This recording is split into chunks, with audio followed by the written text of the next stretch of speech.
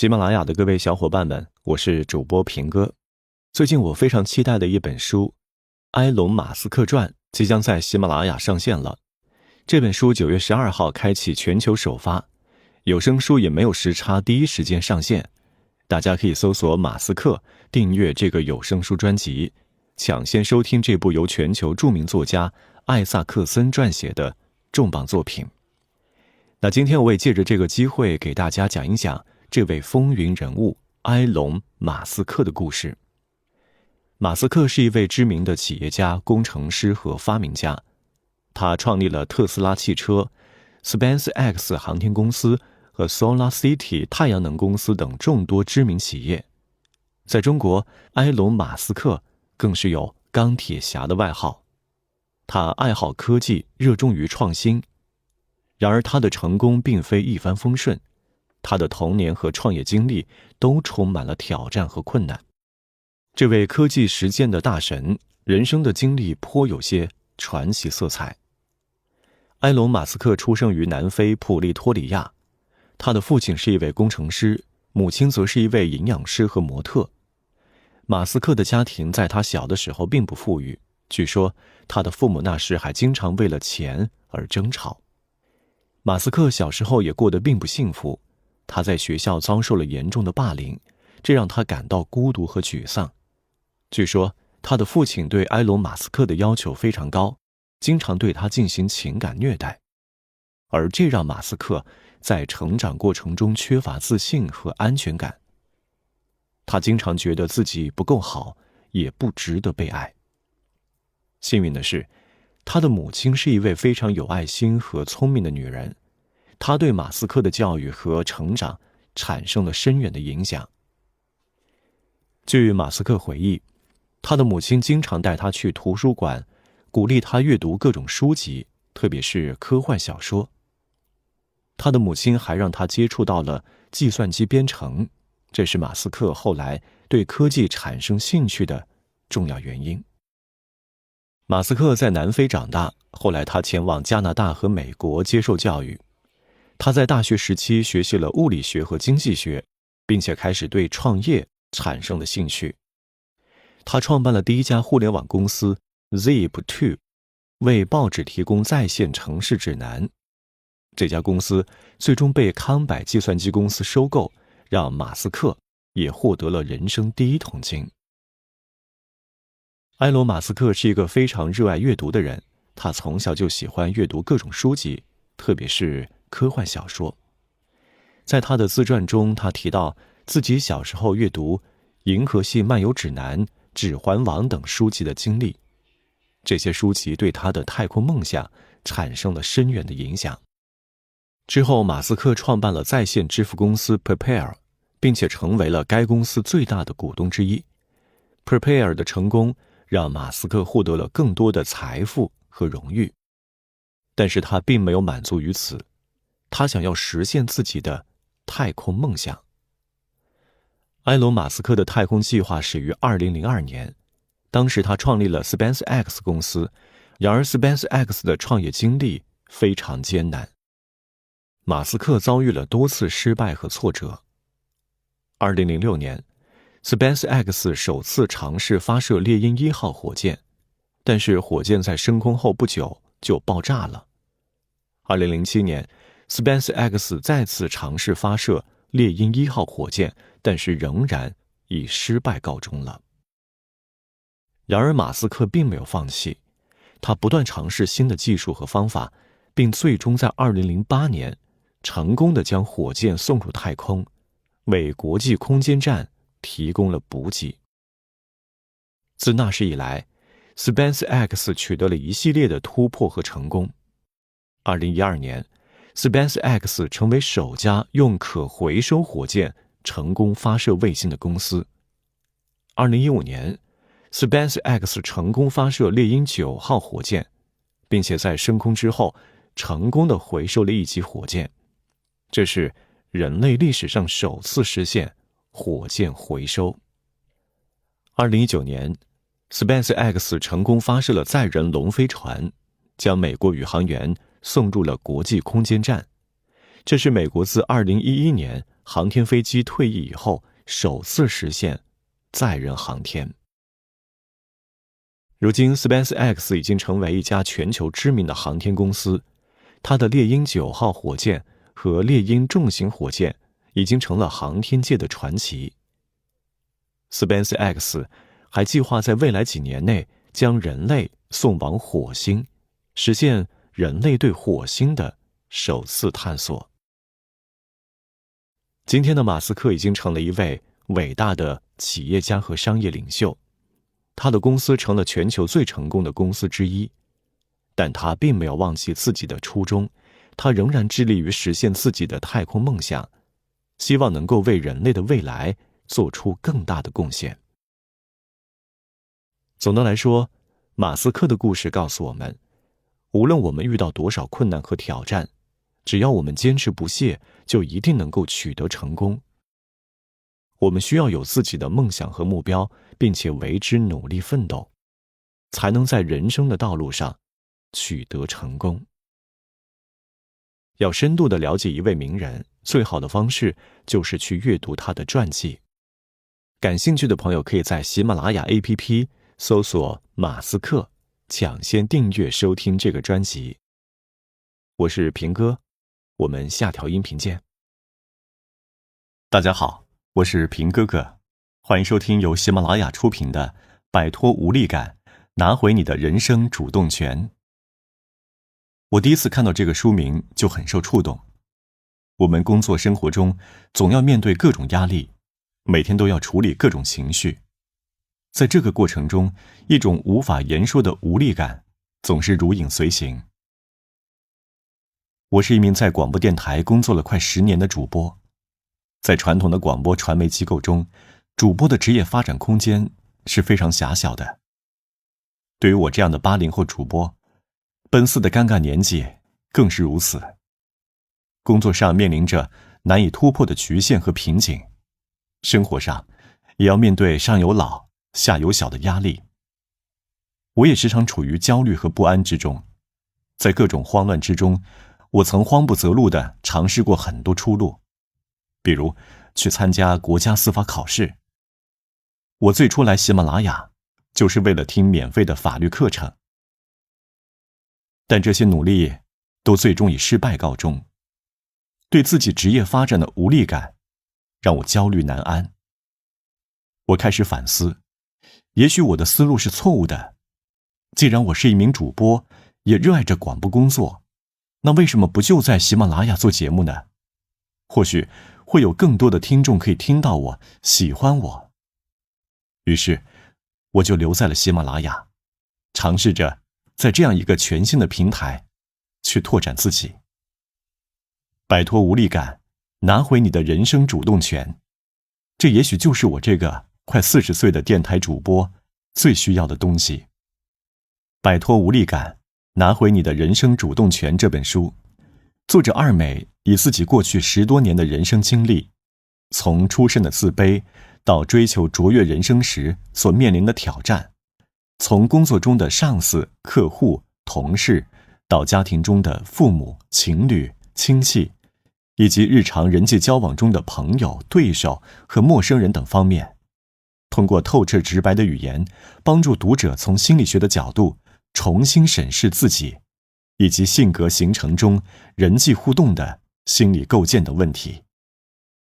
从丧失生活的信念，身心饱受摧残折磨的体验，到重新振作，最终寻找到自己的人生价值。这是作者二美为我们精心奉献的自我治愈心灵的说明书。当然，这绝不是一本普通的心理学著作，而是一本兼具文学性、哲理性和实用性的治愈系心灵读本。接下来，就让平哥哥带你一起来读一读这本书。或许，你也会和我一样，收获满满的正能量，控制自己的焦虑情绪，摆脱无力感，从而去掌控自己的人生道路。接下来播讲的是作者二美写的序言。有一年我在上海，加班后已经很晚，还好赶上了末班地铁。车厢里人不多，三三两两的分散坐着。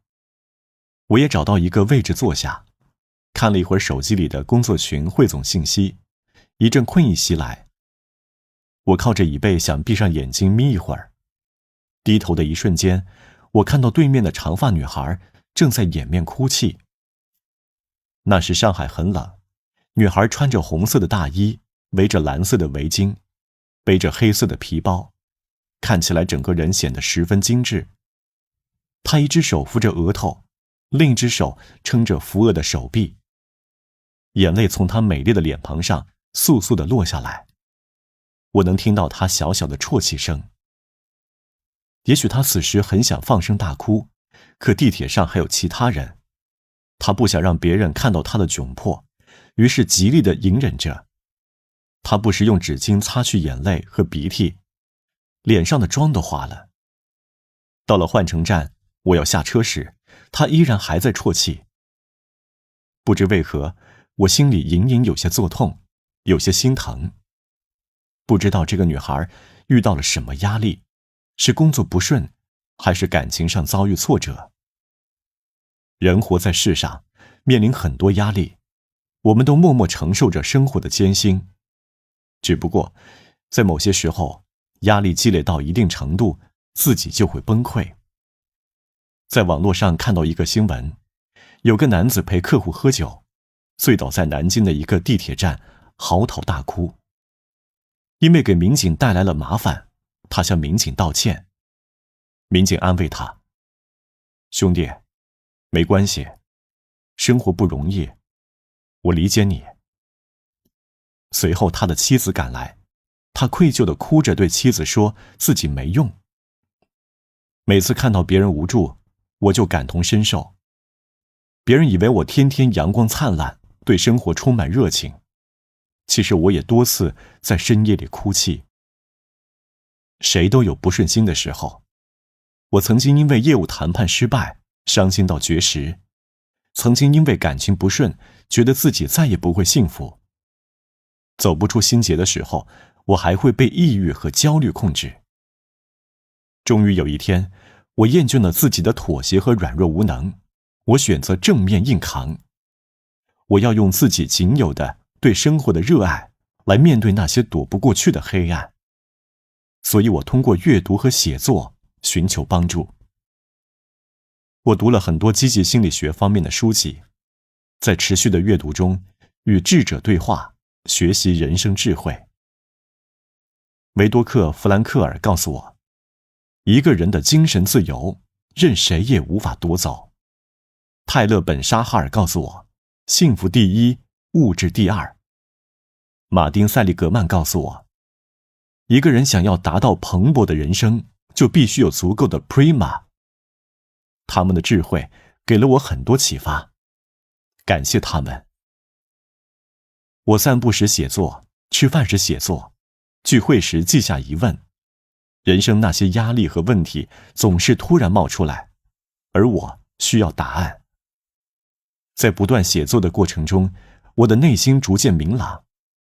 我按照心理学家们推荐的方法应对生活的压力，学会了理性情绪疗法，能够客观理性地看待自己面临的问题。遇到事情不会只看到阴暗面。我尝试着写感恩日记，记录生活中微小的积极体验。我学着勇敢面对工作和生活中的小挫败。我学着列清单，从一件又一件具体的小事做起，人生逐渐从混乱转向有序。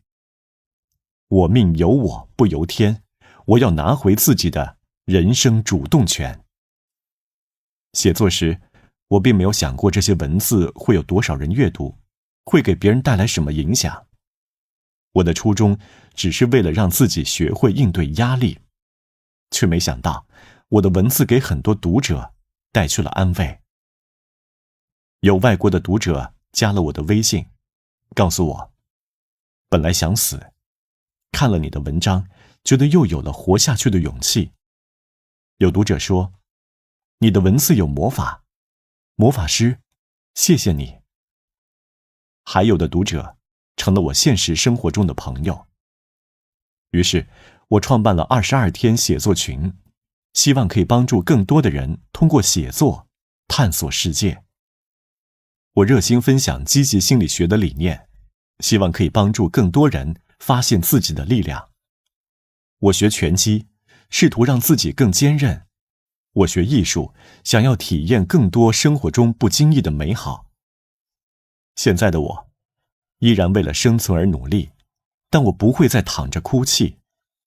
我学会了如何从沮丧中站起来，勇敢往前走，还能和他人分享一点心得。就像在这本书里，我分享了自己如何面对焦虑和恐惧，如何掌握情绪，如何应对拖延症，如何提升执行力，如何面对不完美。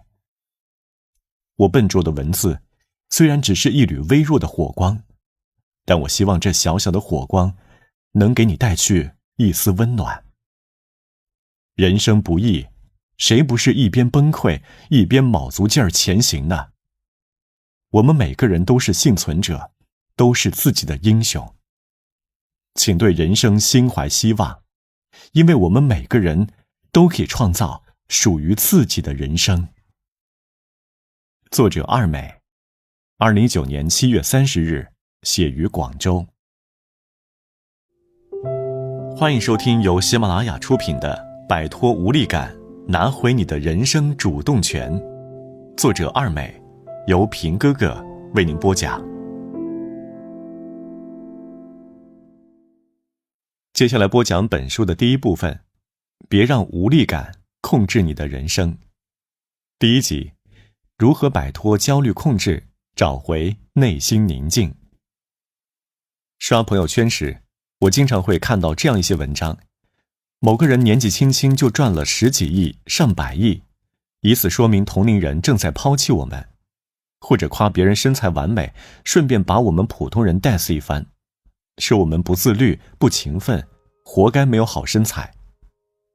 这样的文章非常多，我几乎每天都会看到，在朋友圈、微博、网络上。这样的文章每一篇都在告诉我，我活得不如别人，我被碾压在生物链的最底端。每次看到类似的文章，我就感到焦虑从脚底直冲脑门。完了，别说1个亿，我连1万都没有，我是不是已经被淘汰了，已经没救了？在满屏焦虑的刺激下，我内心紧张，犹如热锅上的蚂蚁，急得团团转，手边的事情没心思做下去，工作不想认真对待，文章也不想写了，只想有个什么办法可以一夜暴富，赚个10几亿，别被同龄人抛弃。而且我发现不仅我有这样的想法，其他人也有。一个朋友略微有点胖，他已经很努力减肥了，可还是被一篇抨击胖人的文章气到，找我哭诉，我是不是没有资格活在这个世上？为此他每天拼命节食，但他控制得太狠，饿几天之后常常又忍不住暴饮暴食，直至焦虑到得了厌食症，以至于现在已经严重到需要专业医生介入治疗了。我还有一个30出头就已经成为公司高管的朋友，他也每天过得很焦虑，整晚失眠，掉了很多头发。别人焦虑的是生活不易，他焦虑的是别人都开公司上市了，他还在给别人打工。被焦虑控制时，我们的内心好像有个恶魔在作怪，很难平静下来。心理的焦虑也会影响到身体，让人吃不好，睡不着，白天工作没精神，出去玩也提不起劲，整个人好像丢了魂儿。用一个长期处于焦虑中的朋友的话来形容，就是活着就是一种折磨。既然焦虑对我们有这么多的副作用，为什么人在进化过程中还保留着这种特征呢？为什么不把焦虑情绪完全净化掉呢？心理学家阿尔伯特·爱丽丝认为，有的焦虑是健康的，有的焦虑是不健康的。比如，在你过马路时，为了安全，你要注意红绿灯的变化，同时观察来往车辆，以便及时做出反应。这时候，你的焦虑就是健康的，可以让你避开危险。可如果你一到马路边，双腿就发抖，呼吸急促，无法顺利通过马路，那这种焦虑就是不健康的，会影响你的日常生活。一旦被不健康的焦虑所控制，我们该如何摆脱它呢？阿尔伯特·爱丽丝在其心理学著作《控制焦虑》中提到，我们往往无法控制身边发生的事情，但当事情发生时，我们可以学着控制自己的反应。也就是说，真正让我们焦虑的不是外界事件和信息，而是我们自己对这些事情的想法。比如说，我看到一篇写别人赚了10个亿的文章，很焦虑，因为我产生了非理性的想法。别人赚了10个亿，说明人家很优秀，我没有赚到，说明我不行，不如别人。我已经被社会淘汰了，没用了，是个失败者。这样的想法既不客观也不全面，所以才会导致焦虑情绪的出现。也许很多人跟我一样有类似的想法，可这么想的人再多，也不意味着是对的。让我们冷静地分析一下，别人赚了10个亿，我没有赚到那么多钱，这能说明我是个失败者吗？能代表我不行吗？这种逻辑根本就不合理。既然是不合理的想法，那我们在此基础上产生的情绪就是不健康的情绪。让我们来看看身边那些不焦虑的人是如何应对这种情绪的吧。朋友小鱼是新媒体编辑，平时要经常刷微博、刷朋友圈，通过获取很多信息来积累素材。每次我看到那些有关一夜暴富的文章，都会转发给他，问他感受如何。他总是很快回复我。别人的生活是别人的，就算别人赚了100个亿，跟我又有什么关系呢？再说了，我也在努力工作，辛苦打拼，怎么就被抛弃了呢？我本来就不属于别人，何来抛弃之说呢？说完这些，小鱼继续忙工作去了，丝毫没有被那些负面信息影响和干扰。身边的朋友升职加薪，或者有了什么成就，小鱼会真心地祝贺他们，并向他们请教做事的方法，还常常拿个本本记下来，在思想认识和方式方法上提升自己。别人的优秀不仅没有让他感到焦虑，反而让他学到了很多方法。也许就是因为对事物的看法理性而又全面，所以他才会情绪平稳，干事效率也非常高。可惜，并不是所有人都像小鱼那样。我们可能总是把事情往不好的方面想，把事情想得很夸张、很极端，所以才会焦虑。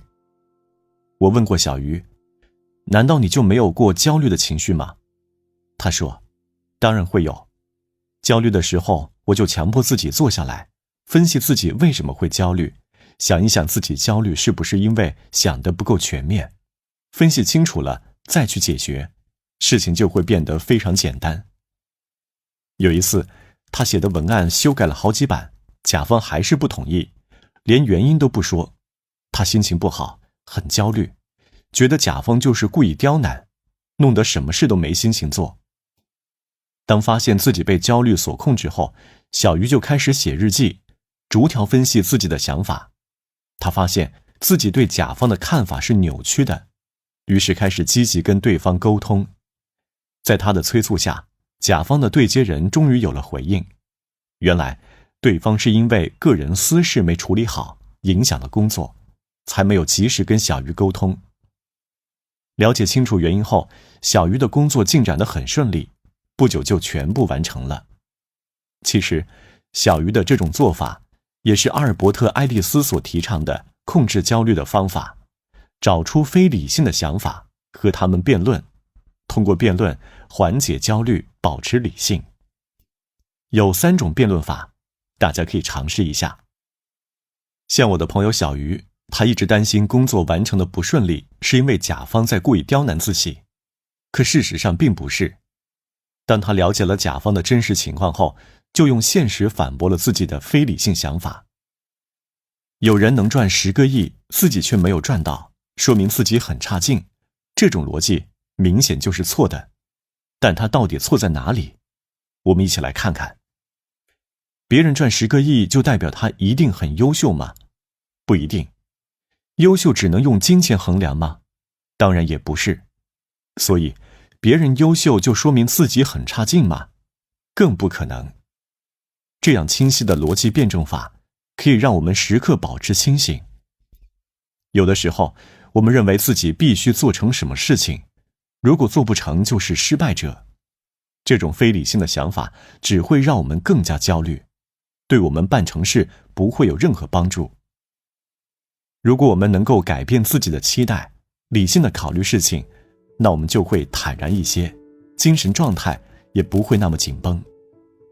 除此之外，还有很多方法可以帮助我们控制焦虑，比如转移注意力、解决当下的难题、暴露疗法等等。我自己尝试过辩论法，通过写日记分析自己的想法，与自己辩论。我有时也会通过写作来表达自己的观点，从读者的反馈中获得启发，客观地面对现实。我还尝试过转移注意力的方法，当我特别焦虑时，会听一些优美的古琴曲，或者在风景优美的地方散步，让心情放松下来，以平静的心态对待眼前的压力。当遇到无法逃避、亟待解决的问题时，我会强迫自己去面对。记得有一次，我去参加某档节目的录制，临出门时，忽然焦虑得不敢出去了。我试着深呼吸，强忍住心中的不适感，勇敢地去参加了节目的录制。等到现场节目开始录制时，我忽然发现自己变得很放松，焦虑早就不翼而飞了。不管我们用什么样的方法，都要保持耐心，多次练习。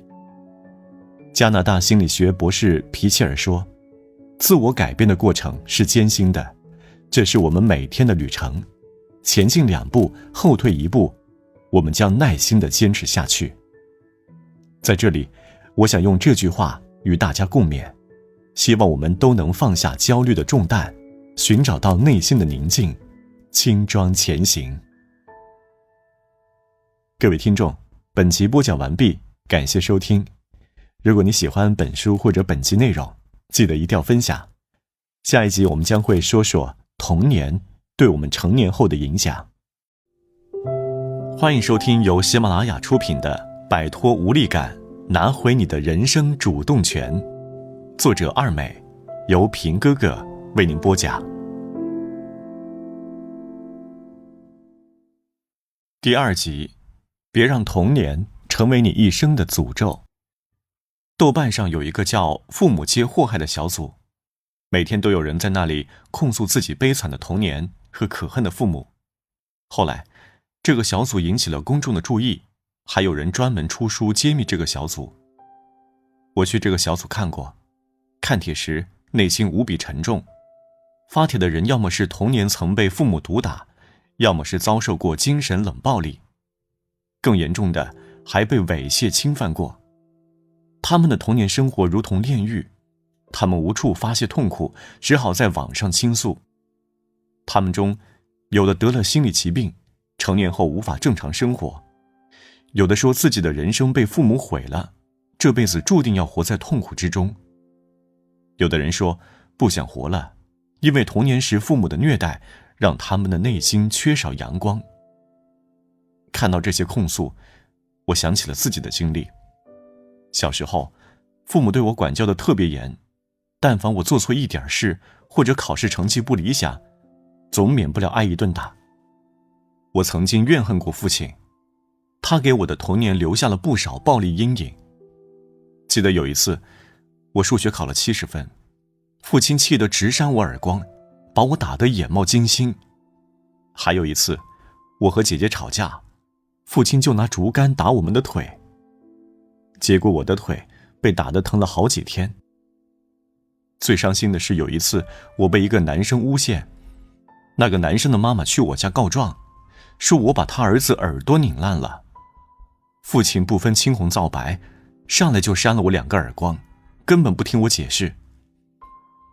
每每回忆起这些往事，我都很伤心。小时候挨打的经历确实对我有很大影响，以至于到现在，我和父亲的关系都很疏远。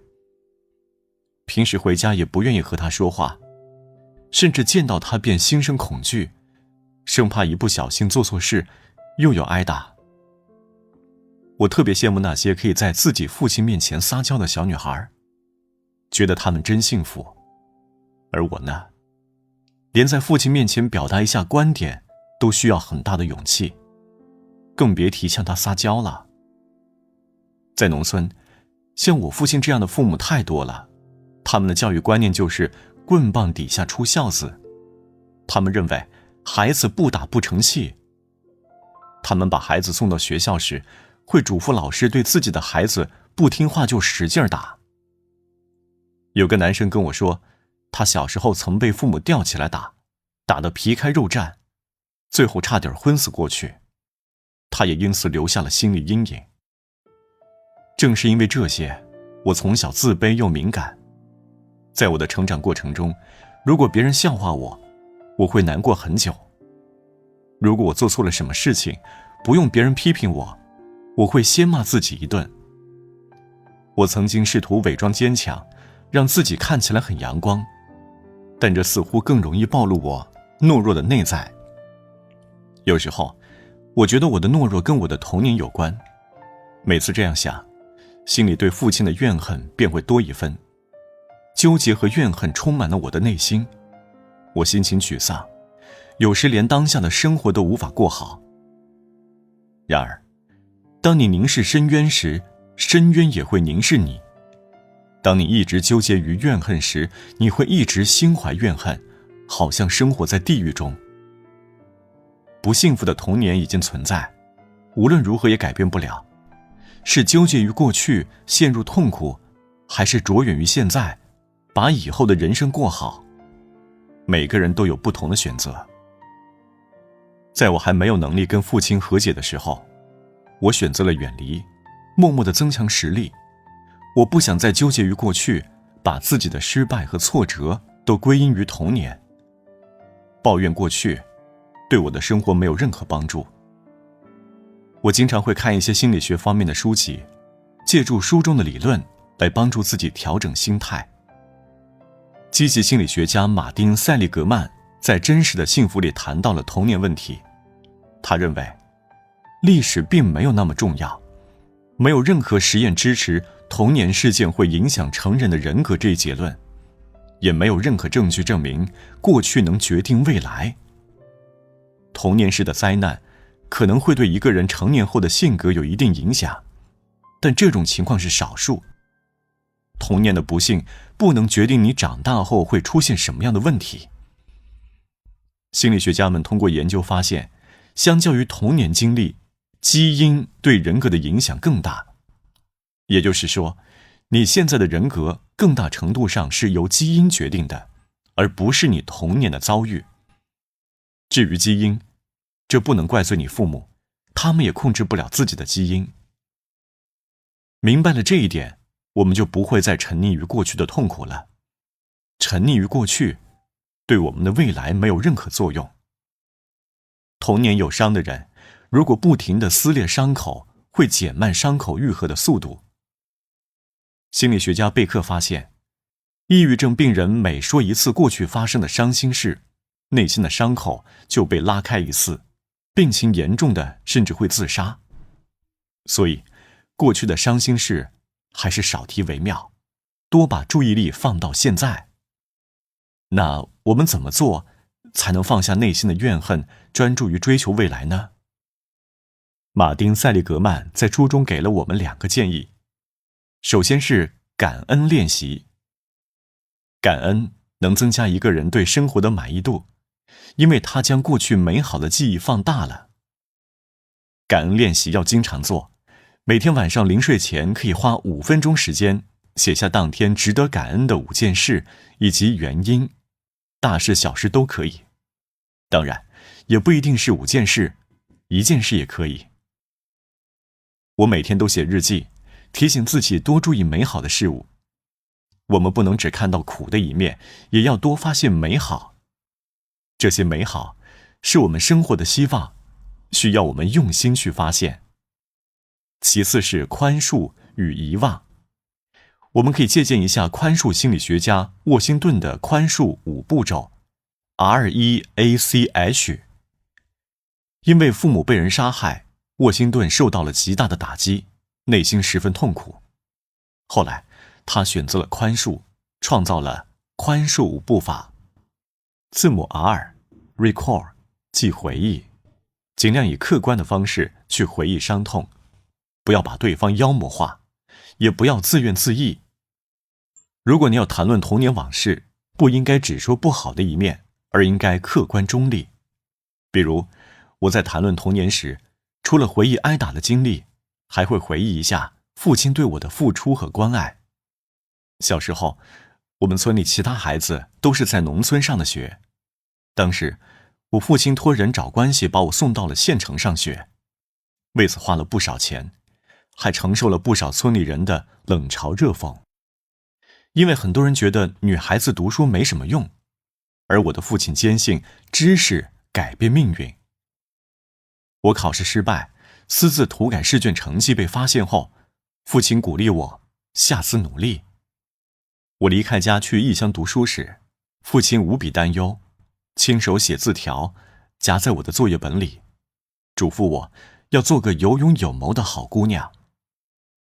我在医院做阑尾炎手术时，父亲跑前跑后，无比紧张。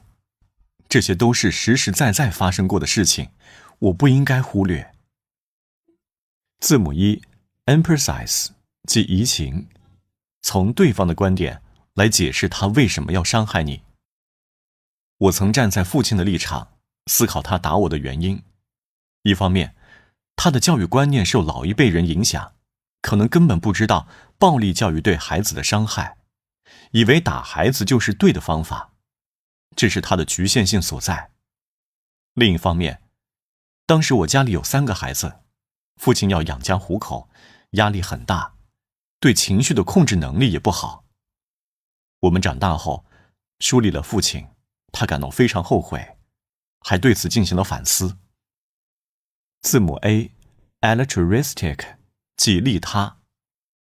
回想一下，我们也曾经伤害过别人，而别人选择原谅我们，是他们送给我们的礼物。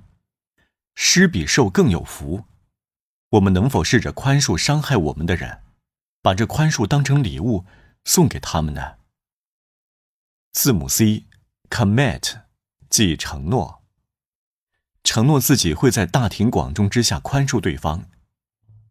沃辛顿会引导当事人签下宽恕证书，给加害者写信宽恕他们，或者是在日记、诗、歌曲中写下宽恕的话语，以达到内心真正的宽恕。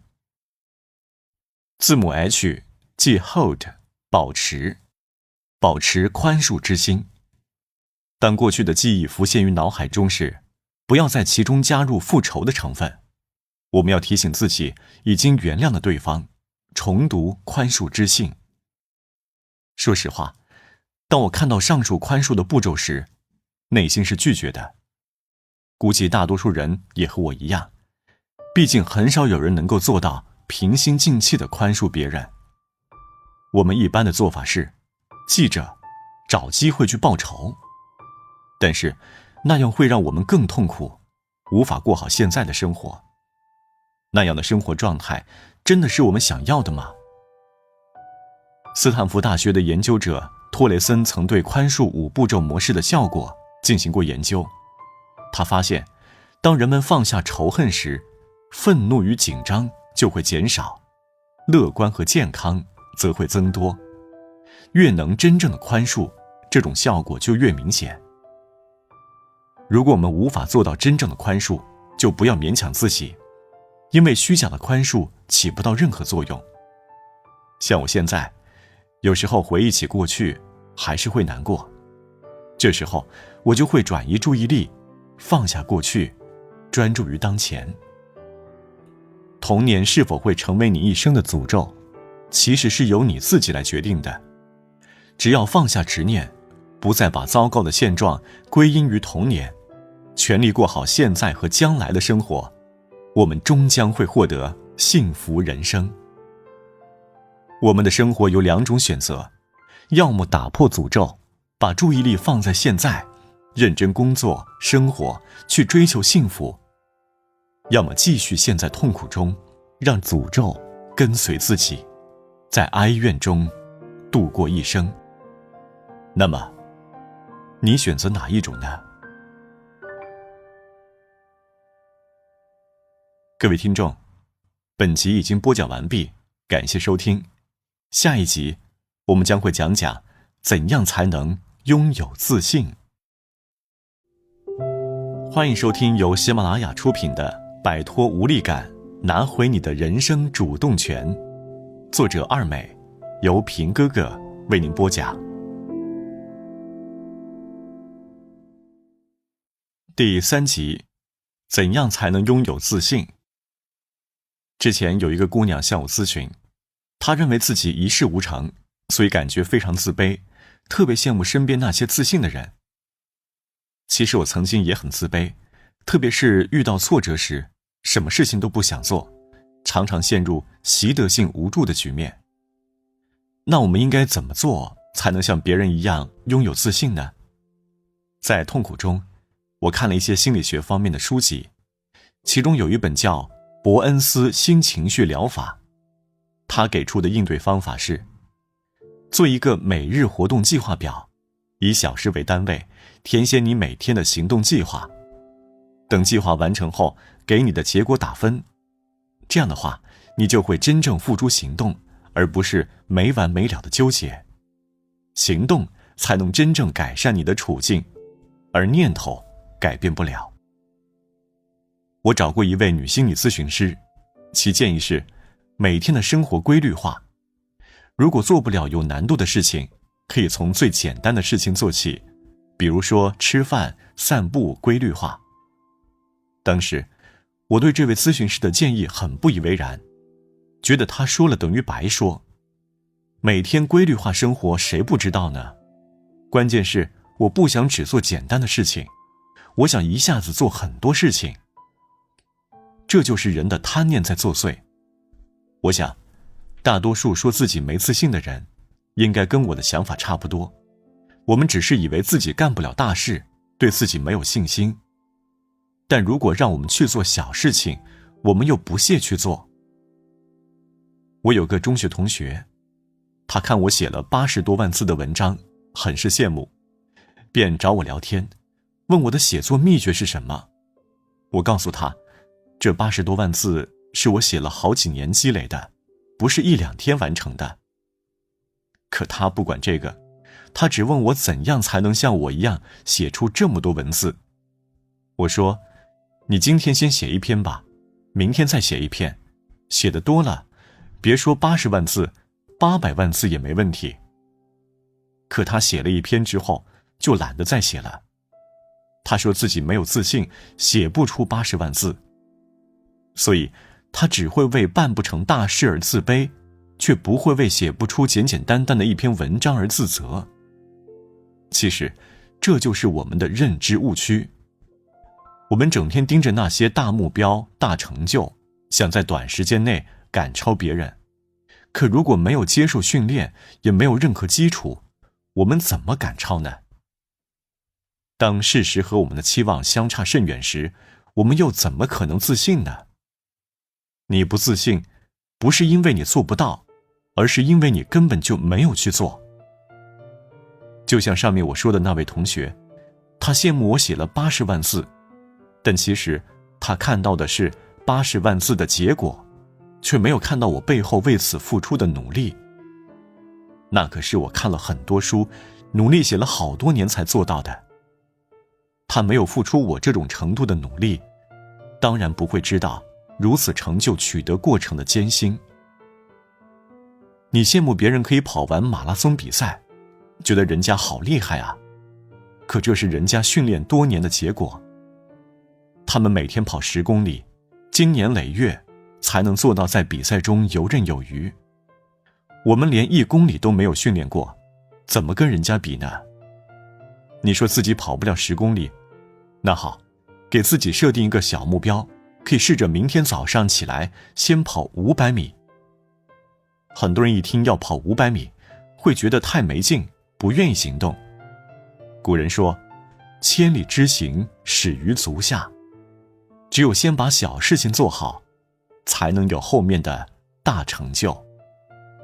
斯坦福大学的心理学家阿尔伯特·班杜拉在1977年提出了一个概念，自我效能感，即一个人对自己是否有能力完成某一行为所进行的推测与判断。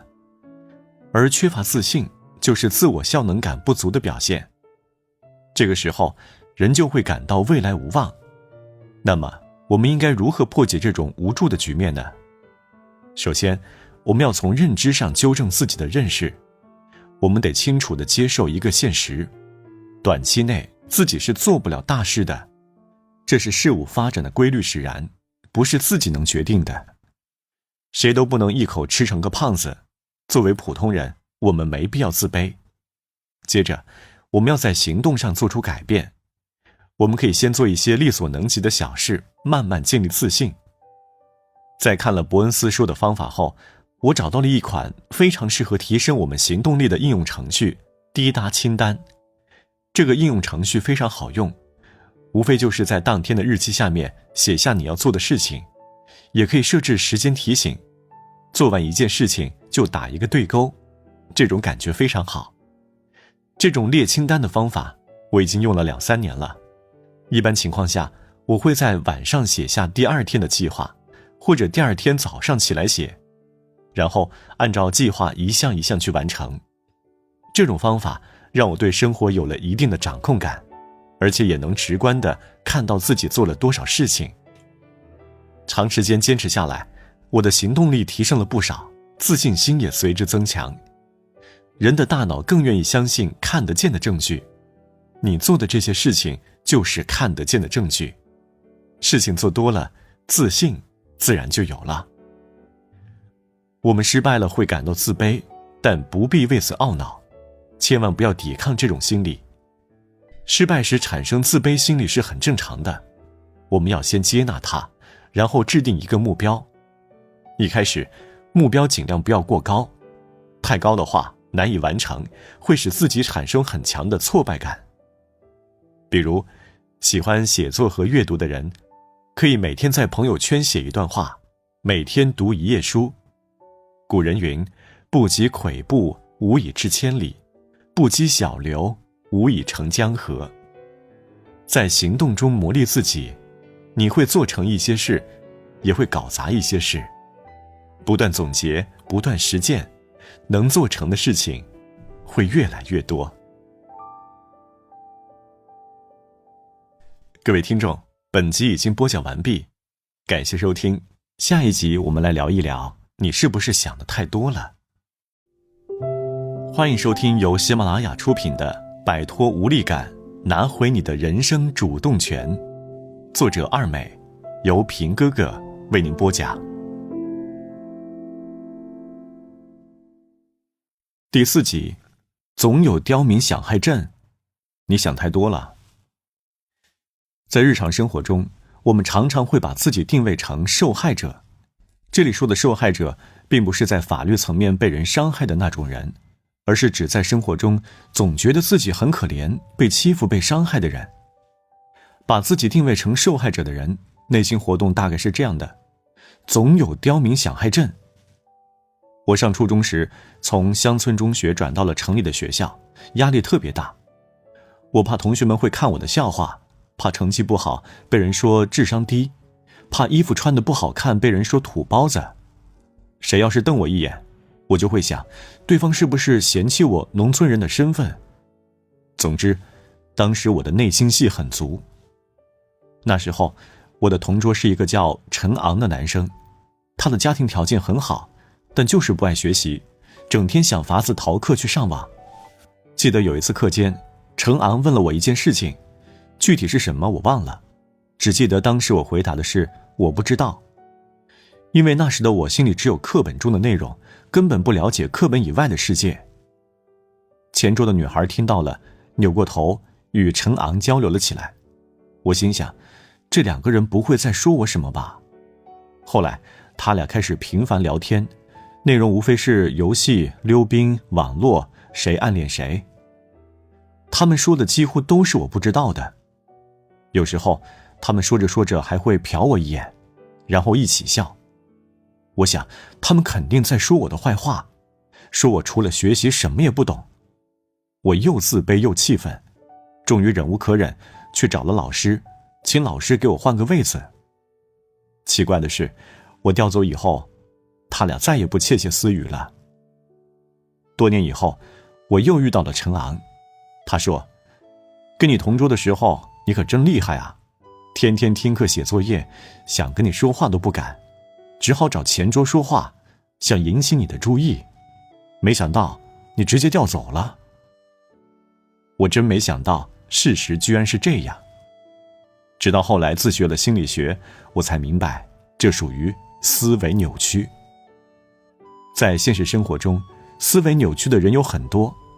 我见过不少人把自己想象的当成事实，在工作中遇到挫折时，觉得是同事想坑自己。男友不接电话，认为男友肯定是去跟别人约会了。下雨了，觉得是老天爷专门跟自己作对。反正只要不顺利，都是有人想害自己。长期如此，人就会陷入无助，什么都不想尝试。反正不管怎么样都会被人害，那干脆听天由命好了。但问题的关键在于，你认为的和你想象的，真的是事实吗？在工作中遇到挫折，可能是外部原因所致，也可能是由于内部原因。我们要做的就是去查明原因，而不是自我猜测。男友不接电话，可能是他手机忘记拿了，也可能是他在开会。胡思乱想不但不能解决问题，还会让自己的心情更加糟糕。下雨了，那是自然规律，跟你的表现没有任何关系。我当年总认为同学说我坏话，可事实并非如此，是我自己把自己唬住了，被臆想困住了。我有个同事叫菜菜，每次领导喊他，他总觉得是要开除他，可实际上领导叫他时，大部分都是正常的工作沟通。我们要学会改变自己的受害者心理，理性看待各种事物，分析其背后的原因，找到事情的真相。只有理性乐观的生活，才能保持内心的宁静，体会到生活的快乐。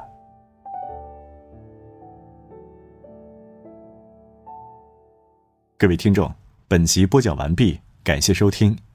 下一集我们将会说说悲除，也就是精神反刍。欢迎收听由喜马拉雅出品的《摆脱无力感，拿回你的人生主动权》，作者二美，由平哥哥为您播讲。第5集，每天你都有一次重生的机会。心理学中有个名词叫做悲除，即精神反刍。就是说，一个人遭遇挫折后，会不停地回想令其感受挫折的那件事，让自己陷入痛苦之中。朋友涛子最近失恋了，一直困在感情往事中无法挣脱。他很困惑，为什么他要离开我？是我有问题吗？反复思索后，他终于意识到自己错在哪里了。他去找对方道歉，想挽回这段感情，可惜他的女友却再也不肯回头。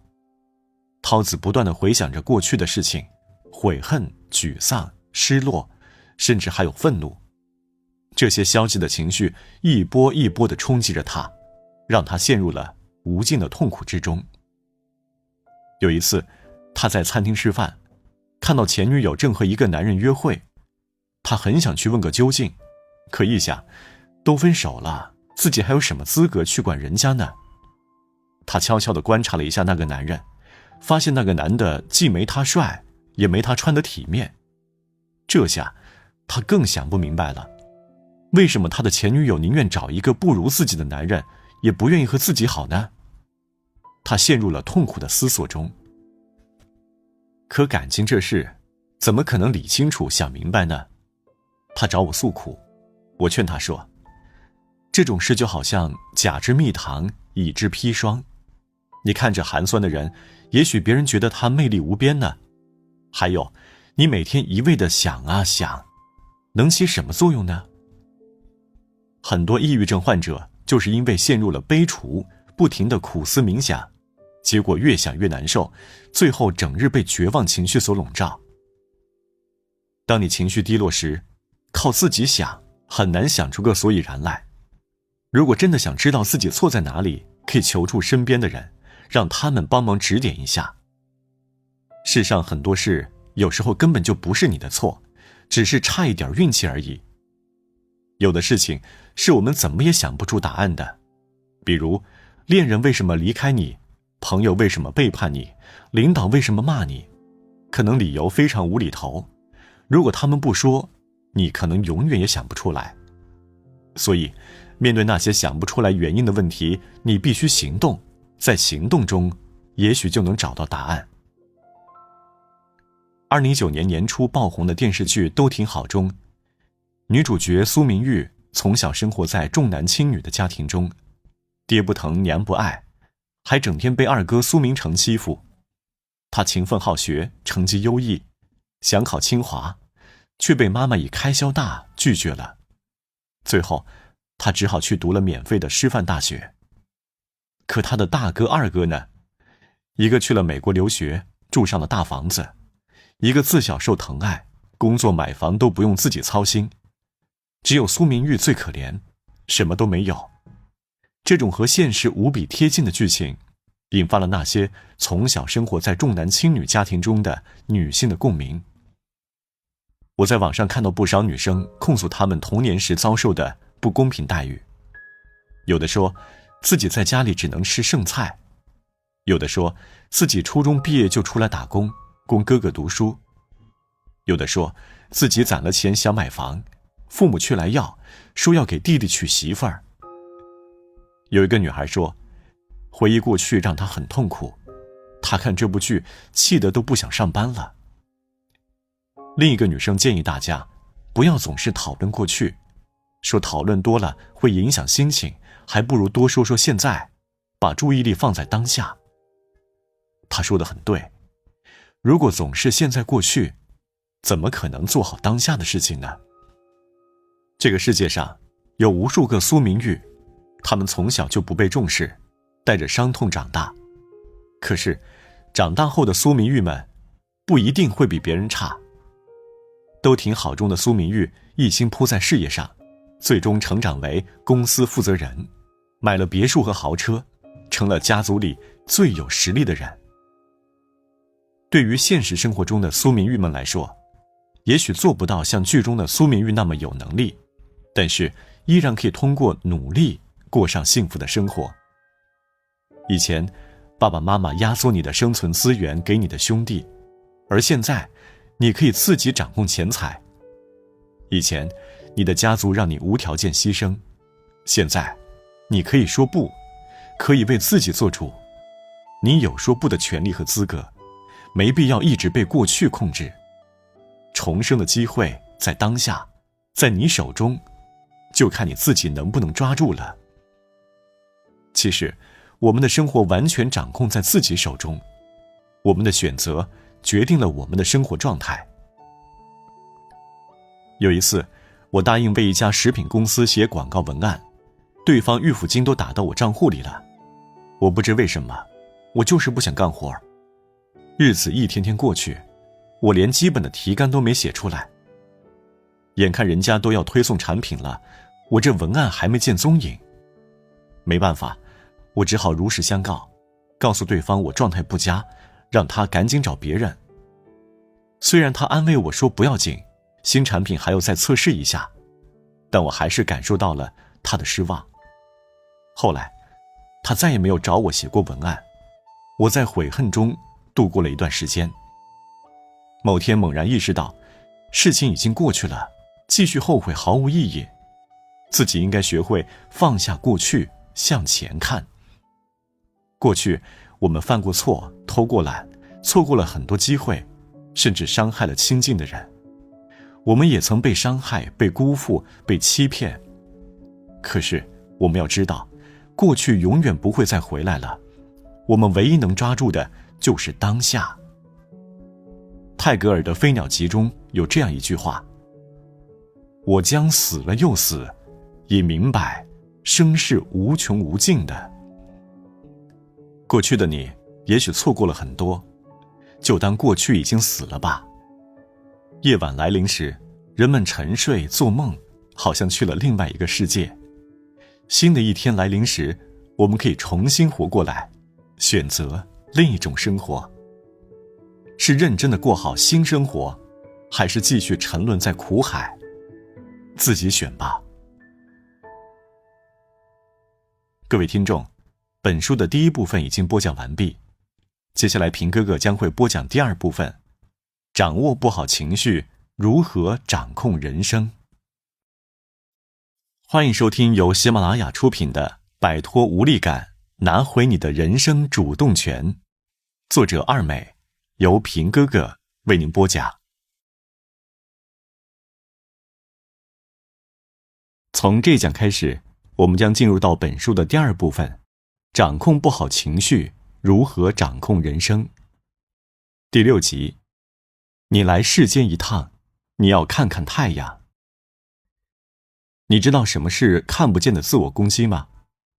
自我攻击的表现形式分很多种，最常见的是自残、自虐，最严重的是自杀。除了这些容易被发现的形式外，还有一种不易被察觉、经常被忽略的形式，叫做看不见的自我攻击。它对人的伤害非常大。举个例子，有一次早上起来，我试穿了一件新衣服，结果在镜子前却觉得不好看，我心里猛地一沉，心情很低落。我没有说话，可是大脑却在高速运转，脑海里有个念头一直在攻击自己。你会不会打扮自己啊？你这么土，怎么出去见人呢？别人见了会笑话你，说你是土包子。这种思维活动非常强烈，其实没有人批评我，我也没有动手打自己，可我的内心却受到了重创。这就是看不见的自我攻击。我们在失败和不顺心时，最容易受到自我攻击。很多年前，我在做销售工作时，搞砸了一个项目。回到家，躺在床上，我委屈的饭都吃不下。我在心里骂自己是个笨蛋，无数个负面念头在大脑里狂奔。我安静的躺着，内心却在痛苦的深渊里挣扎。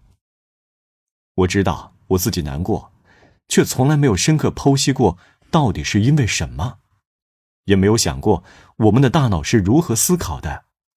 为什么别人失败后可以无所畏惧，而我们失败后却先攻击自己？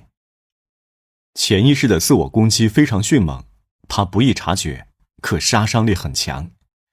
比如一个人想写作，吃饱喝足了，计算机也备好了，刚起了个开头，忽然就痛苦地停下，说不想写了。为什么？因为他被潜意识里的自我攻击控制了。他的大脑里有个声音一直在攻击他，你写出来的东西会被人骂的，写得不好就别写了。于是很多人就这样屈服了。为什么会有自我攻击？心理学家发现，有的人天生乐观，有的人则天生比较悲观。乐观的人会把更多精力放在积极的层面上，悲观的人更容易关注消极层面。当然，就算是基因相似，不同的人思维方式也有差异。除了基因，人们的思维方式还跟小时候的成长经历有关。说到这里，不得不提一下英国作家阿道斯·赫胥黎的长篇小说《美丽新世界》。在这本书里，人在婴儿时期就会被分成高阶层和低阶层。高阶层的人被告知自己生来就高人一等，低阶层的人则被告知应该厌恶鲜花和书本。接受过洗脑教育的低阶层幼儿，长大后会心安理得地接受自己所在的阶层。他们觉得自己天生就是如此，可实际上这是人为干预的结果。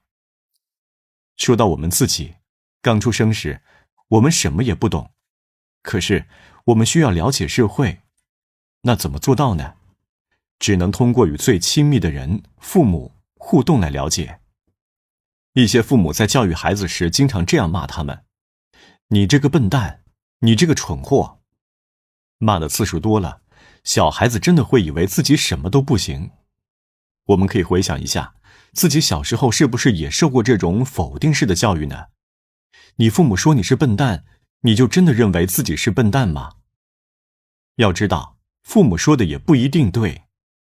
小时候的我们，因为对世界认识不足，所以很容易被误导。但是成年以后，我们学习了知识，就会对别人对我们的评价产生质疑，建立自己的认知体系。除了父母以外，老师、同学、亲戚、朋友等都会不同程度地影响我们。我有个亲戚就经常打击我，女娃就是不如男娃，你学什么都不行。身处这样的环境，我又怎么能建立起自信？什么是真正的自己？我们可以从美国作家戴比·福特所著的《接纳不完美的自己》中找到答案。构成人体的每一个原子都是全息的，都携带了整个宇宙的全部信息，将物质凝聚在一起的各种作用力，在每一个原子中都可以找到。人体每一个细胞的 DNA 分子都携带了整个生物进化史的全部信息。同样，每个人的内心都携带了全人类所有思想和情感的信息。只要外部条件成熟，任何思想和情感都可以在任何一个人身上表现出来。只有理解了这种现象，才能认识人生的本质，找到真正的智慧和无限的自由。你在积极和消极两方面都拥有无限的潜能。每个人都拥有积极特质和消极特质，只是表现程度不同而已。一说到积极，你会想到什么？勤奋、勇敢、努力、善良、幽默、乐观、坚韧。消极呢？拖延、懦弱、虚伪、功利、浮躁、狭隘、自私、狠毒。我们是否可以试着将自己积极的特质更多地表现出来？这需要你有很强的自省能力和长久的行动力。我们可以设定自己的命运，就像我是一个比较倔强的人，也会脆弱沮丧，甚至有时候想要放弃，但是内心深处我是不甘认输的。世间有那么多的美好，为什么我不能享有呢？生而为人不容易，宇宙经过亿万年的进化，才有了我们人类。如果你的生命总是处于萎缩状态，不去尽力绽放，那多可惜呀！所以，每当我想要逃避时，就提醒自己，不要轻易当逃兵，要当一个挑战者。当逃兵很容易，当挑战者却很难。这是勇敢者才能走的路。为了改变自己，我们要付出行动，只靠说和想，很难有什么效果。就拿我来说，最近我遇到了一些烦心事儿，很无助，不知道怎么应对。我真的很想逃避，但我知道，这样是无法解决问题的。于是，我报了一个拳击班，几乎每天都去练拳。每次挥拳的时候，我都告诉自己，遇到障碍时，要像打拳一样主动发起进攻。正是这种积极的心理暗示，让我在面对困难时拥有了更大的力量。我们要在生活中当一个主动的开拓者、挑战者，尽最大可能为自己设定命运，而不是坐等奇迹出现。我相信，你一定可以。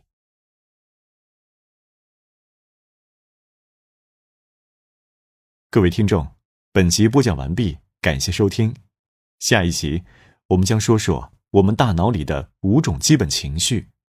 难过真的是不好的吗？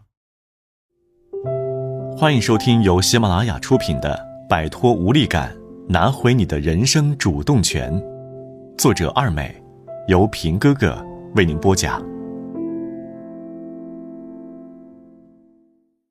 第7集，我们的大脑里有一支神奇的特工队。有时候我特别好奇，为什么人类会有这么多情绪，可以哭，可以笑，可以忧伤，可以愤怒，在看了动画电影《头脑特工队》后，我对情绪有了更多了解。主人公莉莉是个小女孩，原本和爸爸妈妈生活在美国明尼苏达州。因为爸爸工作调动的原因，她举家搬到了美国旧金山。面对新环境，她产生了逃避和恐惧心理。这期间，莉莉的情绪产生了一系列的波动。莉莉的大脑里有5个情绪小人，他们分别是乐乐、悠悠、怕怕、燕燕和怒怒。乐乐活泼开朗，负责莉莉的快乐。当他掌控大脑控制台时，莉莉就会表现得很积极，用乐观的心态面对人生。悠悠是一个慢吞吞的忧伤小人，时不时跑出来侵扰莉莉的核心记忆。当他掌控大脑控制台时，莉莉就会伤心流泪。乐乐经常盯着悠悠，生怕他一不小心闹出什么幺蛾子。怕怕负责分析可能出现的危险事物，提前发出警告。但怕怕有时候会虚构危险，对一些并不存在的危险会以为是真实的。一旦莉莉的生活中出现她不喜欢的事物，燕燕就出现了。比如西兰花，这是莉莉最反感的食物。每当莉莉吃到西兰花时，燕燕就会控制莉莉，导致莉莉出现厌恶的神情。当莉莉受到攻击和威胁时，怒怒会第一时间掌控莉莉的大脑，让她做出反应。愤怒时的莉莉会摔东西，会大吵大闹。其实人类的情绪不止这5类，还有惊讶、羞愧、焦虑等。电影为了方便我们理解，简单的将情绪分成了5大类。没有人不喜欢快乐，大家都希望自己成为一个快乐的人，可我们总是被其他情绪影响。失去心爱的东西时，我们会难过的流泪；遇到挫折时，我们会恐惧害怕；被人伤害时，我们会愤怒发火。情绪小人们轮番上场，我们的心情也就跟着起伏不定。作为一个有血有肉的人，我们有丰富的感情，这是正常的。可是我们都不喜欢负面情绪，也很难接纳它们。每当我遇到不开心的事情，受到打击时，就会很难过。这时大脑里另外一种声音就会跑出来指责我。你看看，就这么个小事儿，你有什么不开心的？能不能乐观点啊？当我对未知的危险感到恐惧时，大脑里另外一种声音又跑出来指责我。你能不能淡定点儿？总是怕这怕那的，你什么时候才能强大啊？我也无法接受自己愤怒的情绪。我认为愤怒会让我们显得不够强大，不够大气，不够稳重。怎么会因为一点点小事就发怒呢？越是无法接纳自己的情绪，人就越痛苦。我希望自己可以一直乐观坚强，笑对人生，可是这很难做到，因为接纳自己的情绪需要智慧。我们总是赞美欢乐，试图呈现出自己阳光的一面，可欢乐不能代表我人生的全部。我有个朋友，他每次在人前都是春风满面的样子，总是竭力把最积极的一面展露出来。他的社交账号上展现的都是美好快乐的一面，健身、谈生意、打球、读书、旅游，让人一看就是一个会生活有品味的人。因此他有不少粉丝，大家都很崇拜他，经常给他点赞。久而久之，他觉得自己就应该保持快乐，这样才能够得到别人的认可和喜欢。可是现实生活中的他却不是这样的，他也会因为工作遇挫而难过，也会因为生活不容易而悲伤，但是他无法接受这些负面情绪，他觉得难过让他不完美，所以他拒绝负面情绪，只想快乐。可是对我们来说，负面情绪真的是敌人吗？5个情绪小人中，乐乐最不喜欢悠悠，可后来乐乐却拉着悠悠回到控制台，和悠悠一起调整莉莉的情绪。我们不必一直坚强，脆弱时可以哭一哭，忧一忧，流露出脆弱的一面，会让你的人际关系更和谐。如果你痛苦时还一直假装欢乐，那别人怎么能了解真实的你呢？当你把所有悲伤都隐藏起来，其实也阻断了求助的可能，你会更加孤独。我就是这样，一直在我妈妈面前装得很强大，从来都是报喜不报忧。有一天，我妈妈给我打电话，说了一些事情，我心里不高兴，直接告诉她，我心情不好，我很难过。我妈妈听了后立刻停止了唠叨，开始安慰我。这个反转让我十分吃惊。就像我那个朋友，他一直都表现得很坚强，每次都是他照顾别人，我们从来没有想到他也会难过，也需要安慰。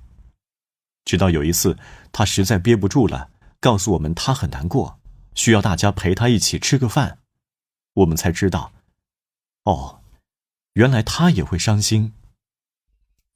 每个人都会流眼泪，当负面情绪出现时，它其实是在提醒我们，也许我们需要做出改变。负面情绪不是我们的敌人，适当的负面情绪可以让我们更好地把控人生。当然，我们也要注意，过度的负面情绪会限制我们的人生。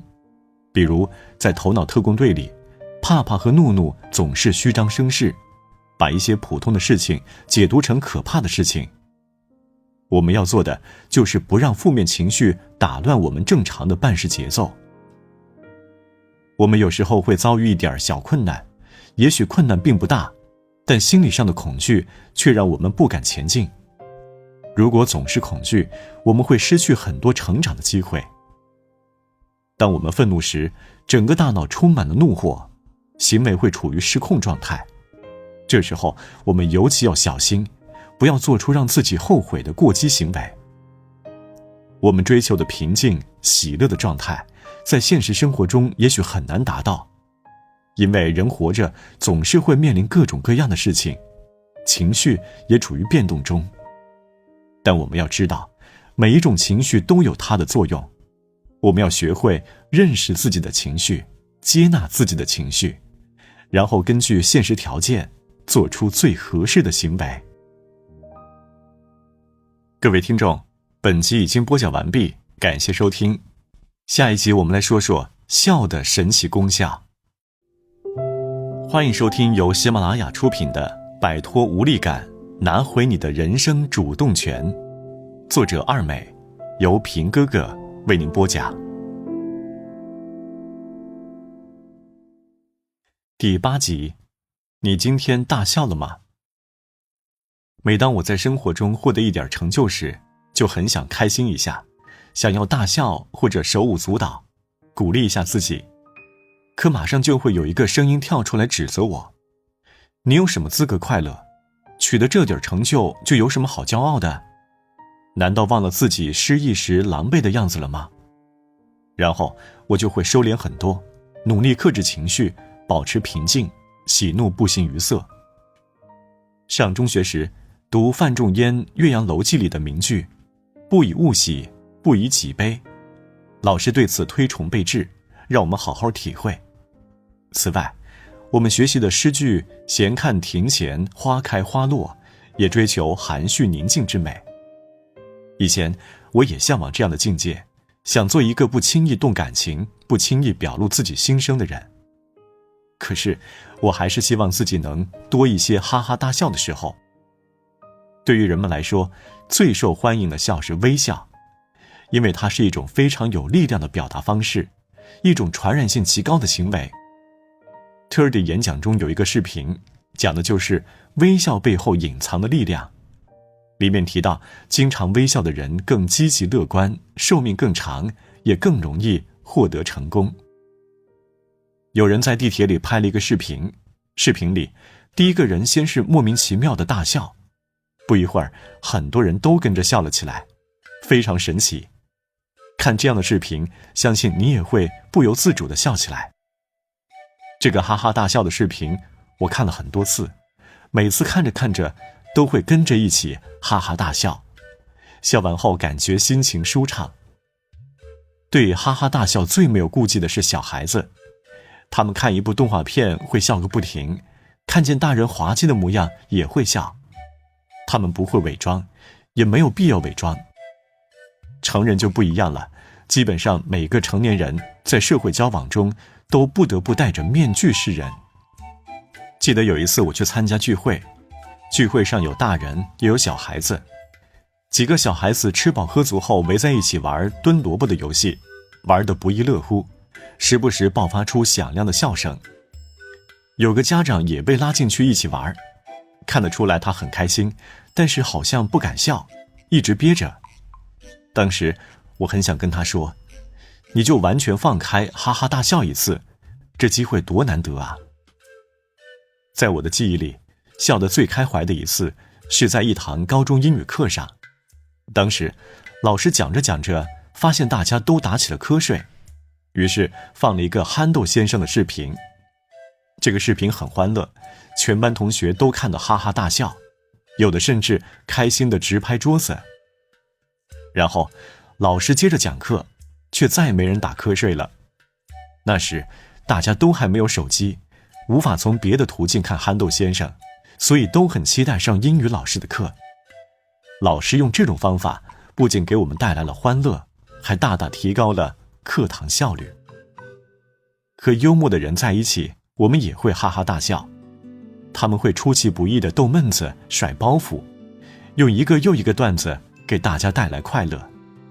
所以我们要多结交幽默的朋友，和他们在一起，人的心态都会年轻不少。通常这样的人在聚会时是焦点人物，其身边总会围着一群人。当我们发自内心的哈哈大笑时，心情也会变得愉悦而欢乐，这就是积极情绪。积极情绪对我们有什么好处呢？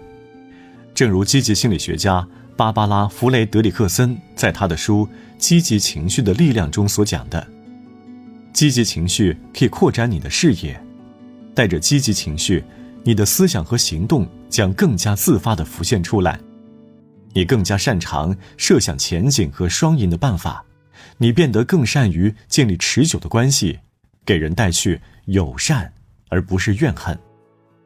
当我们大笑时，身体也是舒展的、活跃的，我们心跳加速，手舞足蹈，肌肉得到放松。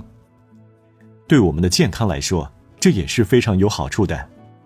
想一想，如果我们遇到两个人，一个看上去满面苦涩，另外一个则满脸笑容，我们更愿意接触哪一个呢？当然是后者。即便是小婴儿，你要是带着笑脸去跟他互动，他也会对你笑。可如果你满脸凶相的和小婴儿互动，他很快会被你吓哭。人们更喜欢那些爱笑的人，这是与生俱来的本能。一个经常开怀大笑的人会活得快乐而惬意，也有更多人愿意跟他做朋友。大笑既然这么迷人，那我们要怎么做才能经常哈哈大笑呢？去听脱口秀。我很喜欢脱口秀，它是一种幽默的语言艺术，再加上演员的动作表演，很容易激发观众大笑。北京有很多脱口秀表演，三里屯的酒吧、南锣鼓巷的咖啡店都有脱口秀表演。讲得好的脱口秀可以让人忘记烦恼，在欢乐的大笑中度过一个愉快的夜晚。我们也可以多和幽默的人交朋友，和幽默的人一起吃饭玩耍时，他们会时不时冒出一些金句，让我们哈哈大笑。他们就是我们的开心果。我们还可以多看喜剧，比如卓别林和周星驰的电影。在大笑之余，我们还能思考一下人生，可谓一举多得。各位听众，本集已经播讲完毕，感谢收听。下一集我们将会说说在情绪低落时如何保持行动力。欢迎收听由喜马拉雅出品的《摆脱无力感，拿回你的人生主动权》，作者二美，由平哥哥为您播讲。第9集，情绪低落时如何保持行动力。很多人都有过这样的经历，心情沮丧时什么都不想做，只想躺在床上呼呼大睡，结果越躺越难受。心情不好时，带着不好的心情做事，事情一定会办不好。因此有人说，心情不好时要停下来，安慰安慰自己，等心情好了再说。所以我在心情不好时拒绝做一切事情。我天真的以为心情会慢慢好转起来，可后来发现这样做不行，因为应该按原计划完成的事情越积越多，时间都被耽搁了。想到一大堆事还在等着我解决，本来就沮丧的心情更加沉重了，甚至还产生了一丝恐惧。我在痛苦中辗转反侧，发现所谓的等心情好转了再干活这种说法并不靠谱。有一次，我与别人产生了矛盾，心里很难受，想找个地方大哭一场，缓解一下心中的苦闷。正想哭呢，一个紧急的工作任务来了，领导要求我马上完成，我只好强忍住眼泪，全身心地投入到工作中。我为了那个任务加班到凌晨，完成后特别累，脸都没洗就睡了。第二天起床时，我突然想起来，昨天晚上还没哭完呢。但现在我已经哭不出来了，彼时伤心难过的情绪随着我的行动已经被消解了。所以心情不好时没必要被动的等待，我们可以试着行动起来，不要指望情绪推动行动，而要努力让行动改变情绪。心理学家伯恩斯谈到抑郁症患者的思维时说，抑郁症患者总以为先有动力才能行动，这种思维是片面的，很多时候是行动在前，动力在后。也就是说，你本来对某件事不感兴趣，不想去做，可如果你努力尝试一下，动力随后就来了。我曾经和一个叫王勇的健身爱好者聊过，我很羡慕他，问他是怎么做到一周能去健身房好几次的。因为我没有动力去健身，太累了。王勇说，其实他也不想去，他每次看着教练安排的训练表，心里就发怵。加班一天回到家，还是躺在沙发上喝着冰可乐，看着电视剧更爽。谁想去健身呢？健身多痛苦啊！但是他又想，报健身课程花了那么多钱，不去太可惜了。于是他就强忍着内心的挣扎和煎熬，换好运动服，去健身房接受教练的无情摧残。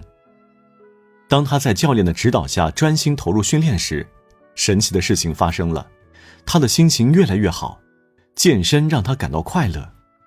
等训练完毕，他的心情简直可以称得上是兴奋，成就感满满。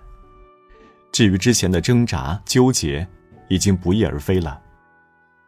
王勇后来掌握了这个心理规律，下次再去健身时，不管心情怎样，先换好衣服去健身房再说。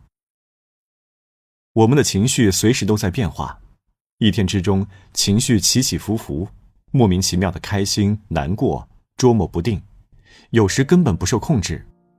可是我们不能因此成为心情的奴隶，我们要拿回掌控心情的主动权。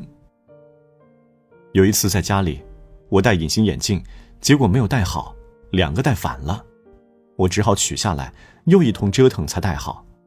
我很生气，心情低落，什么都不想干了，只想躺在床上睡觉。可理智告诉我，不能就那么躺着，我得做点什么才行。我去洗衣服扫地，然后准备下午做一个剁椒鱼头。忙活一阵后，我心情好转不少。我给自己总结了一个小方法，心情不好时可以做一些事情，例如整理东西、打扫房间、洗澡洗衣服，把该扔的东西扔掉，之后心情就会变好。人是需要成就感和自我效能感的生物，如果没有这些，我们就会被无助感包围，什么都不想干。所以如果再遇到难题，我们不要一个劲儿钻牛角尖，可以先做点其他轻松的事情，获得一点成就感，然后再继续攻关。有时候我们迫于外界压力，即使心情再沮丧，还是会做一些事情。等到真正行动起来，你会发现沮丧的情绪慢慢减轻了。你以为无法控制的情绪，其实竟然是可以改变的。比如说写作这件事，很多人刚开始写时内心哀怨纠结，担心写出来的文章没法看。可如果你坚持写下去，到后面就会越来越顺利，写得停不下来，写得很快乐。你也不再担心写得好不好，只想沉浸在文字中，把想法表达出来。这就是行动的力量，它把我们的心情不知不觉地做了调整。作为一个长期写作的人，我经常能够体会到这种感受。当你躺在床上拒绝行动时，会觉得自己什么都做不到，一个劲儿地自责抱怨。可一旦爬起来开始做事情，哪怕是非常简单的事情，你的心情也会马上随之改变。行动才是改变情绪的法宝。心情不好别害怕，再难过也要试着做点事情。英国著名心理学家克莱尔·威克斯曾经写过一本书《精神焦虑症的自救》。他在书中谈到的关于情绪和身体之间关系的内容，让我受益匪浅。他说，有时候人感觉疲惫，其实只是情绪的疲惫，而并不是身体的劳累。这个时候并不适合长期休息，而应该找点事情做，这样情绪疲惫反而会得到缓解，身体肌肉也会得到锻炼。有的抑郁症患者长期待在家里，其实那样对于缓解症状不会有任何好处。克莱尔·威克斯会建议此类患者出去找些事做，这样反而能够让病情好转。心情不好时，我们还可以借助其他方法调整自己。我们可以寻求亲人或朋友的情感支持，保持基本的生活规律。我们还可以通过写作抒发情感，做点力所能及的事情。行动是救命的法宝，它可以带着我们逃离情绪黑洞。如果你抑郁到木僵状态，木僵状态指一种高度的精神运动性抑制状态，并经常保持一种固定的姿势，这个时候没有任何行动力，你就要勇敢求助，让家人或朋友带你去看医生。如果只是情绪低落，但行动力尚存，不妨做点事情。人这方面的自愈能力是超乎想象的。在我的书桌上方贴着积极心理学家泰勒·本沙哈尔对写作看法的纸条。他是这么说的：我每天早上写作，不会等有灵感，不会等有意愿。写作的时候，前5分钟很痛苦，也许等5分钟、10分钟后才有动力写。先行动，才有灵感或者动力。有时候生活会很艰难，会很有挑战性，只有通过行动，人才会变得更加有动力。每次我有所懈怠时，就抬起头看看这句话，它为我增添了力量和勇气。各位听众，本集播讲完毕，感谢收听。下一集我们将会讨论如何控制愤怒。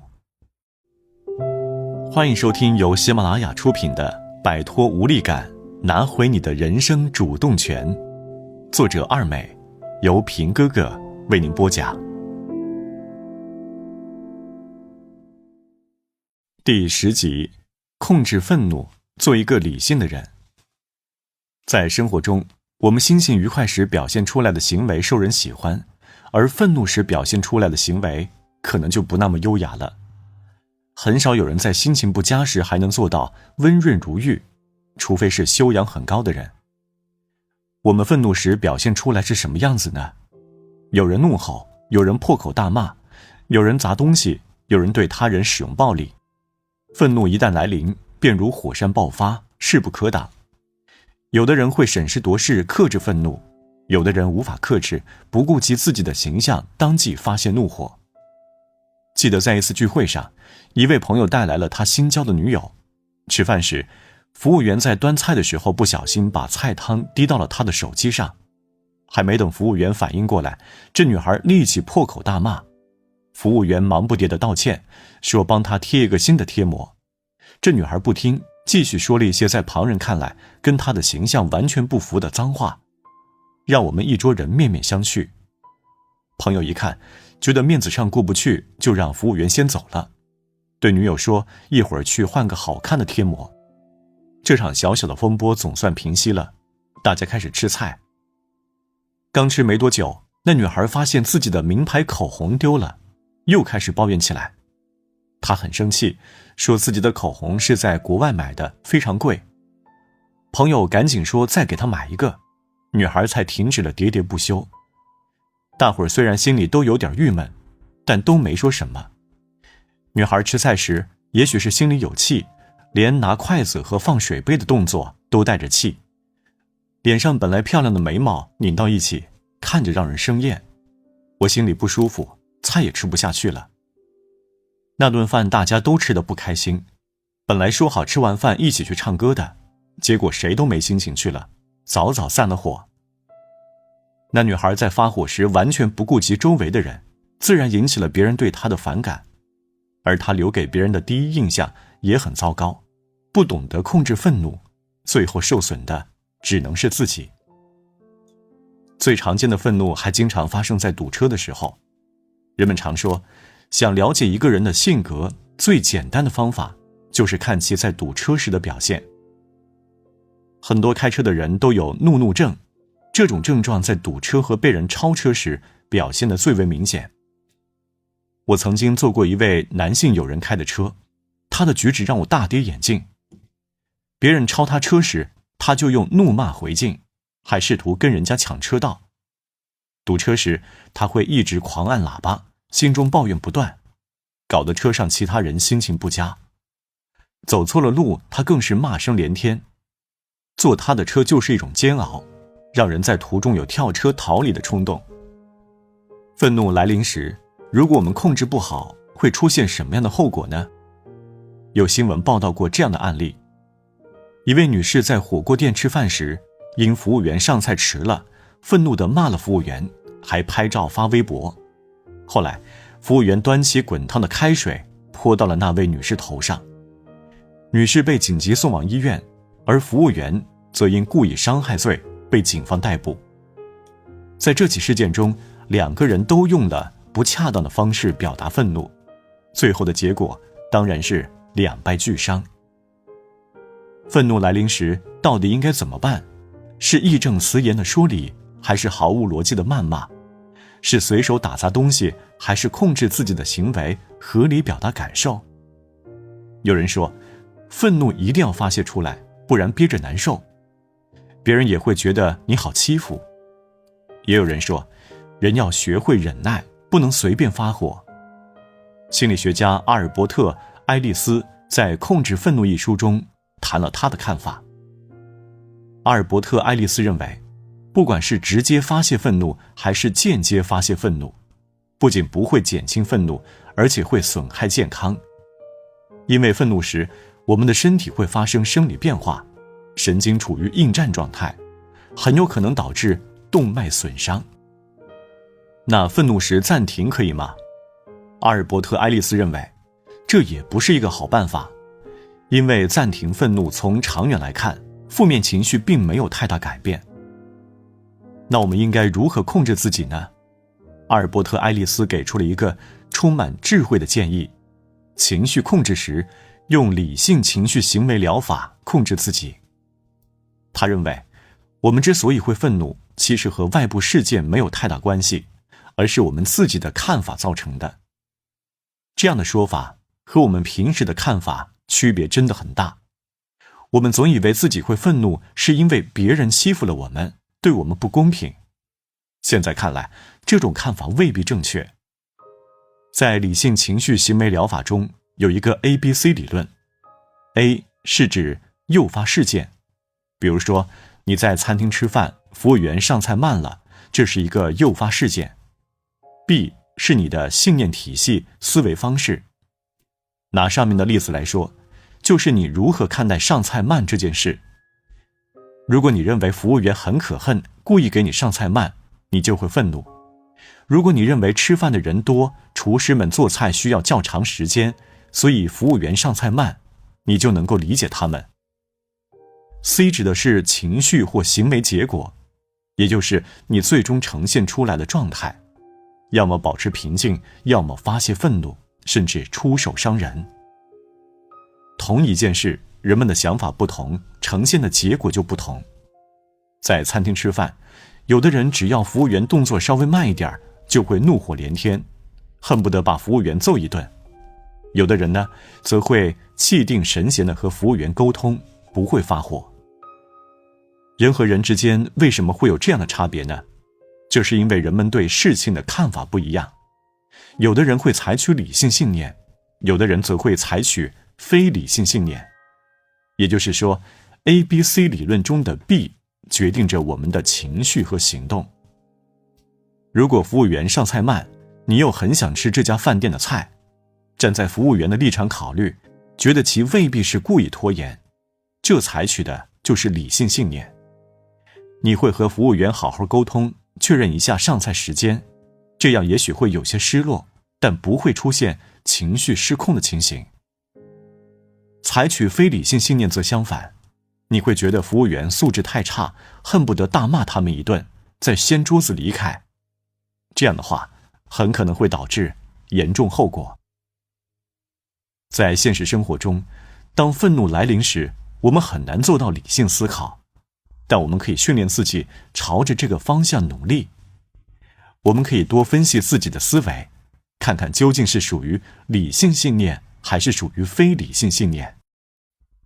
如果不够理性，那我们是否可以做出一些改变？在不断的练习中，我们的情绪控制能力一定能得到提高。各位听众，本期已经播讲完毕，感谢收听。下一集我们将会说说如何打开心灵枷锁，敞开心扉，去欣赏更美的风景。欢迎收听由喜马拉雅出品的《摆脱无力感，拿回你的人生主动权》，作者二美，由平哥哥为您播讲。第11集，打开心灵枷锁，看更美的风景。电影《心灵捕手》中的主角威尔是麻省理工学院的清洁工，在打扫卫生之余，他会偷偷解算列在黑板上的方程式。兰博是麻省理工学院的数学教授，他在课堂上给学生留下了作业，解算傅立叶方程式。这个方程式很难，兰博教授并不指望有人能够快速解出来，但没过2天，学生们就在走廊的黑板上发现了傅立叶方程的解答步骤。教授很震惊，后来他知道是清洁工威尔解算的，于是就有意辅导威尔学习。但威尔的性格有些问题，他是一名孤儿，先后被送到5个家庭寄养，在有些家庭甚至还受到过虐待。这样的经历导致他有一些心理问题。长大后，他经常和朋友厮混在一起，喝酒打架，还时不时钻法律的漏洞，把法官气得心里直冒火。兰博教授请来几位心理医生为威尔做心理治疗，可那些医生都被威尔气跑了。无计可施的兰博教授只好去找他的朋友心理学教授肖恩先生。肖恩一开始也遭遇了阻力，威尔根本不配合他的治疗，甚至故意激怒他，说他娶错了妻子。实际上，肖恩教授的妻子早已经因病离世了。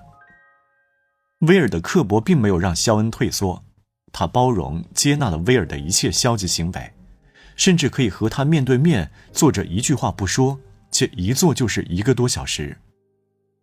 在治疗威尔的过程中，剧中几位主角的心理矛盾也一一浮现出来。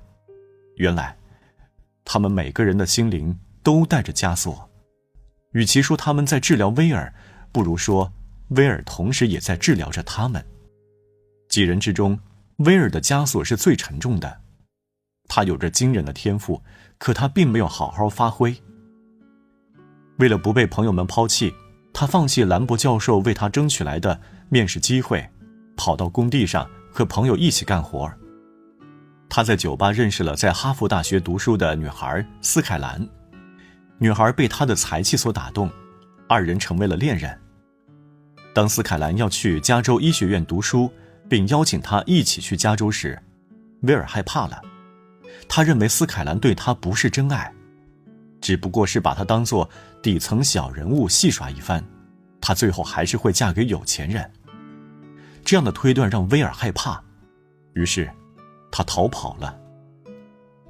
肖恩教授在治疗过程中发现了威尔在亲密关系中遇到的困惑，他对威尔说了这样一段话：你不完美，你认识的女生也不完美，问题是你们是否完美的适合彼此。亲密关系就是这么回事儿。威尔对斯凯兰的看法是一种武断的贴标签的行为，这是威尔的心灵枷锁使然。而在现实生活中，内心带着这种枷锁的人还真不少。我有一个闺蜜，她在大学毕业那年认识了一位男生，那个男生风度翩翩，品貌俱佳，对她很关心，还帮她找工作找房子。后来闺蜜偶然知道了男生是富二代，他的父亲是某集团公司的董事长，男生毕业后会进入家族公司工作，成为公司接班人。闺蜜觉得富二代男生只是因为无聊找乐子才追求她的，于是她中断了和那个男生的交往。她对我说，富二代都是花花公子，自己招惹不起。那男生突然被抛弃，想知道原因，就托人来问是不是自己哪里做得不好，让闺蜜生气了。闺蜜说，那个男生在追求她的过程中一直非常尊重她，没有任何轻佻之举。她只是因为自己的原因而拒绝了他，而且拒绝得很彻底。多年以后，在一场饭局中，大家又聊起那位男生。出人意料的是，大家都在夸赞他，说他很优秀，沉稳大气，非常自律，而且对老婆特别好。原来那个男生并非我闺蜜以为的花花公子，他的妻子也不是门当户对的大家闺秀，而是跟我闺蜜一样，是个普通人家的女孩。闺蜜心上的这道枷锁其实来自她的母亲。她母亲经常说，不要和有钱人家的孩子走得太近，他们会看不起你；不要找长得帅的男娃，他们容易变心。闺蜜也不反抗，甘愿带着这样的枷锁生活。美好温暖的感情在她看来是一种奢望。我们爱一个人，到底是爱他的全部，还是只爱他优秀的一面？如果你发现心中完美的他有瑕疵和缺点，你还会爱他吗？除了少部分天生快乐的人，我们大部分人或多或少都有心理方面的障碍。我们给自己设限，我们畏手畏脚，我们渴望尝试，却迟迟不敢行动。我们渴望爱，却不敢靠近他人。很多时候，我们活在自己编织的牢笼中，生命因此萎缩。意识到枷锁的存在，就要想办法打破魔咒。只有这样，我们才能体会到真正的成长。各位听众，本集播讲完毕，感谢收听。下一集我们将会进入本书的第3部分。有目标的人更容易摆脱无力感。欢迎收听由喜马拉雅出品的《摆脱无力感，拿回你的人生主动权》，作者二美，由平哥哥为您播讲。接下来将进入本书的第3部分，有目标的人更容易摆脱无力感。第12集，赚到多少钱才有资格快乐？昨天一位小师妹给我发微信，说自己感觉非常委屈。她在微信朋友圈看到有人发评论，说月薪3000的人没有未来和希望。那人还说，穷人就不应该享受生活，应该以贫穷为耻，把努力赚钱当作第一任务。那个人认为，作为一个穷人，你有什么资格快乐？小师妹看到这段话，感觉被深深的刺痛了，因为她就是那个人所说的穷人。她刚毕业，月薪不到3000，还在实习期，和同学合租一间寝室，生活捉襟见肘。小师妹本来并不认为自己活得耻辱，虽然工资低，但她并没有屈服于现实。平时上班他努力工作，下班后抽时间学习，有时间会和同事去逛街看电影，在书店看到好书也会买回家阅读。在没有看到这段评论之前，他觉得生活充满希望。他是一个农村孩子，知道金钱对一个人生活的重要性，也知道年轻人应该把重心放在事业发展上。可是，工作固然重要，可他也不想错过生活的精彩，不想只当工作狂。所以，那个人说穷人没有资格快乐，深深刺痛了小师妹的心。他问我现在赚钱少，我贫穷，可为什么贫穷就没有资格快乐呢？难道我每天必须愁眉苦脸地活着，才符合人们对于穷人的想象吗？师姐，你告诉我究竟要赚到多少钱，才有资格快乐？他的疑问，我无法用简单的一句话来回答，因为我也在这个疑问中挣扎过。必须拥有某种东西，你才有资格快乐。我们从小就接受了这个观念，父母告诉你，你必须考第1名，考满分，我才会带你去公园玩，给你买喜欢的玩具，否则你就要接受惩罚。老师告诉你，必须考到前几名才能给你发奖状。我小时候经常得奖状，但我有个小伙伴几乎从没得过奖状。他喜欢玩的时候还特别有想法，而且他为人仗义，经常帮助大家，我们都喜欢跟他玩。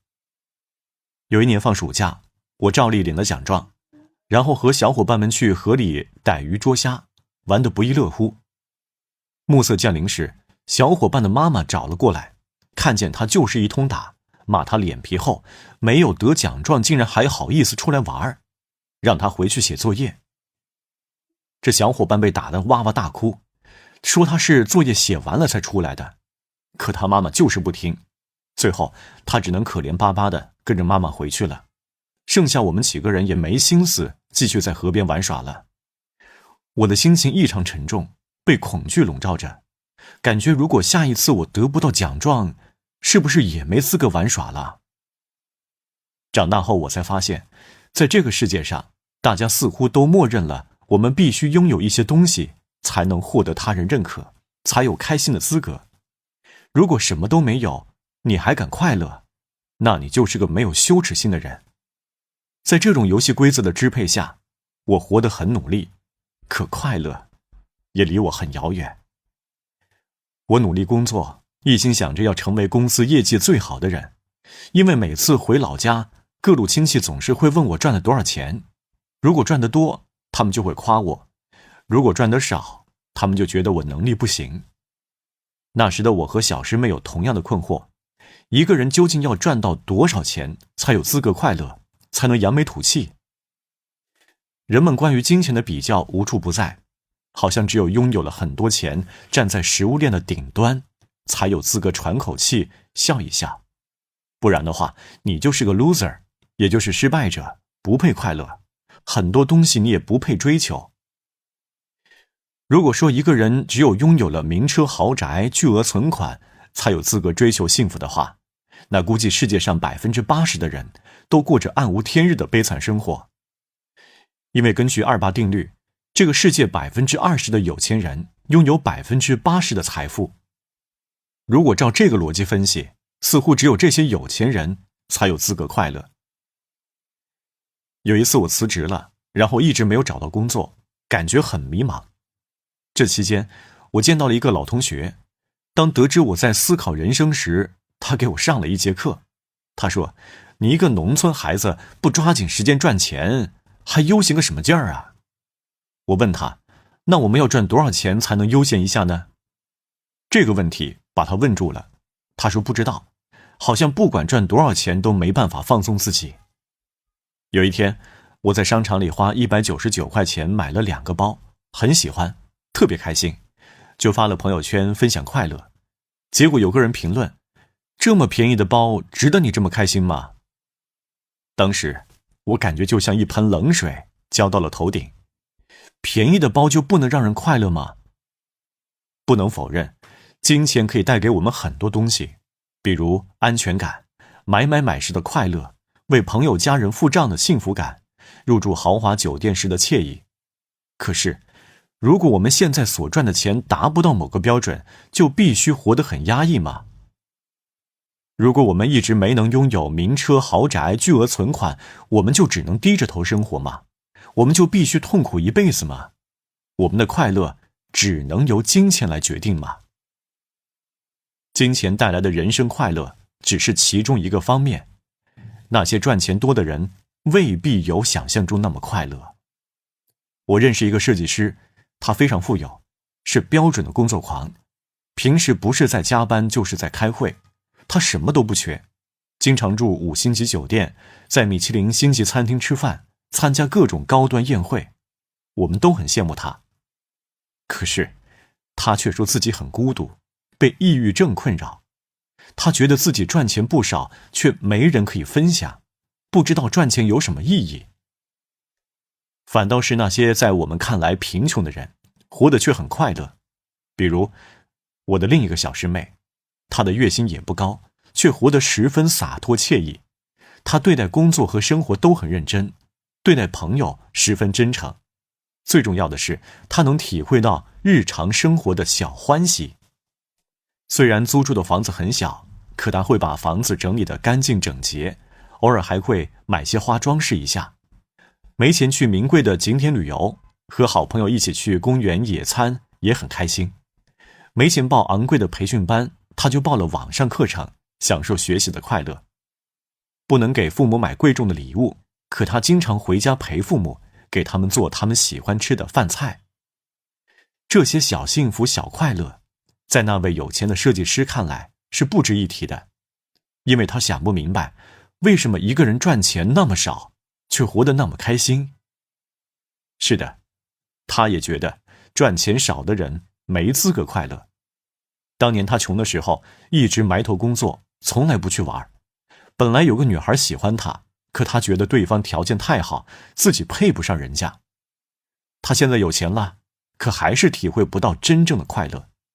就算找了女朋友，也没空陪人家，最后只能以分手结束。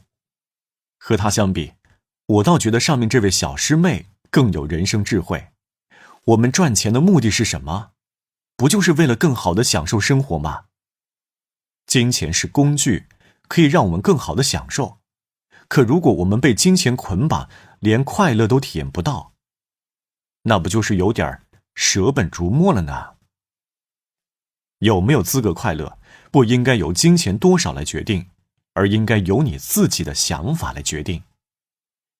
如果你认为自己必须成为世界首富，你才有资格快乐，那这一生你都会在挣扎中度过。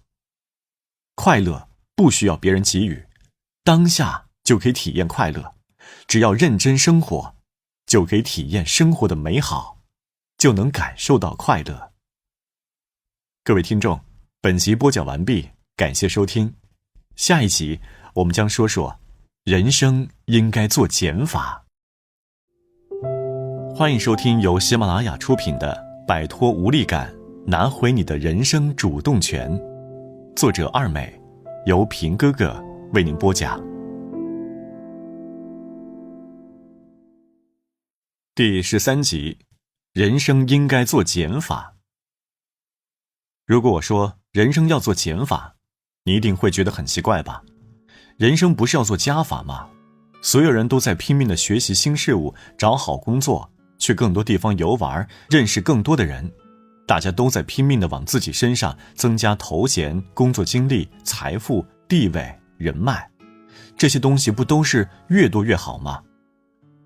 可我今天要说的减法，指的是我们要挣脱更多的心理束缚。幼年时，我们为了学会走路和说话，会摔好多次跤，会发出模糊不清的音调。那时的我们不会顾及别人的目光，摔倒了就爬起来继续往前走，说话音调不清，也没人笑话我们。但是成年后，很多人却变得越来越胆怯，很少有人能不顾及别人的目光去做自己喜欢的事情。我们总是害怕失败，害怕被别人嘲笑，我们常常带着一副沉重的枷锁在生活。我学过拉丁舞，刚开始就是一个人跟着老师跳，学习最基础的动作。基础动作学会后，要找舞伴配合，学习舞蹈套路。大家都开始挑选舞伴了，我却站在那里不敢动弹。我担心自己跳得难看，让舞伴难堪，所以不敢行动。到最后，别人都找好舞伴了，只有我没有。后来每次练舞时，我都是一个人在那里乱比划，场面特别尴尬。教拉丁舞的老师实在看不下去了，就亲自带我。老师亲自带我，我更紧张了，越紧张就越容易出错。我老是踩到老师的脚，老是在意别人会不会看我的舞蹈姿势是否优美，结果根本没有把注意力放在自己身上。到后来，好不容易把一个套路学习完了，然后就是自由搭配练习。由于我一直担心自己跳得难看，所以每次跳舞时总对舞伴说：“对不起，我跳得不好。”你看，当时的我就是这么没有底气和自信。一个男生跟我跳过后说：“你跳得挺好的，就是缺乏一点气势，你太在意别人的目光了。”拉丁舞培训很快结束了，我一直记得那个男生说的话，换做别人可能会更加努力去练习，我却因为害怕别人的目光，再也不敢去学了。那些束缚着我的恐惧使我裹足不前。我还学过电子琴，但却是跟几个小学生一起学的。刚开始练琴时，我的指法错了，老师就过来纠正我。其实那是善意的指导，而我却以为是自己没有天赋，不适合学琴，所以勉强学了几节课后就没有继续下去。刚开始学习新东西时，人是很容易犯错的，而我却因为太在意外界的看法，始终是浅尝辄止。背负着担子前行，行动起来就不会轻松惬意，总是会瞻前顾后，无法把注意力全部放在自己身上。小时候，有个亲戚家的小女孩到我们家来玩，当时电视上正播放着一首歌曲，那女孩大声跟着唱起来。其实她唱得有点走调，可她并不担心，还是唱得很投入，很开心。我很羡慕她，可我不敢唱，我生怕自己唱得难听被别人笑话。后来我和朋友去 KTV 唱歌时，我也不敢唱的声音太大，怕别人听见我唱歌走调。如果我们可以战胜对失败的恐惧，轻松上路，专注前行，那该多好啊！心理学家泰勒·本沙哈尔在他的《哈佛幸福课》中讲了这么一个故事。曾有人问米开朗基罗：“您是如何创造出大卫这件作品的？”米开朗基罗回答：“很简单，我去了趟采石场，看到一块巨大的大理石，我从他身上看到了大卫，凿去多余的石头之后，大卫就诞生了。”这个故事让我们开始思考自己的人生。小时候，我们摔倒了不会害怕别人的嘲笑，而是马上爬起来往前走。老师让大家上台表演鸭子走路，我第一个上去表演，把大家逗得哈哈大笑。我从没想过演得不好，大家会笑话我。可为什么随着年龄的增长，我怕这个怕那个，给自己的限制越来越多了？后来我总结过原因，也许是随着年龄的增长，接收到的外界影响增多了。比如事情搞砸了，被大人责骂，被老师训斥，渐渐的就对失败产生了强烈的恐惧感，然后发展成只能成功不能失败的观念。可人生哪有那么多如意的事情呢？每一次新尝试都有可能遭遇挫败。如果你害怕挫败，什么也不敢尝试，那这一生还会有什么成长？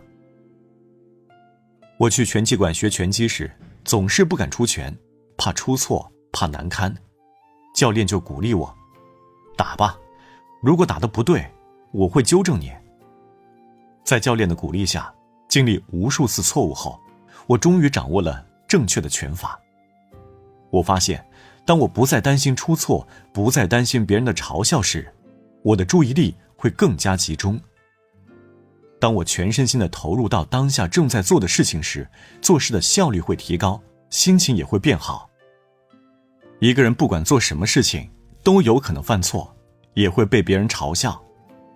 你看那些非常优秀的人，比如大作家、著名科学家、明星、总统，不管他们地位多高，名声多大，他们也有失败的时候。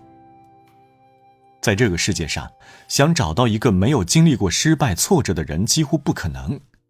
想学习新事物，掌握新技能，就无法避免失败。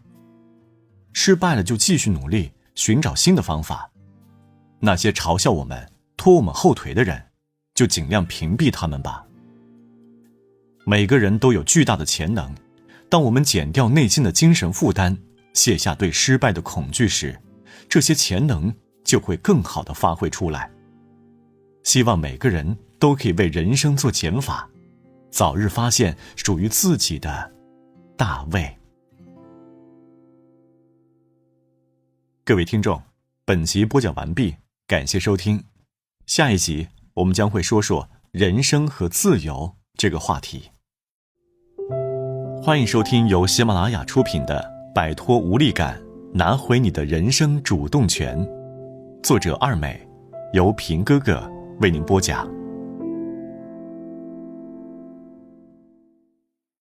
第14集，要自由，不要当木偶。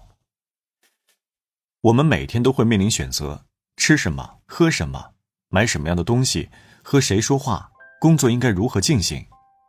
当选择太多时，我们就会陷入纠结之中。吃什么喝什么还好选择，就算选的东西不对，后果也不会很严重，因为我们都承担得起。可有关人生的大选择，有时候会让我们手足无措。找什么样的工作，交什么样的朋友，和哪个人谈恋爱，和哪个人结婚，在哪个城市定居，什么时候生孩子。我真希望能有一个标准答案，然后什么都不用想，也不用选，就按照这个标准答案做就好了。可人生哪有这么容易呢？我大学毕业后做过一份建材销售工作，公司老板的业务能力很强，我特别佩服他，他也很器重我。在他的指导下，我很快签下了一些大单。我暗暗给自己鼓劲儿，我要跟着老板努力奋斗，走上人生巅峰。然而现实很快打了我的脸，我发现这个老板不但弄虚作假，还会让员工无条件地服从他的价值观。当我对他的价值观提出质疑时，他就对我进行打击式洗脑，说我是傻子，说社会就是这样。他还发动其他人一起对我进行洗脑，试图让我放弃自己的想法。他说他才是对的，说我太单纯幼稚，不了解社会的真实面目。我当时非常痛苦，一方面我业绩很好，也喜欢销售工作，放弃这份工作的话实在是不甘心。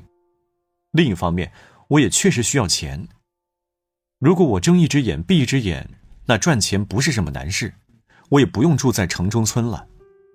我可以到市区租一套条件好的公寓，还可以买那些我早就看中的衣服、鞋子和包包。金钱带来的诱惑真的很大。我在痛苦中煎熬了一段时间，最后还是决定放弃，重新开始。那个老板让我知道，我无法选择做恶的事情。如果说我被蒙在鼓里，分不清善与恶，那我需要提升智慧。可如果我已经分清了善恶，那我必须做出取舍，否则内心无法安宁。如果说价值观有标准答案的话，那就是不能作恶，这应该是一个人的基本底线。如果我们的价值观模糊不清，不知道什么是善恶，就会像木偶一样被别人随意操控。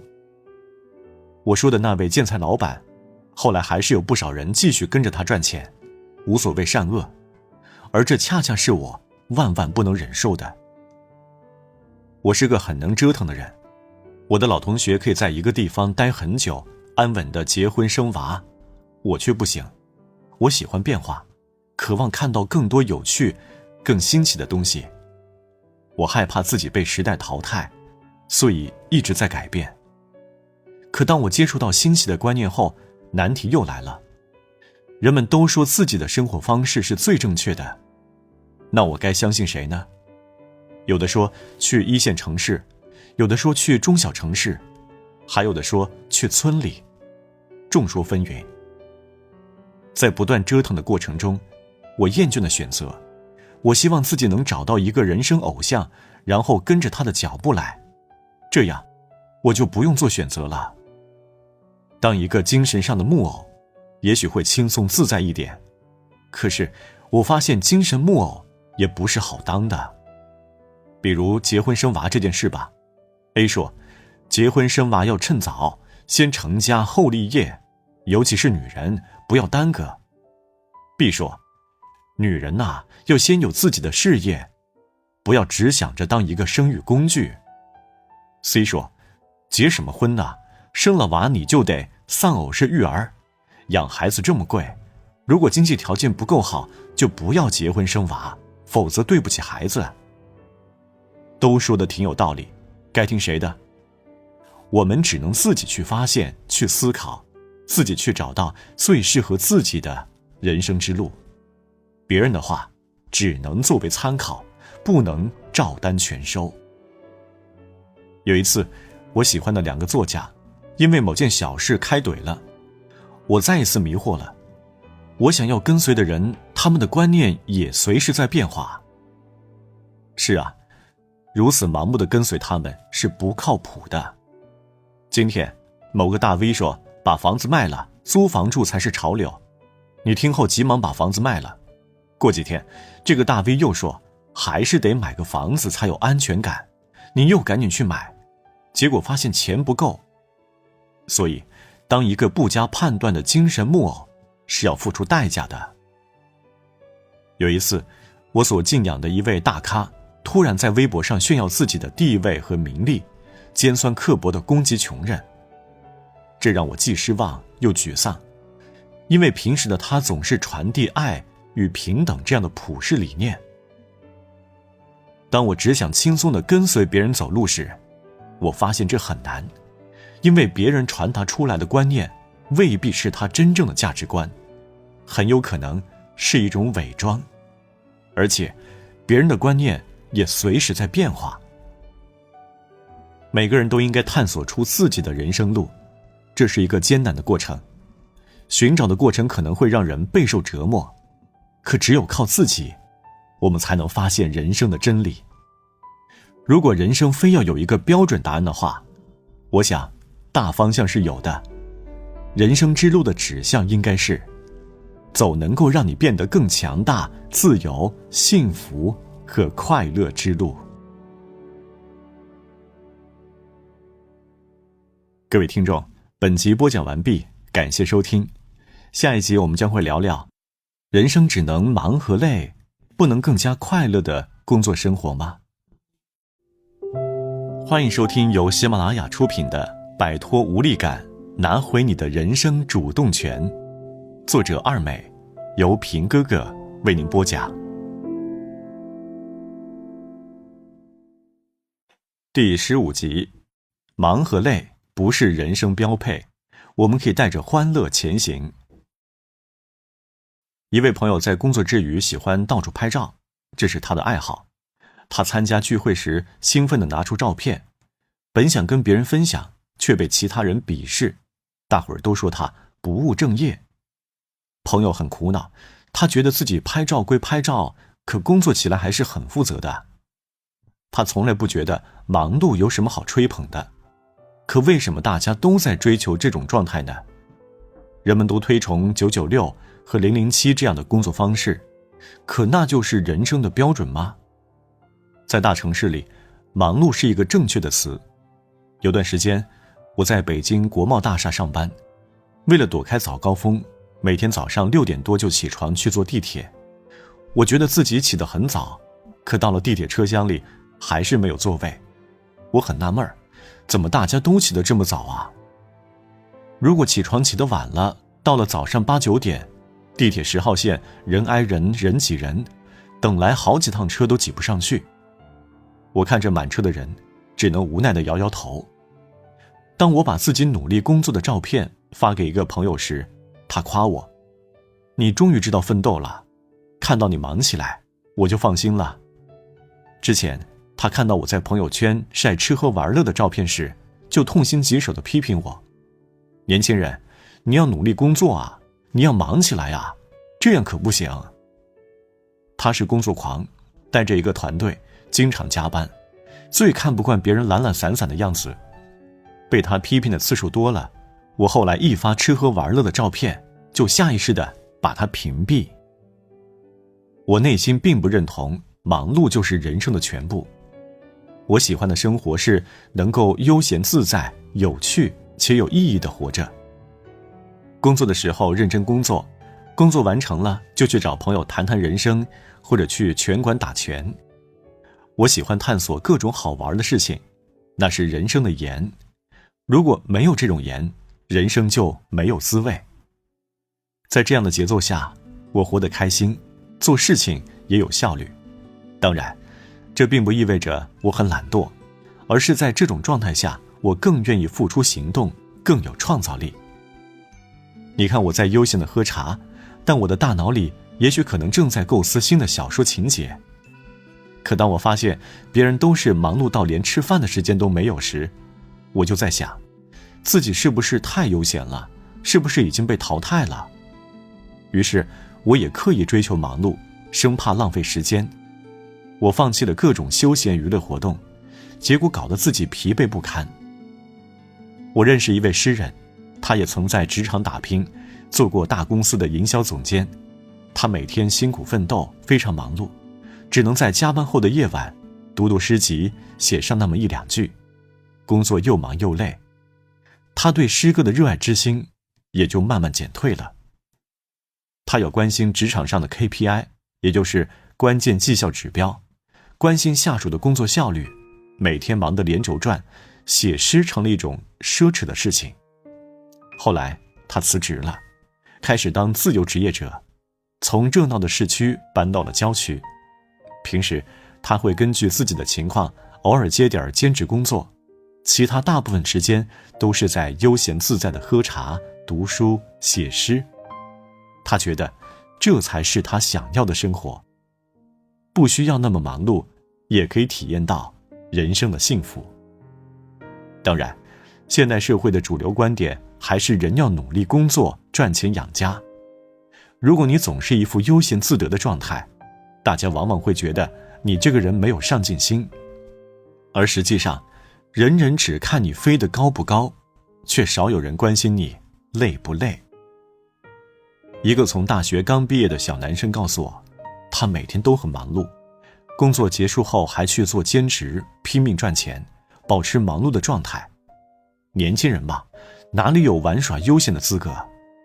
他把自己逼到极限，疯狂压榨自己的体力和脑力。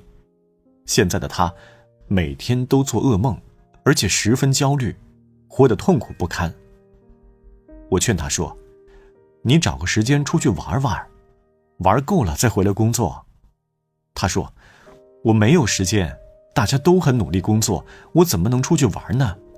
只有工作赚钱才能让我安心啊。当生活全部都是工作，而工作本身又没有什么快乐时，工作就会变成一场苦役。这场苦役何时才能到尽头呢？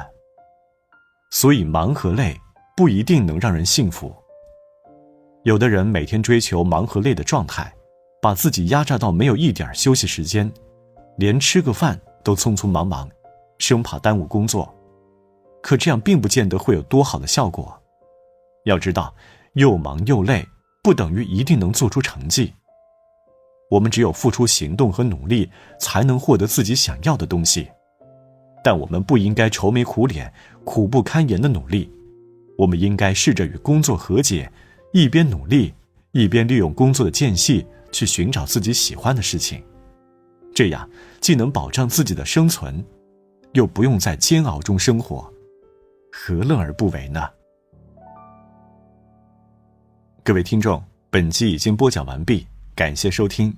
下一集我们将会说说悲观这种心理状态。欢迎收听由喜马拉雅出品的《摆脱无力感，拿回你的人生主动权》，作者二美，由平哥哥为您播讲。第16集，悲观的人也可以成为自己的英雄。最近在看作家张春的书，在另外一个宇宙的1003天，其中有一篇抑郁症患者生活小技巧，里面详细描写了作者自己患抑郁症的经历。我看到其中一段话，不禁泪流满面。这段话是这样写的：有一天，我看了3部电影，叫了小龙虾外卖到家里吃，全部的活动就是这些，连牙都没有刷。糟糕的是，我觉得那是垃圾和空虚的一天，这是不对的。毕竟，我又活了一天。按我之前给自己订立的道德底线，活着是唯一的道德，这应该是非常成功的一天了。这段话让我想起自己最绝望的时候，有时我因为工作受挫，瘫睡在床上，连起床的力气都没有。我不知道活着有什么希望，人生有什么意义。看看手机，看看别人都在热火朝天的活着，活得那么幸福，于是我更加绝望了。在最绝望的时候，人还有比较之心，为什么别人都活得那么快乐，我却这么痛苦？我怎么就不如别人呢？我给一个关系好的同事平平发信息诉说心中的绝望。他说，每个人的境况都不一样，你现在能从床上爬起来给自己点个外卖吃，或者出去转转，就很了不起了。可我连外卖都懒得点，于是平平帮我点了个外卖。我收到后被饭菜的香味吸引，忘记了刚才说过的话，开始狼吞虎咽地吃起来。吃完后，我感觉还没吃饱，想起附近有一家砂锅米线挺好吃的，于是就下楼了。从此以后，我就对身边的朋友说，只要我还爱吃，就说明我对生活还抱有希望。如果有一天我连饭都懒得吃了，那就真是出大事儿了。生命有时候很脆弱，也许遭遇一个很小的挫折，就会让人失去前行的勇气。我们总希望大家都能开心地活着，但这只是希望。一个残酷的事实是，有的人可能天生就不容易快乐，这跟遗传有关。心理学家马丁·塞利格曼在《持续的幸福》一书中就谈到了这一点。他说，一个人可能从基因上遗传了一种强烈的悲伤、焦虑或宗教狂热的倾向。强烈的生物基础决定了我们中的一些人会容易悲伤、焦虑和愤怒。即便马丁·塞格利曼本人是积极心理学之父，是大名鼎鼎的心理学家，会使用各种心理学的技巧来应对悲观，可他也会经常听到一个声音在说，我失败，活着没意义。他甚至说自己是个天生的悲观者。说到这里，可能很多人会有疑惑，既然马丁·塞格利曼是天生的悲观者，那怎么还会推广积极心理学呢？其实，一个人正是因为悲观到非常痛苦，才会去寻找可以让人生快乐的方法。倒是那些已经非常快乐的人，他们可能不会过多在乎这些，因为对他们来说，快乐是很容易、很自然的事情。人和人有共性，但也有不同之处。有着悲观基因的人，他们的祖先可能经历过很多危险，这些危险对生命会构成威胁，在进化的过程中，他们的悲观基因得到了强化。对一个有着悲观基因的人来说，他会提前考虑到可能出现的危机，做好应对准备。人类进化到了今天，一些危机虽然还存在，但是基本安全、食物、住所等都已经得到了保障。我们需要更多的积极情绪来开拓生命。然而，有悲观基因的人也许会觉得不适应。比如，有广场恐惧症、电话恐惧症的人，他们对广场和电话极度恐惧。我们都知道，去广场转一圈不会死，接个电话也不会死，可他们就是恐惧。如果在远古时代，你去深山老林的旷野中转一圈，也许真的会遇到吃人的野兽。在那个时代，这种恐惧是有助于保命的。但现在，这种恐惧只会限制我们的发展。马丁·塞利格曼提到了2位名人，一个是英国前首相丘吉尔，一个是美国的前总统林肯。他们都饱受抑郁症困扰，但这并不妨碍他们取得巨大的成就，因为他们能够和自己的痛苦相处。丘吉尔的家族有抑郁症病史，他本人也未能幸免。为此，他把自己的抑郁症称为黑狗。丘吉尔曾对他的私人医生说，我不敢站在船边往下看，因为下一个动作可能会结束一切。想不到吧，就算是一国首相，也会为了生与死而纠结。生存还是死亡，这几乎是所有人都要面临的一个问题。总有那么一些时刻，你会在心里问自己，活着有什么意义？如果活着很痛苦，死了会不会很轻松？丘吉尔是怎样对抗抑郁症的呢？他写小说、画画，让自己处于忙碌的工作状态。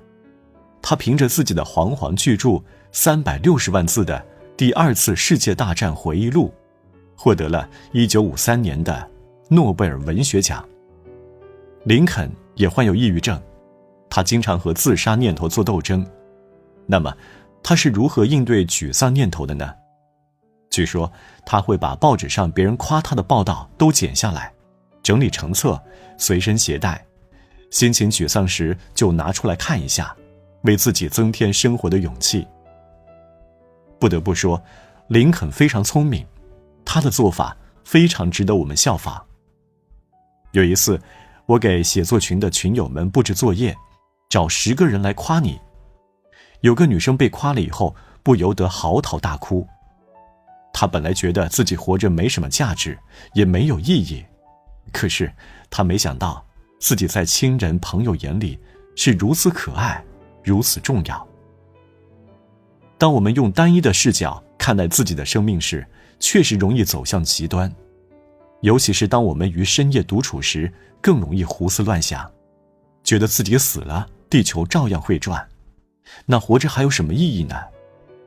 那时的我们，心灵容易被黑暗遮蔽住，忘记了世界上还有其他关心我们的人。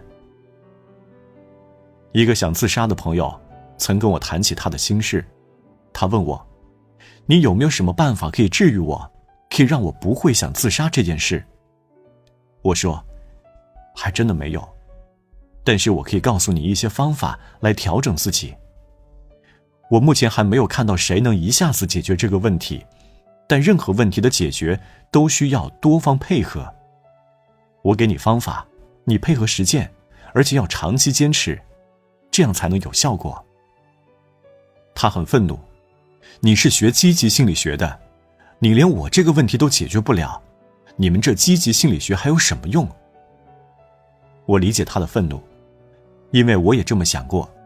我甚至还想着谁能发明一种药丸，让我吃了一下子就变得聪明又富有，而且再也不会痛苦。许多人都想走捷径，尤其是在面对自己的消极念头时，往往更是如此。极度痛苦的人如何应对这种情况呢？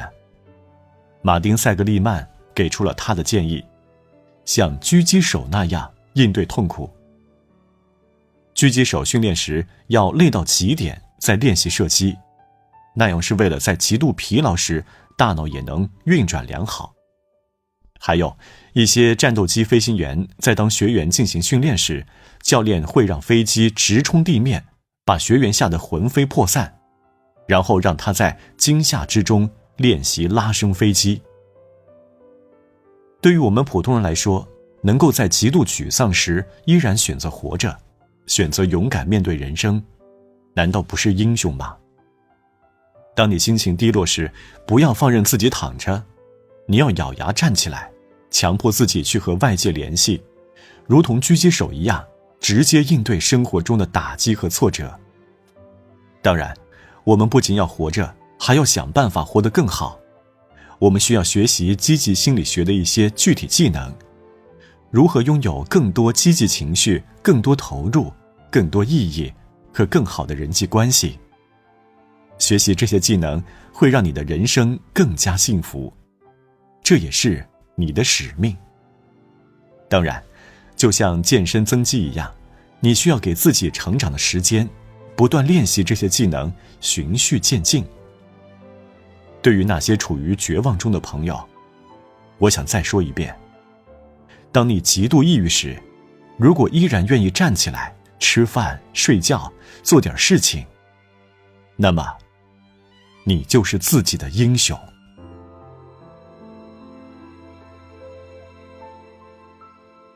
各位听众，本集播讲完毕，感谢收听。下一集我们将会聊聊去寻找自己真正想要的。欢迎收听由喜马拉雅出品的《摆脱无力感，拿回你的人生主动权》，作者二美，由平哥哥为您播讲。第17集，别骗自己，去追求自己真正想要的。我上初中时眼睛就近视了，配的第一副框架眼镜的度数是100度，后来逐渐增加到了350度。框架眼镜有很多不便，我也想过配隐形眼镜，但内心总觉得隐形眼镜不好戴。我想了一堆理由，总是会先把自己给吓住，所以就一直没有配。有朋友问我，怎么不配一副隐形眼镜？我说我不喜欢隐形眼镜，就喜欢框架眼镜。其实我没戴过隐形眼镜，何谈喜欢不喜欢呢？我挺想尝试的，却怕自己戴不好，又不想让别人知道我害怕，只好用不喜欢来安慰自己。前段时间我终于鼓足勇气配了一副隐形眼镜，让店员帮我戴上了。回家后，虽然我折腾了1个多小时才又戴上，但经过这次尝试，我知道了自己可以克服这个困难，它完全在我的承受范围内。隐形眼镜的事常让我联想到我的内心，有时真实愿望是向东走，可由于各种原因，我们欺骗自己，于是转向西走。这种自我欺骗虽然短时间内会让我们保持内心平静，可时间一长，生命就会逐渐萎缩，内心也无法得到舒展。有的女生，她内心的真实梦想明明是成为一个王者，出去闯世界，阅尽人间繁华，可为了服从刻板的社会规则，成为大众眼里的贤妻良母，她们选择自我欺骗，骗自己说外面的世界险恶，还是在家相夫教子比较好。于是她嫁人生子，洗手做羹汤，照顾丈夫和孩子。这种自我欺骗可能会让她的生活安定，但是绝不会让她的生活绽放光华。我老家有位同学，已经结婚生子，丈夫、孩子、房子、车子什么都有了，也不用出去上班赚钱，什么都不缺。但是她在跟我聊天时，还是时不时的唉声叹气。我问她是不是和家里人有矛盾，她说没有，就是不开心。她上大学时读的是建筑系，曾梦想当一名建筑设计师，可她毕业后，家人怕她年龄大了不好嫁人，就让她去相亲。相亲的对象就是她现在的丈夫，对方家境殷实，家里还经营着工厂，而且对她很满意，她家里人也很满意，于是她也就听从家人的意见结了婚。婚后，她主要的任务就是照顾孩子和丈夫，她的生活安定，夫妻关系也很和睦，可她还是被抑郁症所困扰。实际上，看着自己的大学同学很多都成了优秀的建筑设计师，而自己却从来没有为梦想付出过，她很不甘心。有一次，她和她的爸爸妈妈一起吃饭，忍不住抱怨了几句，怪他们让他一毕业就结婚。他的爸爸妈妈火气一下子就上来了，说女人的归宿就是家庭，就是结婚生娃，照顾老公，当什么建筑设计师，天天去工地上吃灰吗？他听完一下子忍不住了，跑到洗手间大哭了一场。在别人眼里应该很幸福的生活，于他而言却是痛苦。我建议他有时间把设计师的专业再捡起来，只要真心想做的话，机会总是有的。可她说，她老公不希望她再学这些，只希望她把家庭照顾好。她的爸爸妈妈不喜欢我，说我这么大了还在外面漂泊，不成家，生怕我把他们家闺女带坏了。在物质方面，我确实是不如她的，我没有房子，也没有车，就是一个大城市里的无产者。但有一点，而且也是最重要的，我在努力过自己真正想过的生活。大学2年级暑假时，邻居就给我介绍了一个对象，我顶着压力拒绝了。后来，我也多次反抗家人的安排和社会对我的角色期待，像个愣头青一样，在社会上横冲直撞。我做过建材销售，经常在工地奔波，也在工厂流水线上打过工，体会过加夜班的痛苦。我承受过商业谈判的高强度和巨大的压力，也会因为搞砸项目气得吃不下饭。兜兜转转，到最后我发现，我还是想写作。后来，我真的成了一名写作者。我一直在按照自己的本心选择自己的生活。也许我并没有那么富足，但这是我真正想过的生活。可别人对我这样的生活方式是不理解的，包括我的家人。在老家，我就是一个负面案例。看看那女娃，那么大了还不结婚，丢人。甚至我父亲、我弟弟都会因为我不结婚而觉得丢了他们的面子。追求自己真正想过的生活，其实是很艰难的。所以，我并没有劝老同学放下一切去追梦，毕竟，他还有孩子得负责。有些人很善于伪装自己，为了从众，有时候不得不欺骗自己，让自己和别人一样。从众是有好处的，这样就可以得到大家的认可，会有安全感。有时候因为压力太大，我也羡慕过我的这个同学。他那样多好啊，不用被催婚，不用被催生，还不缺钱花，而且大家都夸他。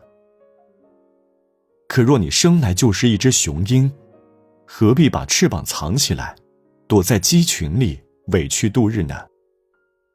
你要等到什么时候才可以展开翅膀，在这世界勇敢飞翔？内心平静时，不妨问问自己，你到底想过什么样的生活？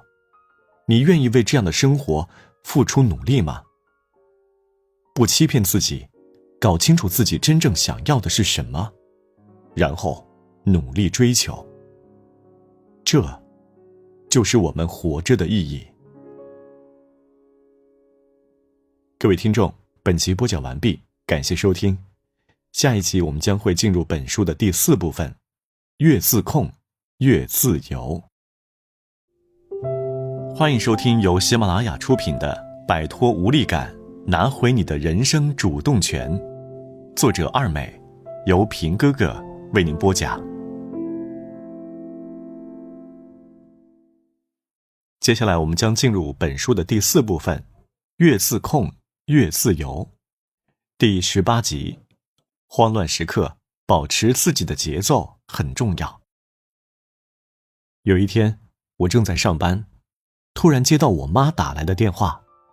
她在电话那头说她的腰椎间盘突出病复发了，让我赶紧回去。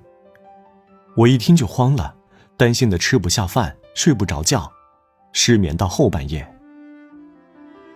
每次一遇到点事情，我都会往不好的方面想，先把自己吓个半死。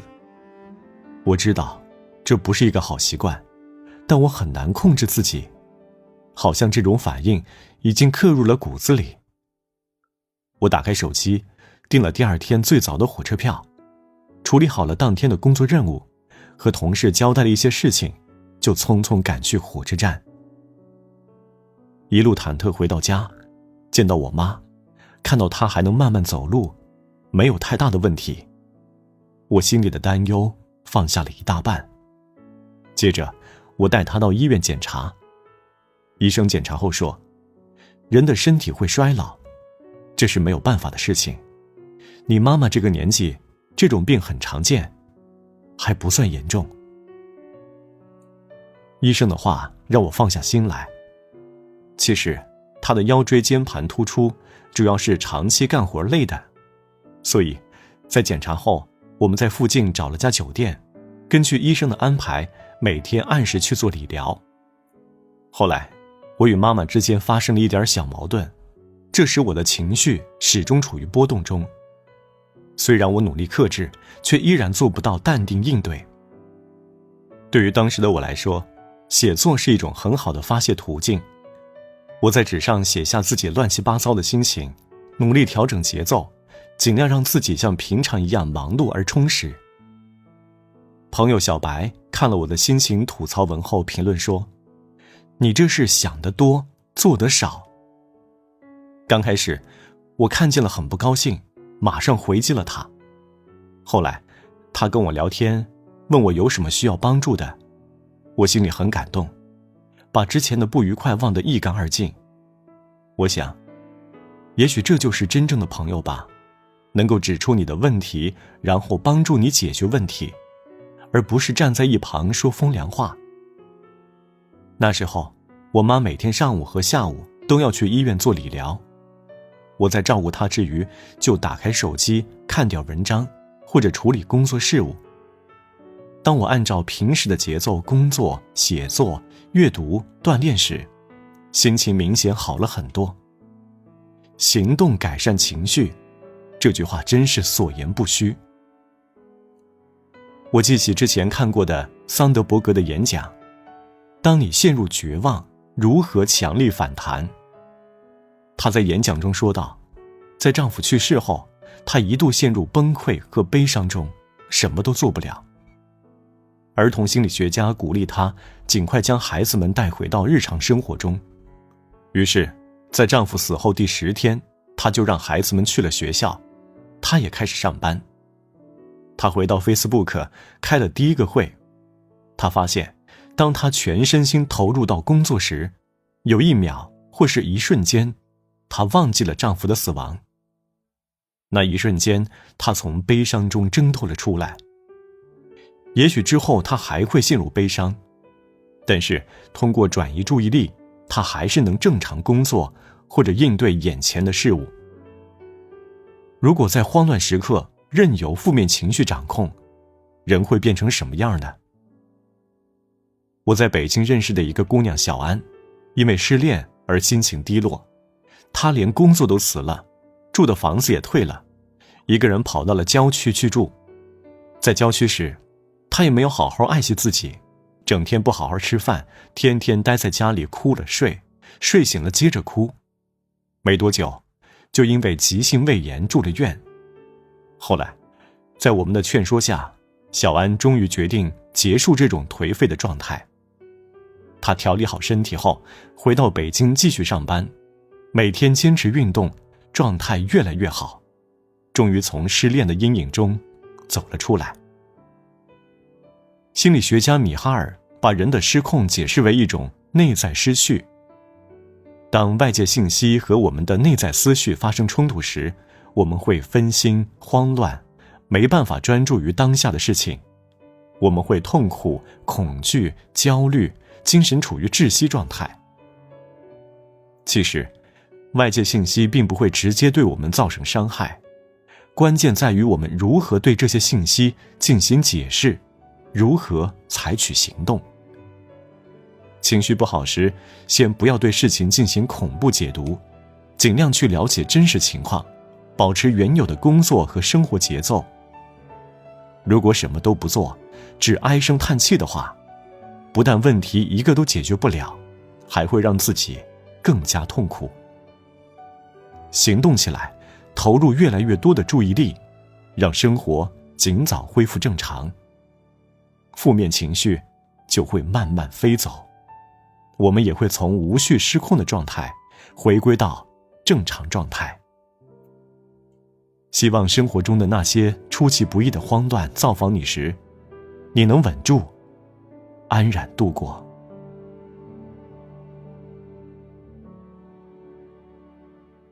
各位听众，本集播讲完毕，感谢收听。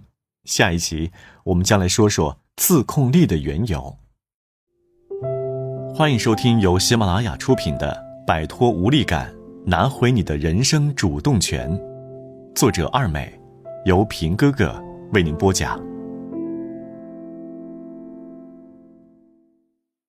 第19集，你会不会吃掉眼前的棉花糖？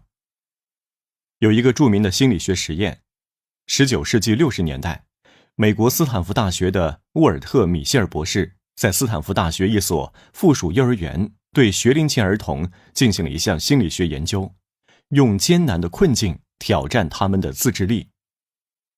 研究人员让孩子们从不同种类的食物中选出他们最喜爱的，包括棉花糖、曲奇饼、小脆饼、薄荷糖等。假如孩子选择了一颗棉花糖，他可以立刻吃掉眼前这颗棉花糖，但吃掉的话，后面的棉花糖就没他什么事了。如果他能控制住自己不吃眼前这颗棉花糖，等待20分钟后研究人员回来，他就可以拥有2颗棉花糖。实验开始后，有的孩子很快就吃掉了眼前的棉花糖，有的孩子在犹豫了一会儿后也选择了吃掉眼前的棉花糖。有的孩子很想吃，但努力克制，一直等到研究人员回来。研究人员随后追踪了这些孩子的人生经历，发现越是善于等待的孩子，他们后来所取得的成绩就越高，他们在青春期的认知能力和社交能力也越强。此外，他们还有更好的适应能力，并且能有效地应对沮丧和压力。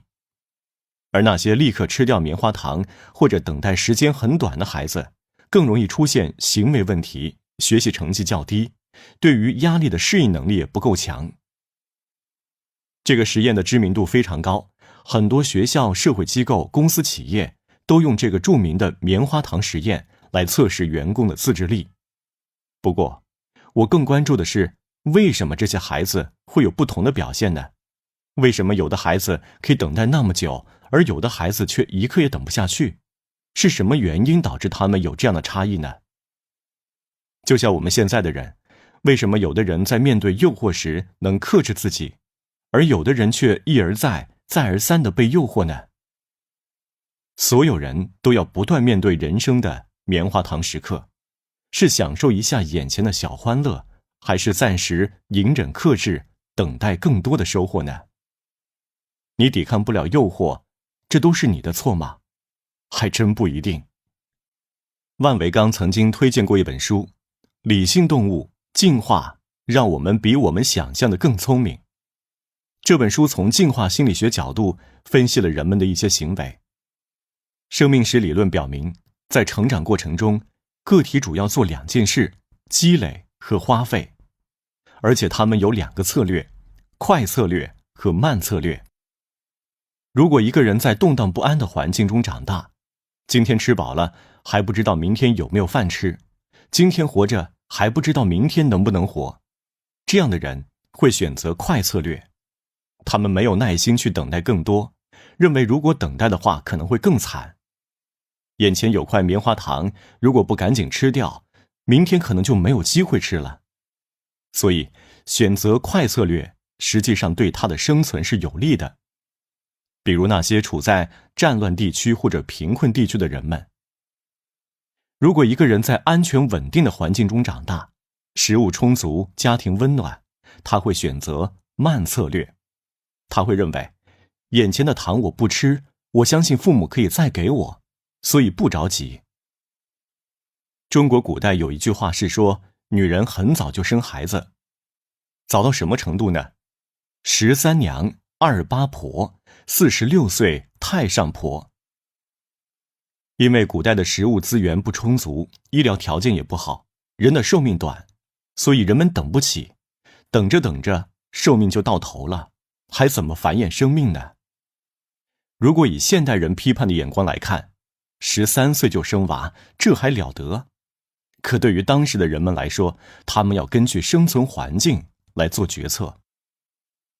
到了现代社会，人们普遍晚婚晚育，粮食够吃，医疗条件也好，长命100岁的人不在少数，人们想繁衍后代也不用着急，所以现代人采用的是慢策略。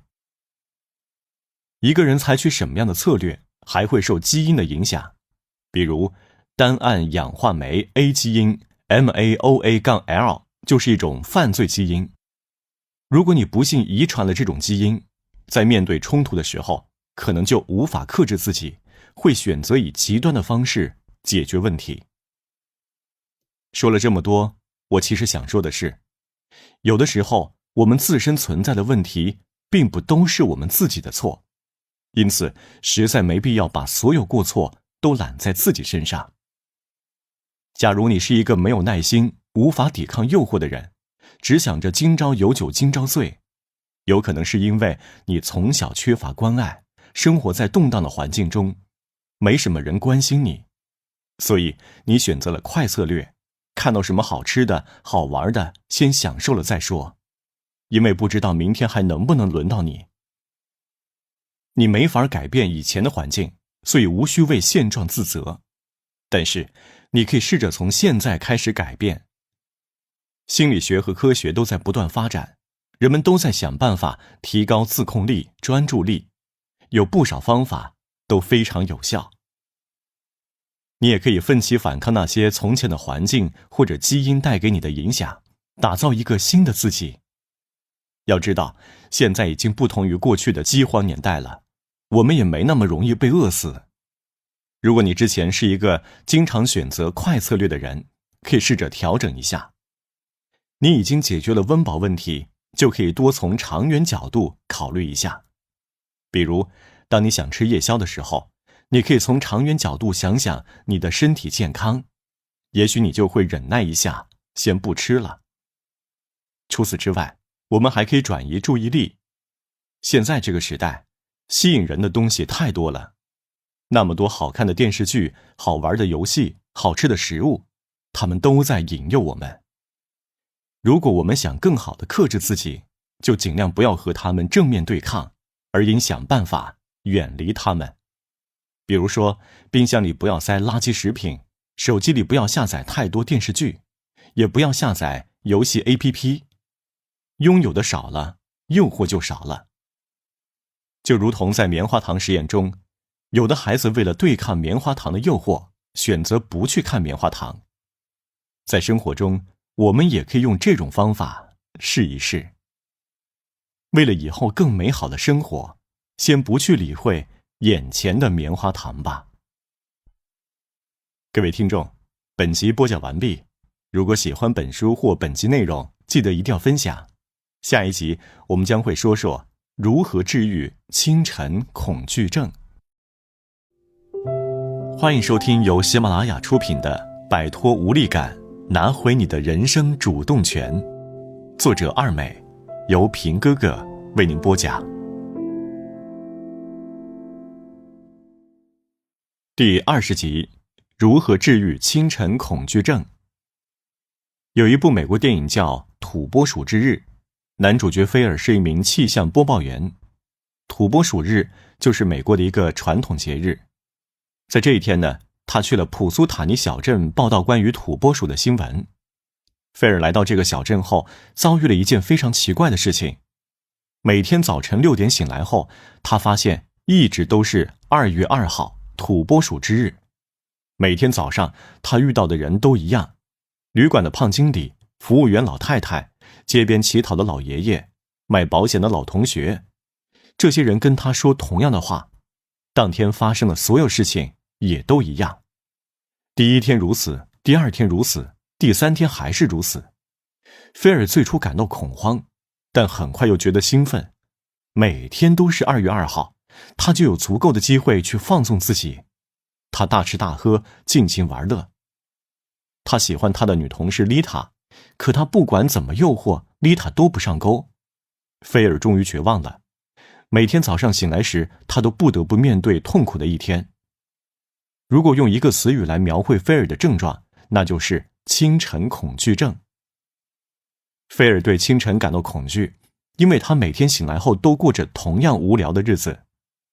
生活对于他而言已经没有任何乐趣，只是一场巨大的折磨和煎熬，永无止境。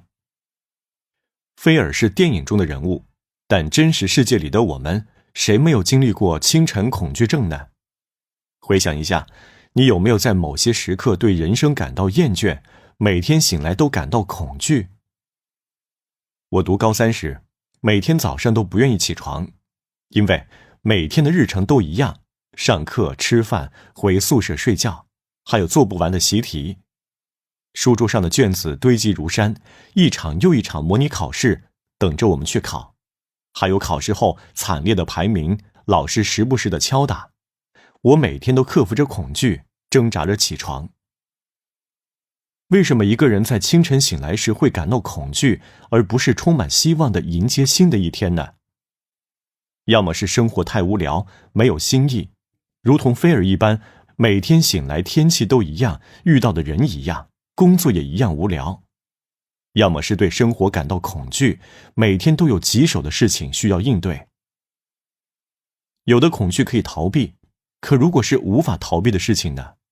比如得了重病，失去了对自己来说重要的人，做生意赔得血本无归等等。遭遇这些打击的人，在清晨醒来时感到恐惧，不想面对，也是人之常情。不过，我们也可以找一些方法来应对清晨的恐惧。毕竟，谁不想早上起来能够精神抖擞地面对一天的生活呢？英国心理学家克莱尔·威克斯在《精神焦虑症的自救》这本书中，给读者提出了一些建议，告诉我们如何应对清晨的恐惧。如果清晨醒来感到恐惧，不要被这种感觉吓倒，觉得自己这一天就完蛋了。因为人的情绪是会波动的，清晨恐惧不代表你一整天都会恐惧。醒来后应该立即起床，在床上待的时间越长，大脑的消极思绪就会越多，你也会越痛苦。我对此深有体会。有一次，我醒来就开始思考人生，越想越觉得人生没有意义，无比痛苦。这时，就要强打起精神下床，活动活动，洗脸刷牙，喝点热茶，吃点早餐，情绪可以很快好转。可以放一段轻音乐，因为音乐能改善心情。我有时醒来时迷迷糊糊的，此时听一首欢快的歌曲，马上就清醒了。如果清晨恐惧症很严重，并且有抑郁倾向，最好找个人来陪伴你。我曾经认识一名医生，他有严重的抑郁症，早上自己无法起床的那种，也无法上班，必须找个人把他拉起来。如果醒得太早，可以服用清晨镇静剂，不过这要听从医生的建议，自己别乱吃。我们还可以选择变换视野，改变床的方向，让房间布置有所变化。在应对清晨恐惧方面，我也有一些心得分享如下：一、提前一天定好目标。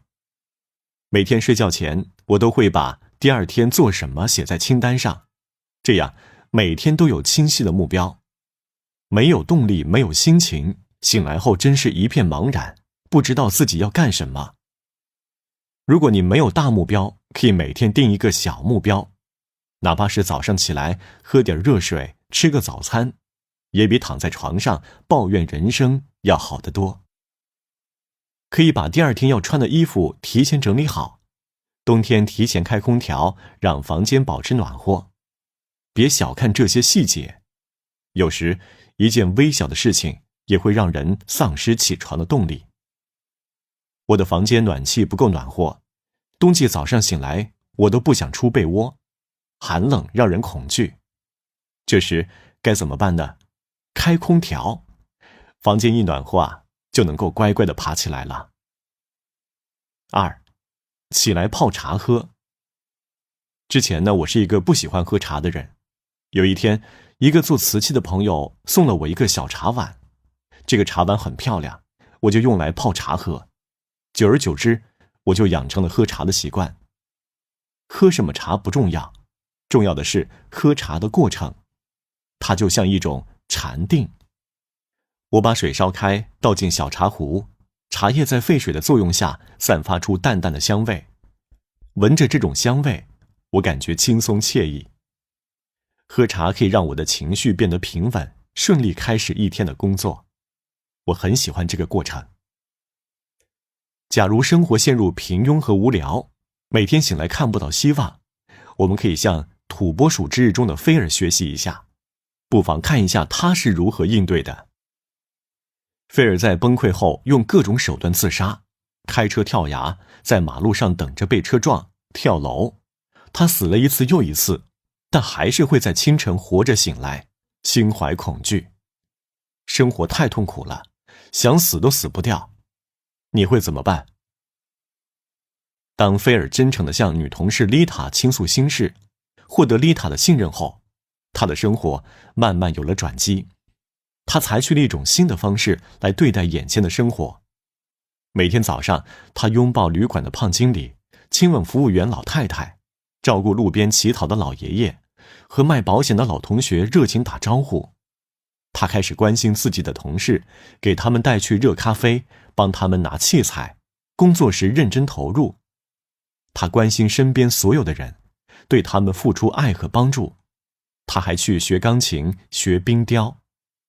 这样的菲尔，谁能不喜欢呢？于是，菲尔获得了普苏塔尼小镇群众的喜爱。在聚会的时候，被他帮助过的人都来感谢他。在单身男士拍卖会上，他最爱的女人丽塔用钱包里所有的钱拍下了他，并且和他共度良宵。6点的闹铃再次响起时，菲尔睁开眼，看到了躺在身边的丽塔。他推开窗户，发现风雪已停，阳光普照，新的一天开始了。各位听众，本集播讲完毕。如果你喜欢本书或者本集内容，记得一定要分享。下一集呢，我们将会说说提高自控力的一些具体方法。欢迎收听由喜马拉雅出品的《摆脱无力感，拿回你的人生主动权》，作者二美，由平哥哥为您播讲。第21集，这些方法可以提高你的自控力。一说到自控力，不少人都会唉声叹气，我这辈子就这样了，我是改不了了，没救了。这是一种狭隘的认知。有的人天生自控力很强，有的人天生自控力弱。自控力强的人呢，在工作学习上取得的成就更高，人际关系也更为和谐，也能够更好地应对压力。自控力确实跟基因有一定的关系，但是对这些无法改变的基因部分，我们就不要纠结了。如果总是跟那些超级自律的人比较，确实会叫人气馁。这时，我们应该把注意力转回自己身上。我们更应该关注如何改变现在的自己。想要改变自我，你就要不停地跟自己斗争，因为这是你自己的事情。想要改变自控力，你就要对自己有清晰完整的认知。不妨问问自己，你的自控力是一直都没有吗？你的自控力在什么时候最弱？你的自控力在什么时候最强？回答了上面的问题，你就会发现，一个人的自控力是有强弱之分的。在不同时刻、不同状态下，你的自控力是波动的。比如说，当一个人心情不佳、饿得头昏眼花、冷得瑟瑟发抖时，你还要求他保持和正常状态下一样的自控力，那是很难的。而当一个人心情愉悦、满面春风时，他的自控力就很强，可以完成一些平时感觉有难度的任务。当我们明白自控力可变时，僵化的认知就会有所松动，对自我也就多了一分了解。那么，如何提高自控力呢？首先，你得改变自己的认知，意识到某件事情可以改变，而不是只能怎样。认知改变了，你才会愿意付诸行动，予以尝试。这是思维层面的改变，是基本前提。自控力是可以吃出来的，有了能量供给，人才有自控力。一个饿得奄奄一息的人，你让他站起来奔跑，那几乎是不可能的事情。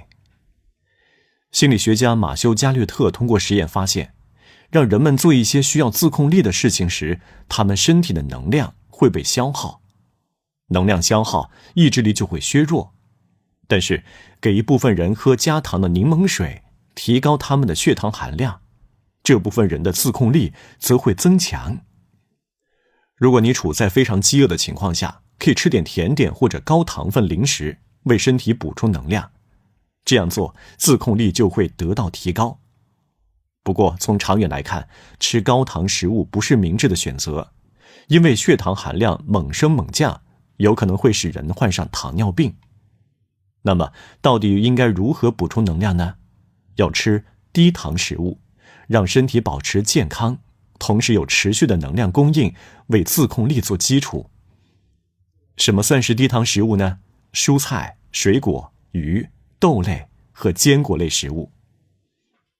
除此之外，要保持良好的睡眠，有规律的锻炼，让身体的发动机保持运转。我现在就在践行低碳饮食，明显感觉身体状态比以前好了很多。有的人其实做了不少事情，但就是不记录、不整理，所以他就认为自己什么也没做，很沮丧。这就需要我们把自己做的事情列出来，再依次画个勾，看看到底做了什么事情。把要做的事情列出来，按照对应的日期去完成，这样就会有一种生活可控的感觉，不会每天都过得很混乱。有一次，我心情低落，突然想不起前一天做了什么事，顿时更加沮丧了。后来，我打开手机一看，发现前一天我听了好几个小时的课程，还做了笔记。原来时间并没有被浪费，于是我的心里踏实了不少。我经常每天要做什么就提前写下来，按时执行。当然，也会有完不成的时候，那就重新安排，灵活一点。列清单会让你的人生免于失控。心情不好时，自控力最弱，这个时候我们要做些事情来改变自己的情绪状态。我们可以通过一些简单易操作的方法来改变，比如冥想5分钟，到楼下散步5分钟，听歌5分钟。这些微行动看似不起眼，但有着大作用。我们试图改变自己时太贪心，总想一夜之间就起作用，这是不切实际的想法。对我来说，我一闲着就会想消极的事情，越想越郁闷，觉得什么也做不了。这时我就赶紧提醒自己要动起来，擦桌子、扔垃圾、整理房间，活动活动，心情马上会变好。如果你心情超级失落，想哭想死想要疯，可以试试用微行动来控制自己。因为微行动做起来不需要耗费太大的精力，人人可以实施。我们可以对自己的思维方式进行反省。你遇到挫折时，会以什么样的视角来看待相应的事情？是纯粹抱怨，还是觉得这是一个挑战的机会？如果你一味抱怨，那你的自控力就无法激发出来。如果你试着转换角度，改变一下思维方式，也许就会想出应对的方法。有时候你觉得累，但其实并没有那么累，这时候就要再坚持一下，看看自己忍耐的极限到底在哪里。我第一次跑完10公里时，内心十分震惊，就好像有人认为自己写不出文字，可他们参加挑战时，1天之内能写上万字。我们对自身的了解太少，所以得用行动不停地尝试，拓展自己。可以加入自控力强的团队，观察你身边的人，你喜欢的人，他们是最容易影响你的人。你会在无形中模仿他们。比如我们写作群的群友，没进群之前，他们几乎什么都不写，也不学习。进群后，他们一个比一个爱学习。这就是群体的力量。想想看，在原始社会，如果你跟不上大家前进的脚步，一个人孤零零地落在后面，就会面临死亡的危险，可能会被野兽吃掉。在现代社会，如果你不提升能力，不更新知识，饿死的可能性比较小，但也还是可能吃不饱饭。如果你去农村，你会发现很多农民可以熟练地操作智能手机，而你，一个都市的新兴人类，却拒绝最新的科技，甘愿当一只井底之蛙，是不是要反思一下呢？加入自我精进群体，不仅能提升自我能力，还会让你获得他人的尊重和认可。这就是我们存在的价值。一个人处于精进的状态，不仅会让自己优秀，也会影响身边的人。所以，你的自控力能不能提升，由你自己来决定。各位听众，本集播讲完毕，感谢收听。如果你喜欢本书或者本集内容，记得一定要分享。下一集呢，我们将会来说说勤奋和懒惰的关系。欢迎收听由喜马拉雅出品的《摆脱无力感，拿回你的人生主动权》，作者二美，由平哥哥为您播讲。第22集，别说自己是懒人，你可以很勤奋。一些文章的作者经常会批评别人懒惰。说实话，其实我对这些挺反感的。一个人被贴上懒惰这样的标签后，极容易产生自卑的心理，彻底认为自己没耐心，不行了，就这样吧。我之前也经常说自己懒，后来在看了积极心理学方面的书以后，我就尝试着改变这一语言习惯，因为这是消极的暗示。当你的消极暗示接受多了以后，你会觉得自己天生就这样，就更不愿意去行动了。用懒惰来评价一个人，也意味着你并不愿意对懒惰背后潜藏的原因进行深度分析。毕竟，简单的一个懒惰就把人给否定了，这其实比较轻松，反正都是懒惰的错嘛。其实我们更需要的是探究懒惰背后的原因，看能否通过什么办法来改变我们的行为模式，而不是给自己盖棺定论，认为自己没救了，进而自暴自弃。我们可以问问自己，如果不愿意做一件事情，那是因为什么呢？有以下几种情况，你可以列出来，然后逐一进行反驳。有不少人跟我说他们喜欢写作，我说那好啊，今天就写起来。可他们会接着说，那不行，我要准备好了再写，现在还不是写作的时候。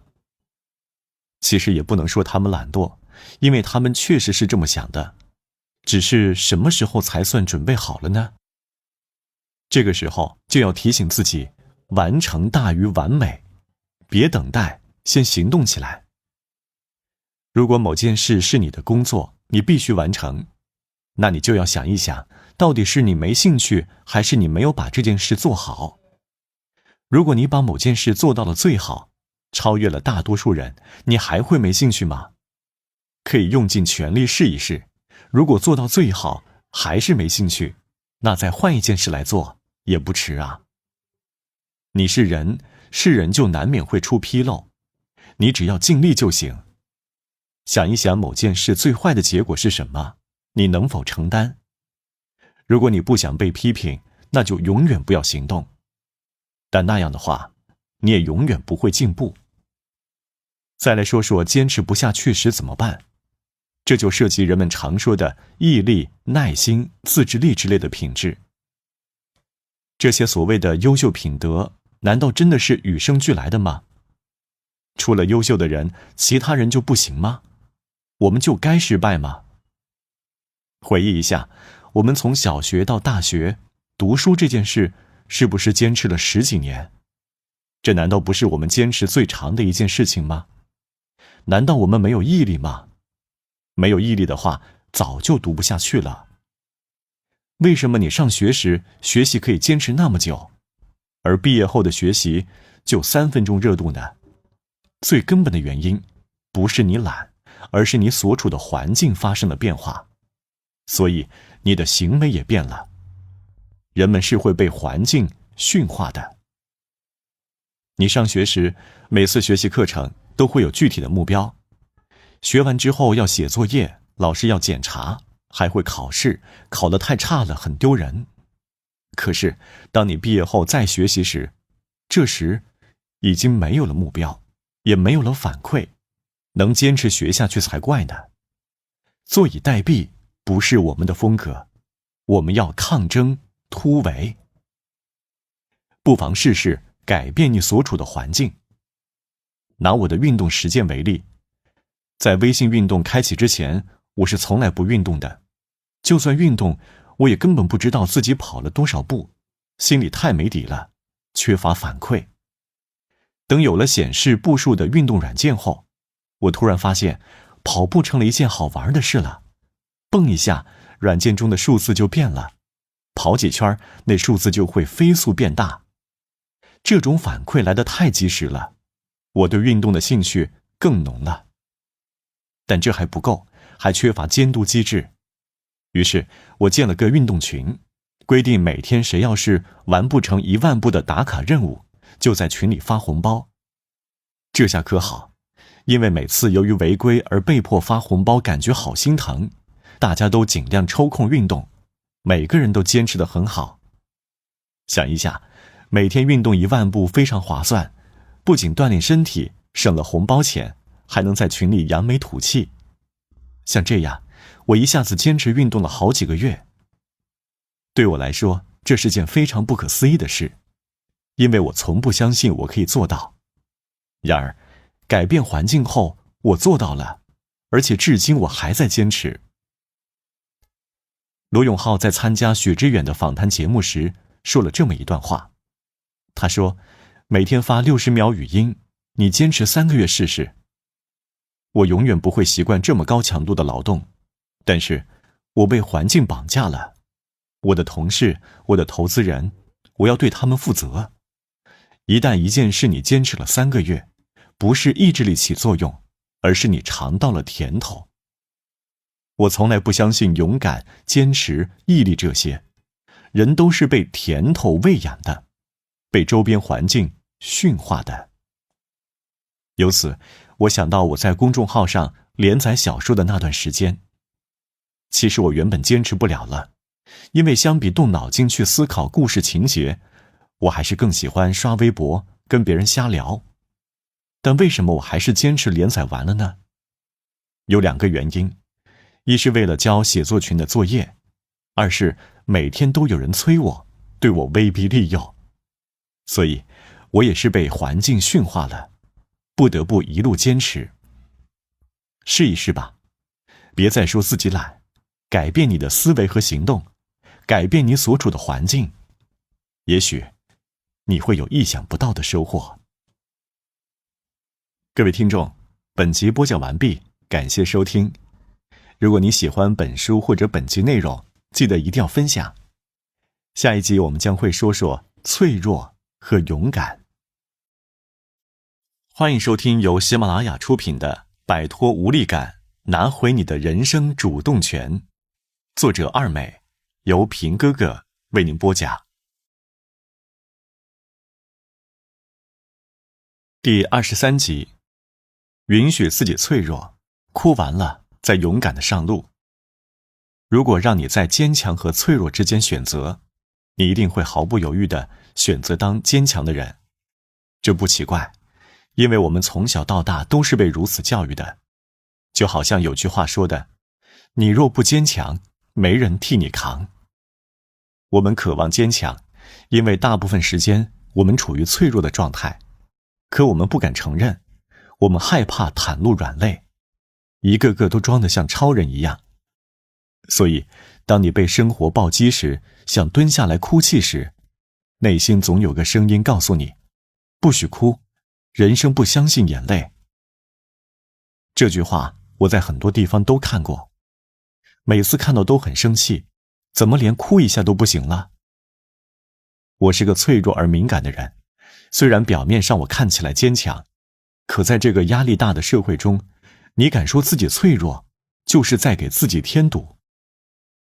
你去某个公司面试，老板最喜欢看你的履历表上这样填写：抗压能力强。其实，不少职场上的人内心是痛苦的，只是不敢表露出来，就只能伪装自己抗压能力强。可这样的伪装能撑多久呢？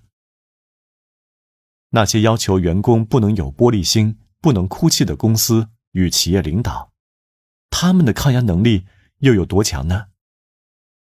他们在深夜里没有痛哭过吗？他们敢把自己的痛苦感受跟员工倾诉一下吗？我们都有脆弱的时刻，这是真相。脆弱的时候，我们会痛苦，因为我们是有感情的人，不是冰冷的机器人。然而，我们拒绝承认脆弱，并且以脆弱为耻，这反而让我们更加痛苦。我的公众号曾经开了一个聊天业务，有个读者给我发红包，说要找我聊聊。他说自己最近一遇到难过的事情就想哭，他觉得很丢脸，一个大男人怎么能这样？我说，听了你说的，我心里有点平衡了。我遇到悲伤的事情也会哭，边哭边鄙视自己，以为全世界就我最脆弱。原来这样想的不止我一个人，我瞬间被治愈了。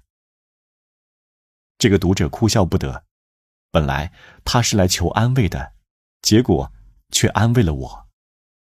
不过我也告诉他，一个男人哭泣并不代表他是一个无能的人，允许自己脆弱，用眼泪为自己疗伤，说明你是一个有血有肉、有情感的人。我曾经以为优秀的人从来不会脆弱，他们就像钢铁一样，能够忍受生活给予的种种困苦。可是经过观察，我发现这种认识是错误的。我刚毕业时，一位姓何的客户请我和同事吃饭，他开着豪车，人也很有绅士风度。在我看来，他就是典型的精英人士。我们相约在一家高档饭店见面。到了饭店后，服务员带我们去了一个包间，然后拿出菜单让我们点菜。我和同事忙了一天，早已经饿得饥肠辘辘，也不谦让，看着菜单就点了起来。点完了才想起何先生还没点呢，谁知道何先生连菜单都没看，就点了一盘青菜。他还问我们，你们要喝酒吗？我车里有红酒。我说，喝，还有喝好的。于是他跑了出去，从后备箱里拿了2瓶据说很昂贵的红酒，请我们喝。菜很快上齐了，我和同事不管不顾，开心地吃了起来，淑女形象在美食面前都没了。何先生也拿起筷子，但只夹了2筷子青菜，又放下了。他说要开车，不喝酒，只喝白开水。于是一幕滑稽的景象出现了，一个大男人喝着白开水，看着2位女子吃肉喝酒。我们很不好意思邀请他也吃菜，他说，我吃不下，我心里有点心事，看你们吃就好。我和同事就跟他聊，尤其是我，还摆出一副知心姐姐的架势。有什么事说出来，我们开导开导你。何先生跟我们说了他公司里和家里的烦恼，让我很诧异。我没想到，原来我们眼中的成功人士也有这么多烦恼。我们跟着长吁短叹，一起吐槽他的竞争对手，慢慢劝导他。后来他的心情逐渐变好了，胃口也好了点儿，多喝了1碗粥。那件事带给我很大的震撼，想不到一个看起来事业有成的人也会这么脆弱。而且和我们普通人不一样的是，他们还要小心的掩饰，他们更害怕别人窥见自己的脆弱，因为这个社会拒绝脆弱，尤其是拒绝成功人士的脆弱。没有人教我们如何应对悲伤和脆弱，读书时大家只看成绩，工作时领导只看业绩和利润。就这样，人的情绪渐渐被忽视了。我们在前行时必定会承受很多委屈。接纳自己的脆弱后，又该如何走出来呢？这是需要我们思考的。我们不可能一直蹲在那里哭。对此，我有几个小建议。一个人受了委屈，心灵上遭受的痛苦和挨打时的痛苦很相似，都想找个没人的地方躲起来，缩成一团，不敢面对现实。很多人选择窝在家里，足不出户，但一直待在家里，人很容易走极端。你要尽量出来多走动，因为行动才能带来真正的改变。走出家门，哪怕是去外面吃点东西、散散步，都能缓解情绪。最好去公园或者有绿色植物的地方转转，大自然是最好的疗伤药。写作是疗伤的好办法，你可以把自己的情绪尽情地释放在笔端。这种方式我试过很多次，屡试不爽。你也可以试试。聊天也是一种疗愈，有时我们换个角度看问题，结果可能就会截然不同。把房间收拾干净，把自己打扮得漂亮点儿，然后来个自拍，你会发现，哦，我怎么又变美了？这样一想，心情就会好一点。如果实在走不出来，还可以求助于心理咨询师，他们会从专业的角度为你分析解决问题。放下你的盔甲，想哭就哭，哭完了为自己疗伤，然后勇敢地继续前行。各位听众，本集播讲完毕。如果你喜欢本书或者本集内容，记得一定要分享。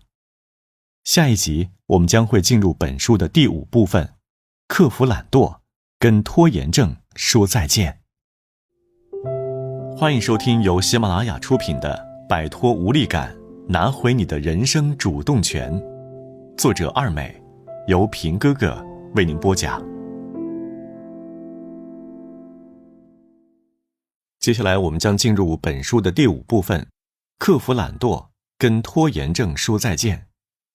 第24集，告诉你一个不拖拉的秘诀。很多人在做一件事情之前会纠结半天，找很多借口逃避，拖啊拖啊，拖到最后一刻匆忙完成。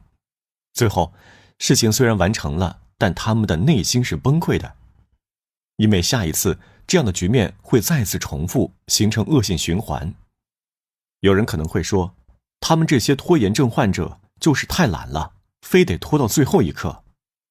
说实话，我也是这么认为的。我效率低下时，自己都讨厌自己，更不用说别人了。但我也挺委屈的，并不是我懒惰，而是我想等有了动力，全都准备好了以后，再来做某件事情，这样我就可以做得更好。这有什么错吗？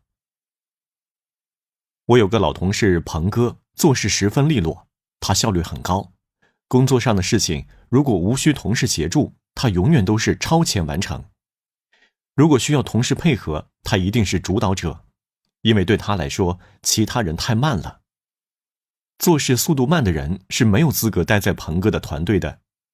他强悍的执行力确保了他在职场发展的顺风顺水。年纪轻轻的他已经做到了高管级别。不仅工作上如此，鹏哥在生活中也是一个强人。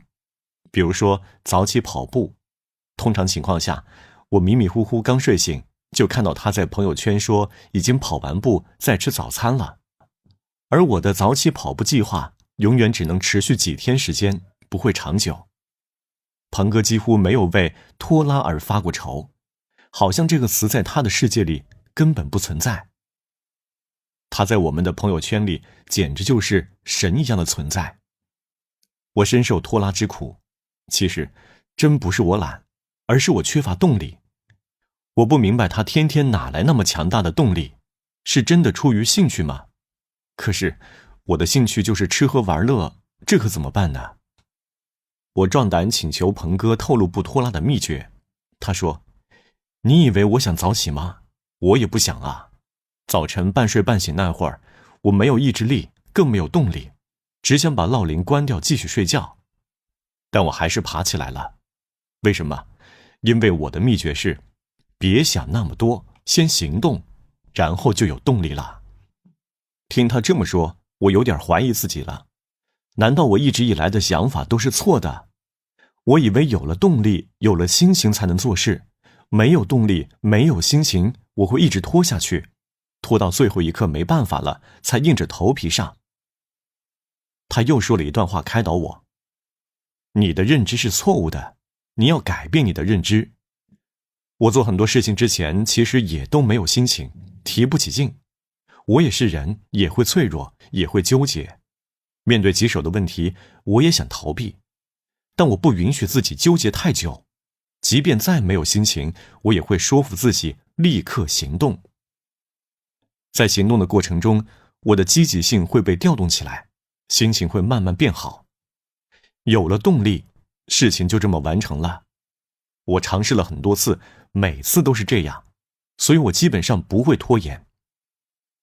我问鹏哥，这样做事的话效率高吗？事情会做得很好吗？我担心心情不好，做出来的事情质量也不高，那还不如不做。他说，刚开始我也担心心情不好会影响效率，可心情这玩意儿变得快啊。你要想等到心情好了以后再行动，可能你要等到下辈子了。比如说跑步，我每天从早起到出门跑步，一共要花20分钟，眼睛都不想睁开，心情都是灰暗的。我心想，为什么别人都在舒舒服服的睡懒觉，我却在跑步？可是那又怎样？我跑着跑着就不痛苦了，越跑心情越好，就停不下来了。现在我成了你们的榜样，动力也更强了。我晒朋友圈的时候，是不会告诉你们我内心的挣扎的。听他这么说，我学会了一个战胜拖延症的秘诀：不要想那么多，先行动起来。那些行动力强的人，他们也是经历过内心挣扎才变得强大，变得自律的。有人会说，我知道你说先行动是对的，可有时面对非常艰巨的任务，真没有办法行动啊。那怎么办？可以把大任务进行拆解，再一点一点完成。比如写论文，很多人光是想一下就觉得头疼，更别说开始写了。我也写过论文，首先是确定论文题目，确定之后，我就把文档关闭，将其束之高阁，再也不想看第二眼了。一想到论文的事，我感觉心口就像堵了一块大石头，苦不堪言。这么难的东西，我怎么能写出来？还是先别碰了。其实我并不知道写论文有多难，我只是道听途说，听别人说非常难，于是我就退缩了。可一直搁置也不是办法，眼看论文答辩的时间越来越近，我这论文还毫无动静，怎么办？我只好强忍内心痛苦，再次打开文档。我没有一开始就下笔写，而是将论文分成了几个部分，列出了提纲，画大方向为小目标。拆解之后，我发现事情好像有点眉目，感觉论文也不是那么可怕了。接着就是查资料、看书，按照拆解的部分每天往前推进一点。遇到比较困难的情况时，我就层层推进，每天写一点点，不知不觉就把论文写完了。当时我好像经历了一场酷刑，虽然痛苦，但好在结果是好的，也让我获得了很大的成就感。后来每当遇到大任务时，我就尽量将其拆解成许多小项目，这样行动的阻力就减小了，我也更愿意面对。如果你有拖延症，不妨试试上述这些秘诀和方法，它们也许不会每次都起作用，但只有坚持下去，一定会有好的结果。各位听众，本集播讲完毕，感谢收听。如果你喜欢本书或者本集内容，记得一定要分享。下一集我们将会说说偶尔放弃一下也没有关系。欢迎收听由喜马拉雅出品的《摆脱无力感，拿回你的人生主动权》，作者二美，由平哥哥为您播讲。第25集，偶尔放弃一下也没关系。一说到3分钟热度，很多人都深有体会。我们总是制定许多计划，可在坚持了2-3天后就放弃了。放弃计划，有可能是因为计划制定的不够合理，也有可能是因为计划和你的目标相差10万8千里，你只是跟风而已。还有一种情况，大家也并不陌生，你的计划很合理，每天需要完成的任务也适量，但在坚持了一段时间后，你突然忘了这事儿。等你再想起来时，心里异常懊恼，有一种罪恶感，觉得完美的计划遭到了破坏，那干脆 game over， 游戏结束，不玩了。我就出现过这样的状况。有段时间，我给自己规定好每天要早起，坚持了一段时间后，我发现自己每天早上做事效率很高，一整天都有好心情，我对自己很满意。但是过了2天，我就把这事儿给忘了，等后来再想起来，也没有动力继续了。懒觉是睡足了，白天的时间却也缩短了不少。由于没有早起，我会带着内疚的心情开始一天的工作和生活，并时不时地痛骂自己，连早起的做不到，还谈什么实现梦想？于是，完美自我和现实自我之间开始了激烈碰撞。完美自我恶狠狠地骂道：“你这个人，计划制定得好好的，为什么不执行呢？你知不知道，当你睡懒觉时，别人都在学习啊！你这么不上进，真是太令我失望了。就你这样，能做成什么事呢？”现实自我很羞愧，同时也有点愤怒。去你的完美计划，反正你的要求我做不到，你还老骂我，我不跟你玩了。我就是要睡觉，我就是要破罐破摔，拜拜，你自己玩吧。然后，现实自我不再搭理完美自我，过起了逍遥自在的日子，一个计划都不再执行了。由于一切具体的任务都是靠现实自我来完成的，所以，当现实自我拒绝合作时，完美自我就没有实现的可能了。这时候，一个人的成长就停滞了。有的人要减肥，就给自己制定了严格的节食计划，偶尔有一天没忍住吃了个冰激凌，因而被完美自我激烈的控诉和批评一番，于是心一横，干脆不减了，继续吃。我的闺蜜小文想要减肥，就给自己做了个食谱，一日3餐吃什么喝什么都安排得很详细。刚开始她坚持得很好，可后来有一天晚上，她实在是饿得受不了了，就吃了份宵夜，这是超出她食谱计划的。她很紧张，也很自责，觉得自己对节食计划执行得不够完美。于是第2天，小文干脆放弃计划，不减肥了，想吃什么就吃什么。那么，怎样才能让现实自我带着愉悦的心情坚持到底呢？这需要完美自我学会接纳现实自我偶尔的放弃。和每天坚持辛苦的跑步锻炼相比，很多人更想躺着什么也不干。完美自我应该打破自己的执念，允许现实自我在执行任务的过程中有一些小瑕疵。比如，学习一样新东西时，现实自我刚开始学得很认真，但新鲜劲儿一过，就把学习抛到一边了。这时候，完美自我会出来提醒我们，请注意，这时提醒的方式很重要。比如，你这个傻瓜什么都干不了，真是笨死了。我在跟小文聊天时就谈到了这个话题，他说，当他不能更好的坚持时，他就是这么说自己的。他认为自己就是很笨，什么也做不到，干脆放弃吧。我还认识一个叫小茹的女孩，她刚学游泳时非常有热情，每周都会去。后来，她的热情就开始慢慢消退了。有一次，她因为家里有事就没去，内心非常自责，于是就暗示自己，我不是游泳的料，以后不学了。这种呵斥提醒的方式会让人压力和负罪感倍增，心情沉重，哪还有心思继续学习呢？比如，忘了执行计划没关系，放弃不是什么罪过，你应该休息一下。再说了，你已经坚持得不错了，以后继续坚持实施就好。我以前经常用第一种方式攻击自己，结果整日没精打采，什么也不想干。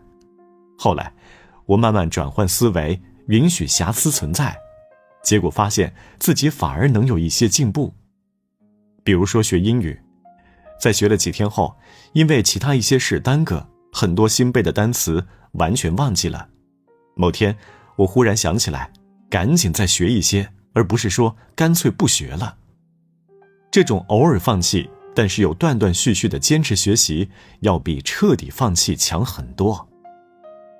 我的写作梦想也曾中断过，有一段时间，不知为什么，我就是不想写了。之前列好的选题，连看都不想看。我坐在计算机屏幕前，大脑一片空白，一个字都敲不出来。那时的我很害怕，我是不是文思枯竭，以后再也写不出来了？于是我暂时停止了写作，开始读书、看电影、看展览。没过多久，我又想写了，就继续坚持写作，一直到今天。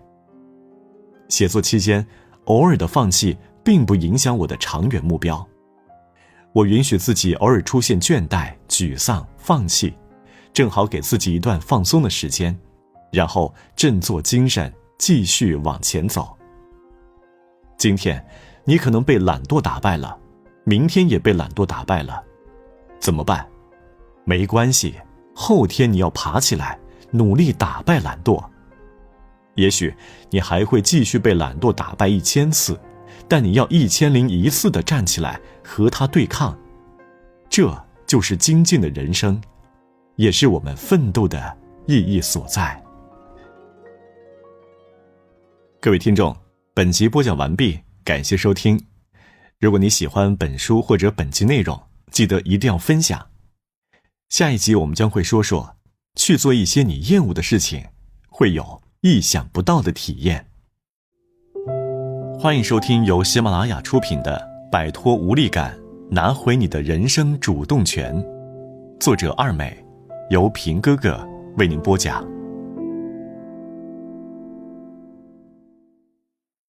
第26集，去做一些你厌恶的事情。经常听说有人潇洒地辞职去旅行，去流浪。他们说，人呐，要听从自己内心的声音，不要被庸俗的事物所困扰。他们觉得每天朝9晚5的上班令人厌烦，只有自由自在、无拘无束的生活才能让人快乐。我不赞同这样的观点。我发现那些辞职去旅行的人，很快会面临一个尴尬的现实问题，没钱了，自由行也进行不下去了，还要回到原来的生活中。当然，如果你是一个已经实现了财务自由的人，你说走就走，去追求自由，那我还挺羡慕的。可我在现实生活中见到的大多数辞职旅行的人，最后都卡在金钱这道关卡上。至于我自己，为什么没能放下一切说走就走呢？一方面，我确实还未实现财务自由；另一方面，我认为人不能只被内心的感觉控制。人的感觉非常玄妙，所谓感觉，是大脑对外界事物进行认知后的运作结果。同一件事情，不同人的大脑会有不同的感觉，因为认知方式不同。而同一个人在同一天的不同阶段，感觉更是千变万化。一天之内，我的大脑中会闪现无数个念头，感觉也随之起伏不定。难道我就要放任自己追逐内心的感受吗？如果有些感觉根本就是歪曲事实，那还要听从内心的声音吗？比如，一个刚毕业的大学生，好不容易找了一份合适的工作，他才干了3天，因为出了差错，挨了领导批评。你说他内心难受不难受？他当然难受啊。那他难道也要跟着内心的感觉走，辞掉工作，回家赋闲吗？下次他又找了份工作，受了气，还一气之下辞职吗？如果总是这样，还怎么生存？还怎么提升能力？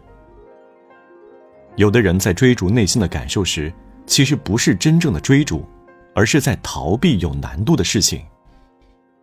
乐雷是我的一个读者，他是做设计的，常跟我诉苦，说经常跟客户有分歧，客户总是不满意，让他一改再改，他十分受挫，心里很难受，也越来越不喜欢这种感觉，于是他愤然离职，以为以后就再也不用应对什么挑战了。刚离职时，乐雷确实挺开心的，终于不用再面对难缠的客户了。但是虽然表面看来他听从了内心的感觉，但他也遗憾地错过了磨砺自我的机会。有谁在工作中没遇到过让人不愉快的事情呢？那不就是挑战和磨砺自我的机会吗？没过多久，乐雷就后悔了。他之前所在公司各方面的待遇都很不错，他找了很久也没能再找到同等待遇的公司。研究发现，人类的基因设定就是喜欢轻松舒适，因为这样可以节省能量，让人活得更长久。远古时代的人类普遍会出现这样的基因选择，因为可利用的食物资源太少，不能轻易损耗能量。而现代社会就不一样了，吃饱穿暖已经不是问题，可人们还被基因控制着，下意识中总想偷懒，逃避那些麻烦的、有难度的事情。于是我们一直在逃避，可我们却不愿意承认，只好美化自我。我在追逐内心的声音，看我活得多纯粹。事实真是这样吗？我不否认，有的人确实从小就知道自己内心想要什么，比如想当作家、科学家、医生，他们目标清晰，可以一往无前地追逐梦想。可更多人活在浑浑噩噩中，根本不知道自己的目标是什么。有的人直到死也没有什么人生目标，稀里糊涂地过完了一生。为什么一些人寻找目标这么难？因为他们对当下的事情投入不够，一遇到问题就逃避，一遇到障碍就退缩，只能在事情的最底层打转，永远体会不到更高层次的美妙感觉。就像爬山，如果你站在山脚下，视野只有那么一点儿，当然无法看到更多美景。要想看更美的风景，就必须登顶。然而，你可能会这样想，爬山这么麻烦，还要出一身汗，还是不爬了吧。你换了一座山，没爬几步，又觉得太累了，于是决定放弃不爬了，然后抱怨此山无风景。但你不知道的是，那些辛辛苦苦爬到山顶的人，此刻正喝着清凉的饮料，怡然自得地欣赏着山顶美妙的风景。我的老同学辉哥在一家外贸公司做销售，每天累得要死，还拿不到什么提成。他经常在我们的好友群里抱怨说，他讨厌这份工作，不想干了。有的朋友说，既然这样，那就辞职吧，现在流行为自己而活。又有朋友说，可不能轻易辞职啊，你辞职了谁养活你啊？要不再试试？辉哥实在觉得受不了了，索性去找上司聊天，问上司他是不是不适合这份工作。他的上司帮他分析了当前遇到的难题，并教给了他解决的方法，还开导他说，你不妨使出全力试一试，等有了业绩，你就会爱上这份工作的。之后，尽管辉哥在销售工作中仍遇到了很多挫折，但都不妨碍他成为业务成交量最大的销售员。现在，他成了营销专家，还经常参加行业论坛，分享营销经验。现在的辉哥从不说自己讨厌工作，而是成就感满满。如果当初他只是因为一时难受就放弃工作，哪来他今天傲人的成就呢？那些让你感觉讨厌的事，也许隐藏着很大的机会。所以当你还有潜力可挖时，当你想要退缩时，千万不要被消极情绪带偏了。我在微博上看到炫先生讲他的朋友素子花商是如何写作的。素子花商是一位网络作家，他在7年内写了8部长篇小说，平均每部长篇小说有100万字。这样算下来，素子花商要每天写3000字左右。那么他是怎么做到的呢？他说，每个人每天都要完成一些有困难、有挑战的事情，这些事情就好像苦药，反正这药早晚要吃掉，还不如仰头一口吞下去。所以素子花商即便再难受，也会强迫自己坐在计算机屏幕前开工。就这样一天又一天，他才写出了那么多作品。我看到这个微博的时候很受触动，我想我也要直面那令人生厌的苦药，勇敢地把它吞掉，而非畏难逃避。各位听众，本集播讲完毕，感谢收听。如果你喜欢本书或者本集内容，记得一定要分享。下一集我们将会来说说我们的那些坏习惯。欢迎收听由喜马拉雅出品的《摆脱无力感，拿回你的人生主动权》，作者二美，由平哥哥为您播讲。第27集，对你的坏习惯说声谢谢。有很多人不想做自己，因为自己的坏习惯太多，看自己哪里都不顺眼。如果真要挑毛病，那真是几箩筐都说不完。比如说我对自己的一些习惯很抗拒，想消灭它们。我经常悲观过度。我有一项神奇的本领，那就是不管遇到什么事情，都可以迅速地揣测相应的是最坏的结果。有一次，我要做线上分享，节目还没开始呢，我就在心里想，万一有人砸场子怎么办？万一有人骂我讲得不好怎么办？想到这些，我心跳加速，恐惧感袭来，整个人坐立不安，如临大敌。后来，我努力克服恐惧感，提醒自己深呼吸，勇敢地接受挑战。可下一次，当新的挑战来临时，我还会下意识地想到最坏的后果。我十分不喜欢自己的这一缺点，我希望自己能像别人一样轻松愉快地接受挑战。可对于我来说呢，想改变思维真的很难。还有一次，朋友瑞瑞约我抽个时间见一面，他想跟我说件事儿。我一听就慌了，赶紧回想自己最近是不是得罪过他，他这是要跟我绝交吗？于是我跟瑞瑞说，什么事能不能赶紧告诉我啊，别让我等着，不然我受不了。然而他不听，非要跟我见面。后来见了面，我才知道他要说的是他的情感困扰。他最近喜欢上某个男孩，想让我帮他分析一下对方是否靠谱。我们愉快地聊了一个晚上。看，事实并没有什么可怕的，可我总是把它想得非常可怕。我行动力也挺差，做事总是优柔寡断。而我们写作群的一位成员司妈却是个绝对的超前派。她做事从不拖延，每次的写作练习她总会以最快的速度完成。我很羡慕她，也想达到她那样的状态。可旧有的习惯力量很强大，我越是想尽快完成某件事情，注意力就越不听使唤。我总是在紧要关头不停地找借口刷手机或者打瞌睡，就是不想面对当下要做的事情。事事拖延的坏习惯已经严重影响了我的进步。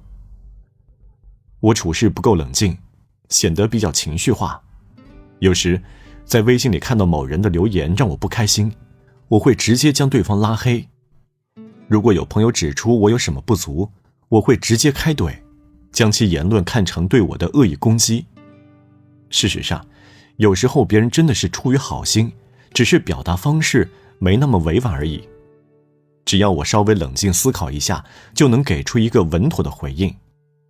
但我却很难做到，第一反应就是筑起心理堡垒，为自己辩护。记得有一次，我跟一个同样喜欢写作的文友连续吵了好几天，我把自己掌握的辩论知识都搬了出来，就是为了让对方屈服。结果越吵越生气，我一冲动就把人家拉黑了。过段时间平静下来，我想起这事儿，觉得自己不该冲动，再想重新加好友时，已经找不到人了。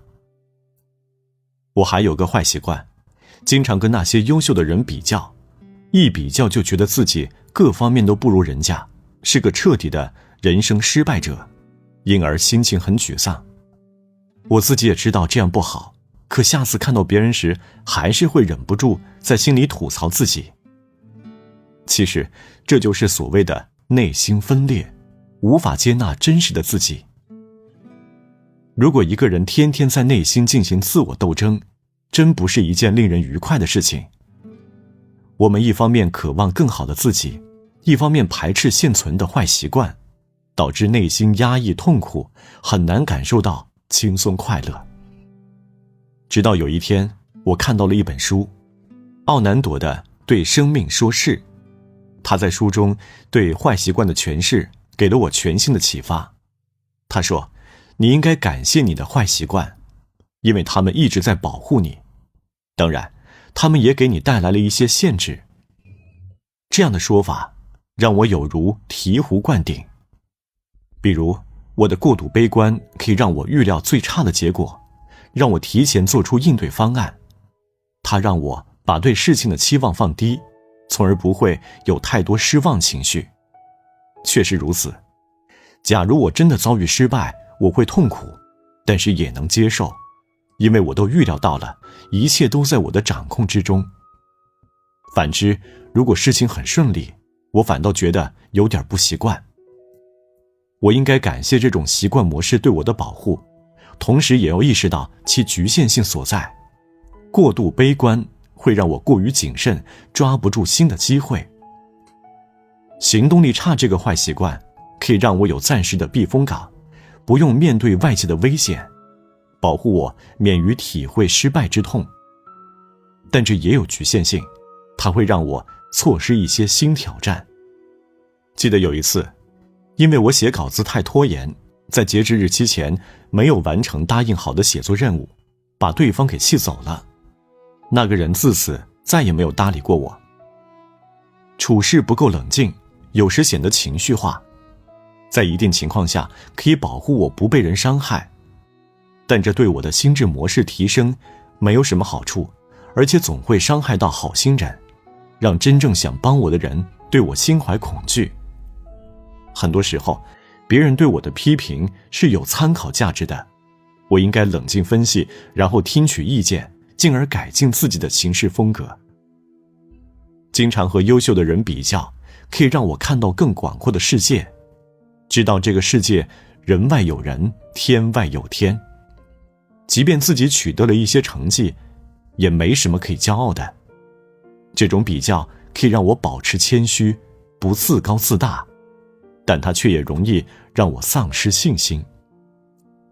感谢自己的这些坏习惯，他们曾经让我免于遭受很多伤害，让我在脆弱时可以躲起来为自己疗伤。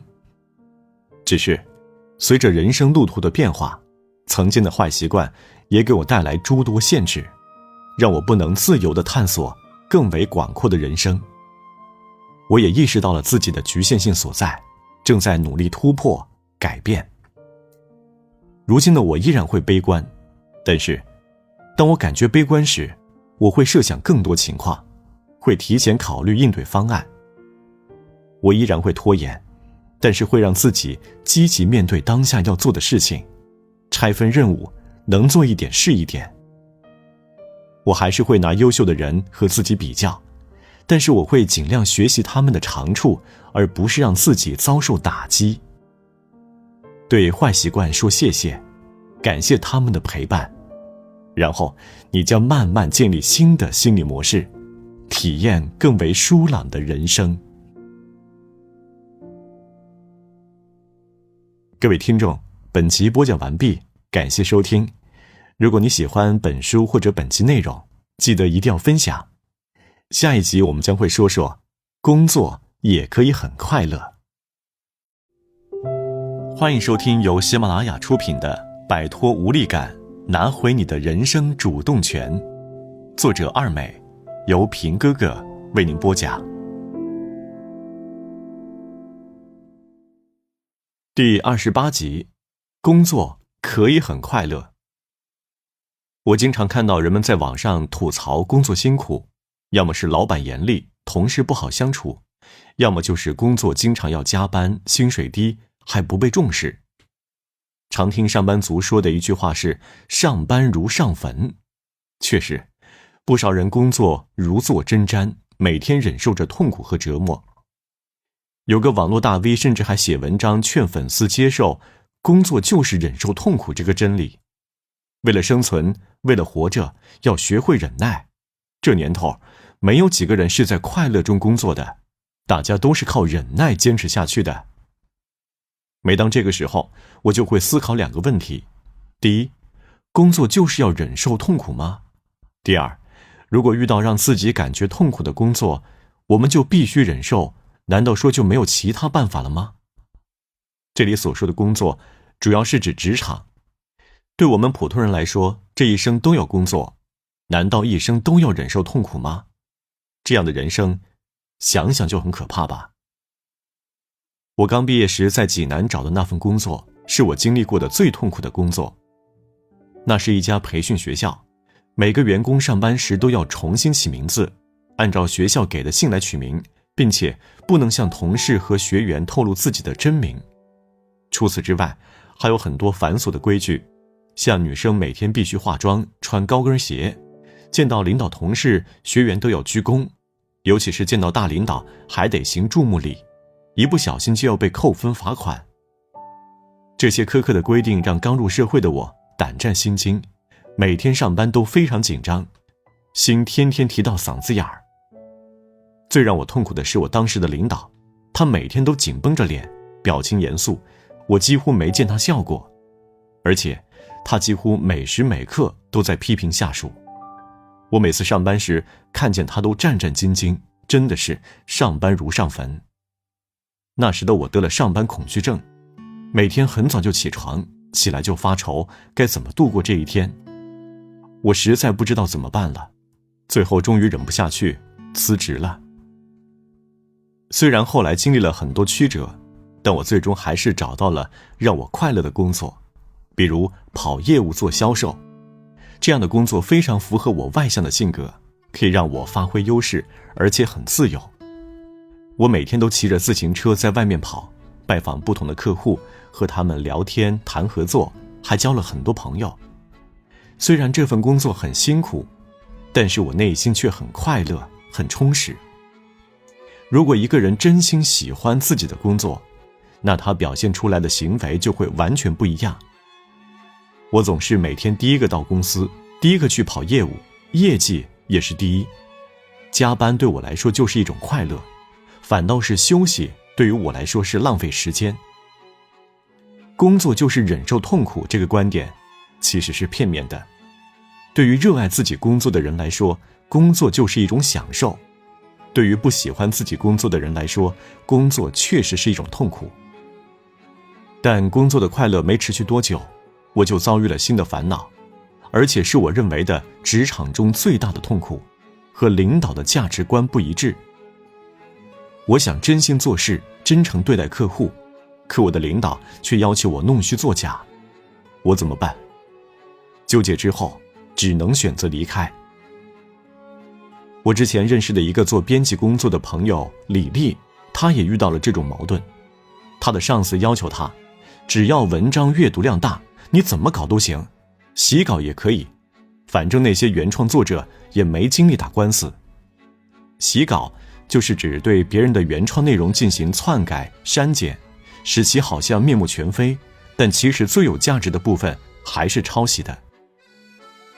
李丽刚毕业，她找的这份工作也算是过5关斩6将应聘得来的。她本以为可以安心工作了，结果没想到刚上班就遭遇了上班如上坟的苦恼。李丽说，她每天早上到公司，一坐到工位上，内心就开始打架，痛苦不堪。她是一个对自己要求严格的人，对文字的要求更是一丝不苟。她觉得文字是不能被亵渎的。但她的同事却和她不一样，同事的态度是洗稿就洗稿，而且洗得好还有奖励呢，为什么不做呢？后来他实在忍不下去了，果断辞了职。这次的工作经历给他的内心造成了极大的伤害。他跟我说，我先好好想想，再继续工作，趁这次机会好好思考一下工作的意义是什么。结合我们2个人的经历，我总结了一点经验。一个人在工作中会感觉痛苦，无非就是以下几种原因。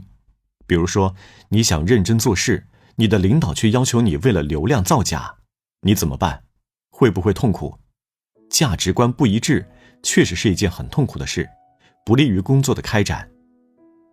如果你恰好又是一个立场不坚定的人，就只能被动改变自己的立场。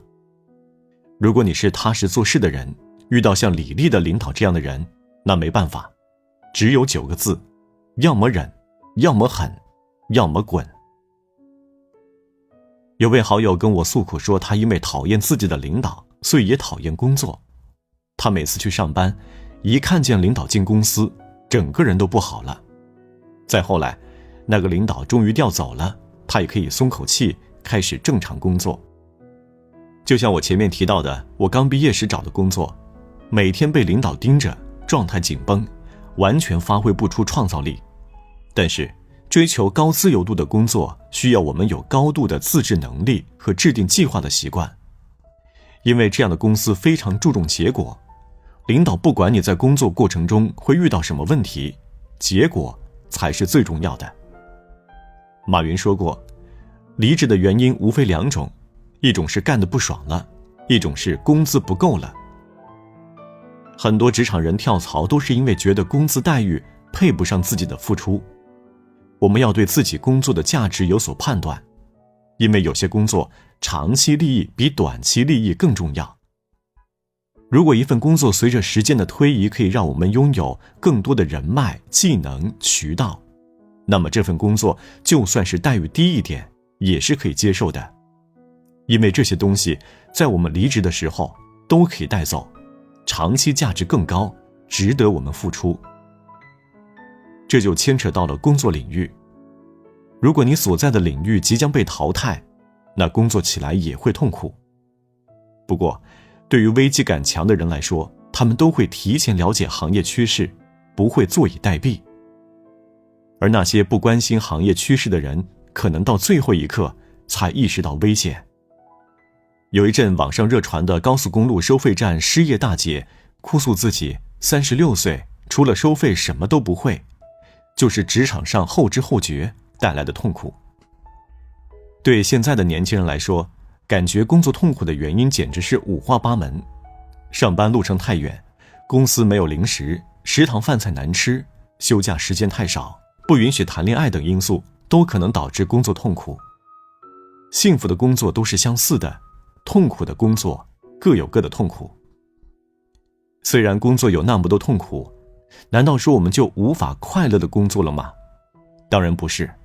在我看来，快乐工作其实不难，关键是要找到能够让自己快乐的工作。找工作有一个基本前提，与应聘单位价值观一致，而且得是正向价值观。每个人对正向价值观都有自己的判断，他的底线是不能为了金钱出卖良知，触犯法律，这是所有人都必须坚持的。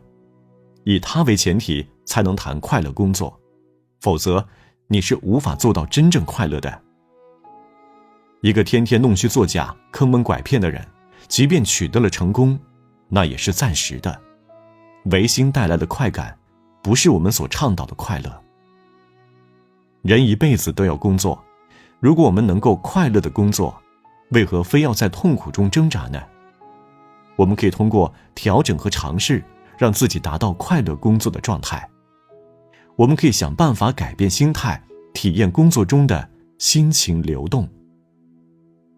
人们总以为上班痛苦，下班快乐，其实这是一种误解。心理学家米哈尔通过实验发现，什么是心流状态呢？简单的说，就是你好似忘记了外界，忘记了时间，完全沉浸在当下的工作中。比如，我在写作时就经常体验到心流状态，有时甚至忘记吃饭睡觉，等到写完回过神来，才发现时间已经过去很久了。我们还可以主动改善与同事的关系。我曾经在写作群里推荐过一个写作话题，写写你最喜欢的同事。有人告诉我说，他一个自己喜欢的同事都没有。我建议他尝试一下，尽力发现同事的优点，找出同事身上经常被人忽略的闪光点。他冥思苦想一番后，还真的就写了一个同事。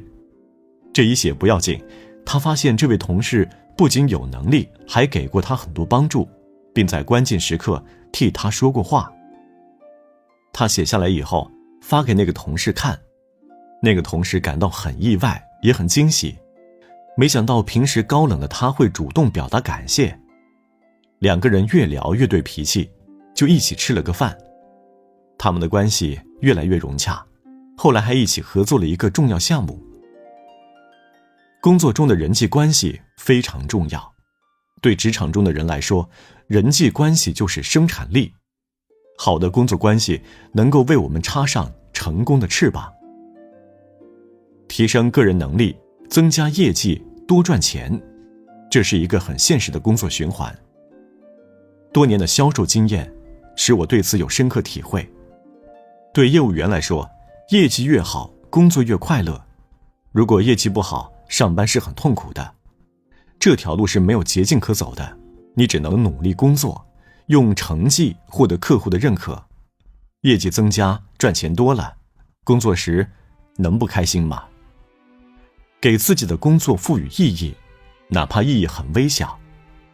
其实有些工作岗位是无法用业绩衡量的，比如说行政工作、后勤工作。日本羽田机场有一位清洁工叫新津春子，他工作非常认真，打扫时不放过任何一个角落。虽然他只是一名清洁工，但是非常专业，对80多种清洁剂的用法倒背如流，对污渍成分也了如指掌。也正因如此，他在2016年被评为日本国宝级匠人。他所在的机场羽田机场也因此被评为全球最干净机场。快乐工作的关键是你首先要热爱和喜欢自己的工作。很多人说工作是为了赚钱，但是我们要知道，人不仅为了金钱而活，还为了信仰而活。世界上有很多伟大的人物，他们工作不但没有任何酬劳，甚至有时还会把自己的钱捐献出去。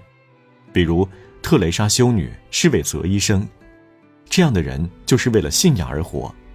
他们认可自己的工作，从工作本身体会到崇高的意义感和成就感。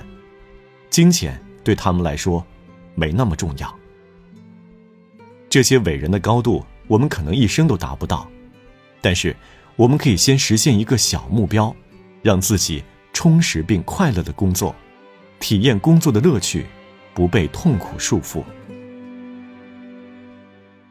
各位听众，本集播讲完毕，感谢收听。如果你喜欢本书或者本集内容，记得一定要分享。下一集我们将会进入本书的第6部分，高效执行是摆脱挫败感的利器。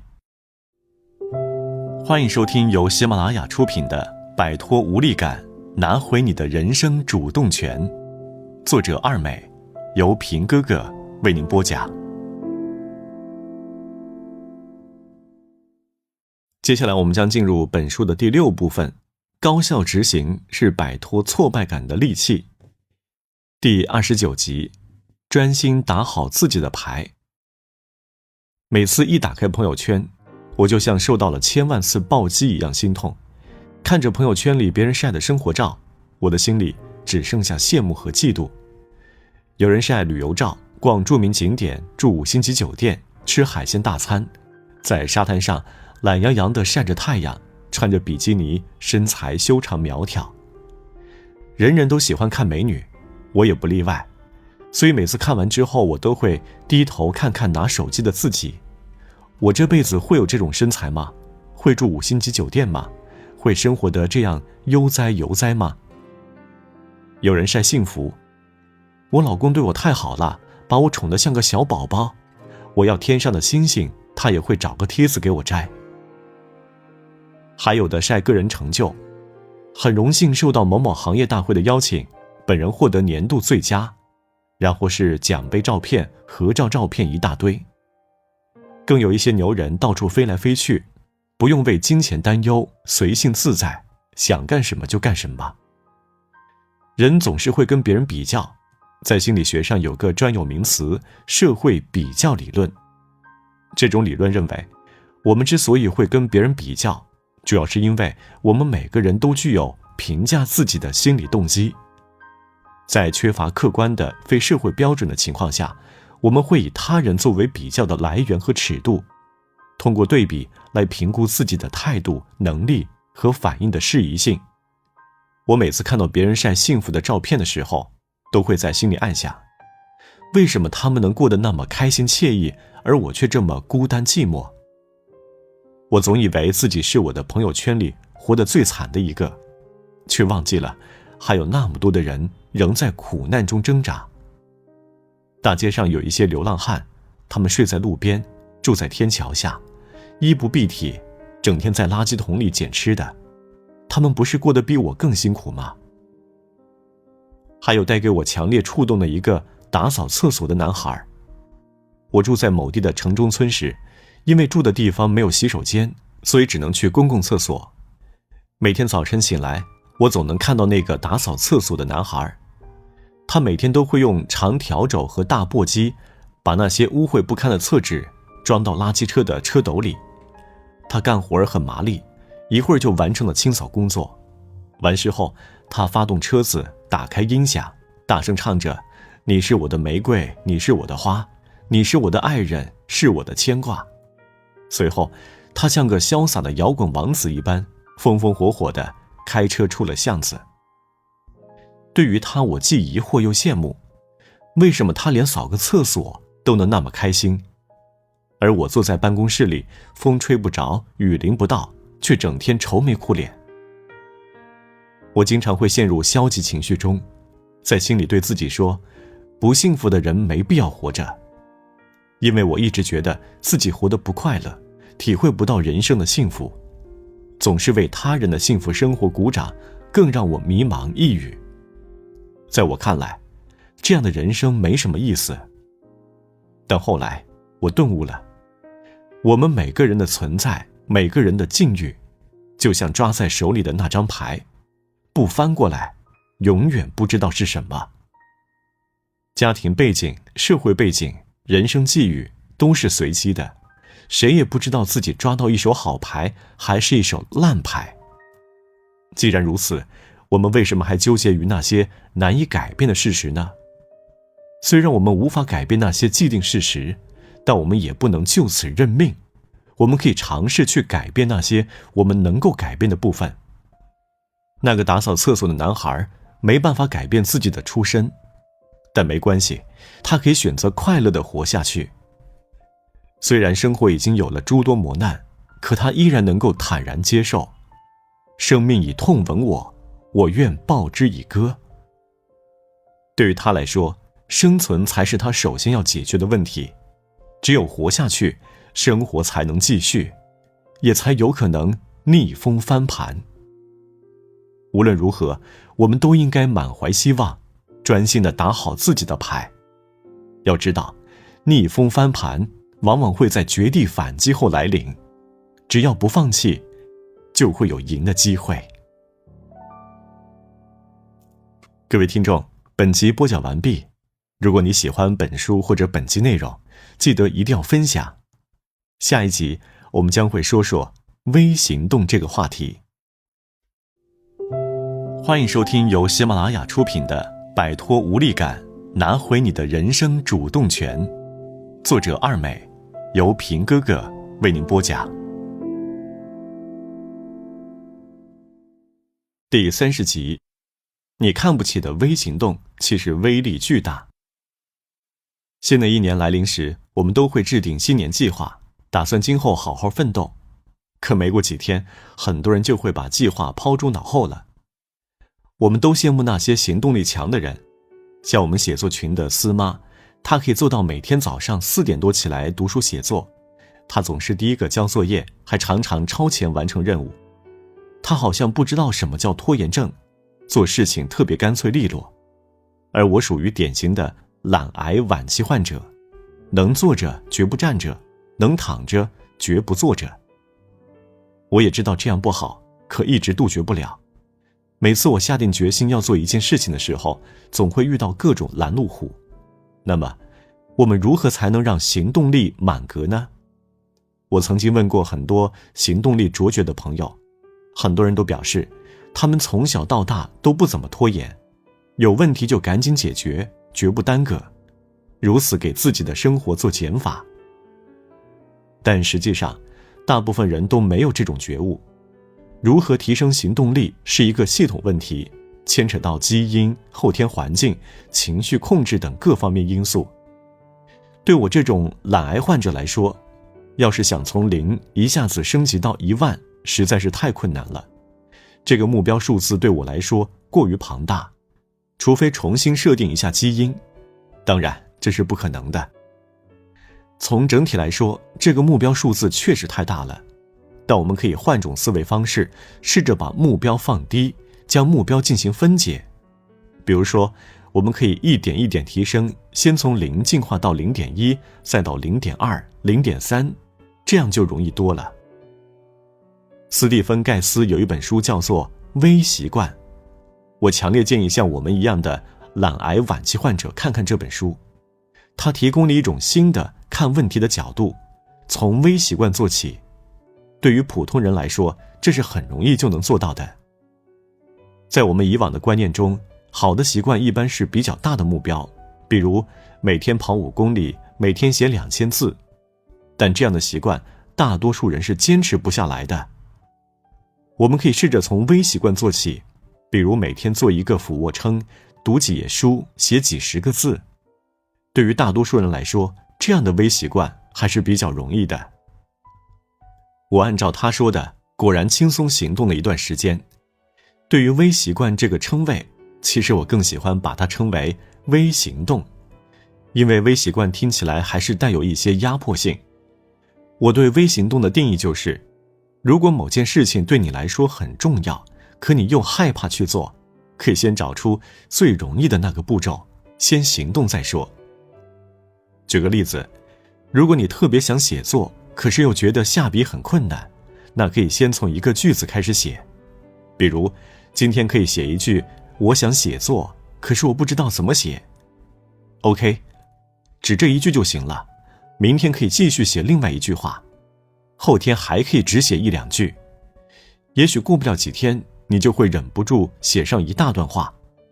再到后来，你就会发现，一旦写下第1句，第2句自己就冒出来了。因为人的思维是需要用行动来激发的。再比如，房间很乱，需要清理，可面对一屋子的杂物，我们不知道该从何下手。这时候，我们可以先做最容易的事儿，先把垃圾倒了，然后把桌子擦了，然后明天再干一点点。事实上，人常常一干起来就不想停下来，不知不觉就把活儿干完了。这就是微行动的威力，它能够引导你随时付诸行动。但很多时候，我们是看不起这样的微行动的，因为我们太贪心了，总想着在1天之内脱胎换骨，只想着做大事，看不起这些小事。结果1天过去了，不仅大事没干成，小事也没干。我们有时候非常矛盾，总觉得目标离自己太遥远了，自己肯定完不成，却不断的悔恨自己一直在浪费时间。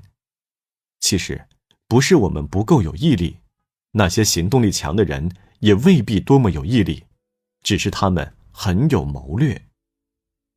心理学家乔纳森·海特在《象与骑象人》这本书中提到了人的2个思维系统，自动化系统和控制化系统。前者类似大象，后者类似骑象人。当我们给自己制定了一堆计划，要求自己做这做那的时候，就好像是骑象人在发出指令。可大象未必听你的啊，大象也有它自己的喜好和规律。再比如说，你这会儿想去上厕所，你用意志力控制一下试试，有几个人能控制住？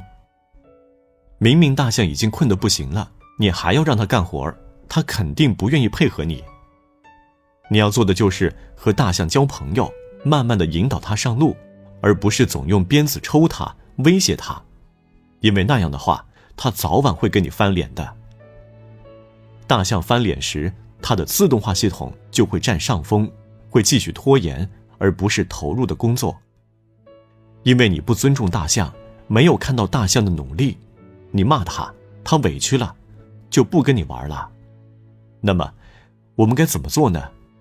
合理的做法是先安抚大象，与大象协商，再一点点往前走。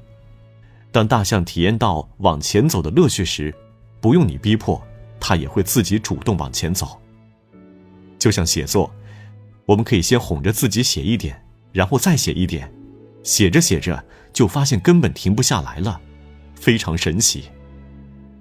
阅读也是如此，晚上睡觉前可以对自己说，随便看多少都行，哪怕打开书只看一眼呢。通常情况下，我们一打开书就会不知不觉读进去。每天临睡前的准备工作也是这样。我一直觉得这些准备工作对我来说特别繁琐，洗脸刷牙，还要涂各种护肤品，有时候会觉得特别累。这时候我就对自己说，今天洗个脸就睡觉，别的什么也不弄了。可是神奇的事情发生了，只要我开始洗脸，就忍不住想泡脚，之后就忍不住把所有的流程都走完。因为大脑会说，没事儿，反正只干这一个环节，又不累。你不要低估大象的能力，只要你了解它的运动规律和它的需求，尊重它的感受，它就会配合你，帮你达到你所要达到的目标。我们总说急性子的人不耽误事儿，做事情的速度快，但其实那些内心平和的人做事情效率更高，因为他们驯服了内心的大象。就算一时半会儿没有达标也不要紧，让大象喘口气，吃点东西，休息一下再上路。我心情不佳，不想动弹，这就说明我的自动化系统，也就是我们比喻的大象累了，需要调整一下。这个时候我就哄自己，起来转一转，泡点茶，收拾一下房间，或者去楼下散会儿步，跳跳广场舞。对于完美主义来说，微行动更重要，但这需要他们改变自己的思维方式。完美主义者在做事情的时候，总是持有一种全或无的二元对立思维，这样会错过很多东西。要知道，无论做什么事情，不是只有0分和100分的。我们先拿到1分，是不是也可以呢？开天辟地的大事，你可能掌控不了，但却可以掌控小事。我们可以把任务不断地进行拆分，直到拆分到能做的那步。就像我每天都会列清单，有时候我连点外卖、上厕所都要写在清单上，以此建立掌控感。试想一下，人生不就是由一件又一件的小事组成的吗？第一件事掌控了，第二件事掌控了，第三件事掌控了，在不知不觉中，你就掌控了自己的人生。比如这篇文章，我写了好几天，我先写了标题，再列提纲，然后写大致段落，最后对每一段进行细化，每天推进一点儿，文章很快就完成了。当然，这样的结果可能是不完美的，但好歹我从0进化到了0.1。要知道，一丁点儿的进步也是进步啊！我所写的几十万字的稿件，就是靠着这样的微行动，一点一点积累起来的。所以，我们可以先试着从一点一滴开始，进步一点点就是精进。即所谓不积跬步，无以至千里；不积小流，无以成江河。各位听众，本集播讲完毕，感谢收听。如果你喜欢本书或者本集内容，记得一定要分享。下一集我们将会说说在挑战中去体验更高级的快乐。欢迎收听由喜马拉雅出品的《摆脱无力感，拿回你的人生主动权。作者二美，由平哥哥为您播讲。第31集，直面挑战，体验高级的快乐。朋友小齐最近在工作上遇到了挫折，他实在受不了了，就准备辞职。我问他，钱花完了怎么办？他说，不知道，再想办法呗。他以前也是这样，每次遇到挫折就想逃避，他就这么一直逃避着，能力上也没什么长进，到现在还没有什么积蓄。他说这样跳来跳去挺快乐的，不用每天辛苦的上班赚钱。我不认同他的观点，觉得他的这些行为实在是太幼稚了，一点都不成熟。谁还没有遇到过挫折啊？如果每次遇到挫折都想逃避，那我们还怎么成长呢？我也有遇到挫折想要逃避的时候。大家都知道，在大城市生活压力挺大的，房租高，物价高，消费也多。每次我压力大想逃避时，都会想，要不回农村吧，回到村里可以住爸爸妈妈的房子，随便种点粮食就够吃了，还不用每天上班打卡，多快活啊。可是再一想，既然活着只是为了满足口腹之欲，还不如去原始森林找个野果子多的地方，再找个山洞一住，一年四季都有吃的，还不用种地，岂不是更轻松啊？可是，人活着，难道只是为了体验这种轻松的快乐吗？身边的朋友常跟我讲这样的故事，在北上广等一线城市，有很多人通过炒房或者是金融投资，很早就实现了财务自由。他们不再工作，跑到丽江和大理买了别墅，每天游山玩水，吃喝玩乐，过着不用工作、没有挑战的生活。我想，可能很多人都梦想着过这样的日子吧。这种日子刚开始时会很惬意，可过着过着就无聊了，有的人甚至会得抑郁症。其实，这都是因为没了精神寄托。无所事事的日子过久的，就是一种煎熬。心理学家马丁·塞利格曼在《真实的幸福》中曾写过一只蜥蜴的故事。杰恩斯教授买了一只亚马逊蜥蜴当宠物。刚开始的时候，这蜥蜴不肯吃东西，于是杰恩斯教授就给他买了一堆好吃的，可蜥蜴都不为所动。眼看蜥蜴饿得奄奄一息，马上要死了，杰恩斯教授依旧无计可施。后来有一次，他无意中把看完的报纸放在蜥蜴的食物上，没想到蜥蜴立刻跳上去撕碎报纸，把食物一口吞了。原来，就算是一只蜥蜴也需要挑战，只有通过努力获取的食物才对它的胃口啊。其实，人和蜥蜴一样，如果只是沉迷于很容易就能得到的快乐中，不应对挑战，就永远无法锻炼自己的能力，也体会不到成就感。吃外卖、玩手机的日子纵然轻松快乐，但这些快乐是不用费什么劲儿就可以体验到的，得来容易却转瞬即逝，不能让我们获得心智上的成长。我曾经以为每天躺在床上玩手机、点外卖就是神仙生活，但没过几天我就受不了了，这种日子对我来说实在是一种煎熬。我曾经以为我会很享受这种生活，然而事实证明，每天过着这样的生活，我的能力就像一个摆设，没有发挥的空间。是的，我们只有面对挑战，最大限度地发挥自己的能力，才能体验到至高无上的快乐。周末如果只是刷2天手机，你会产生无聊颓废之感。可如果你尝试着挑战一下过去不敢尝试的事情，就会有新奇的体验。比如，我曾经在写作群里发起过写作挑战，要求大家在1天内写出7篇1000字文，或者是在2天内写出5万字，写不出就发红包。刚开始呢，大家都以为自己不行，但是在挑战的过程中，所有人的潜力都被激发了。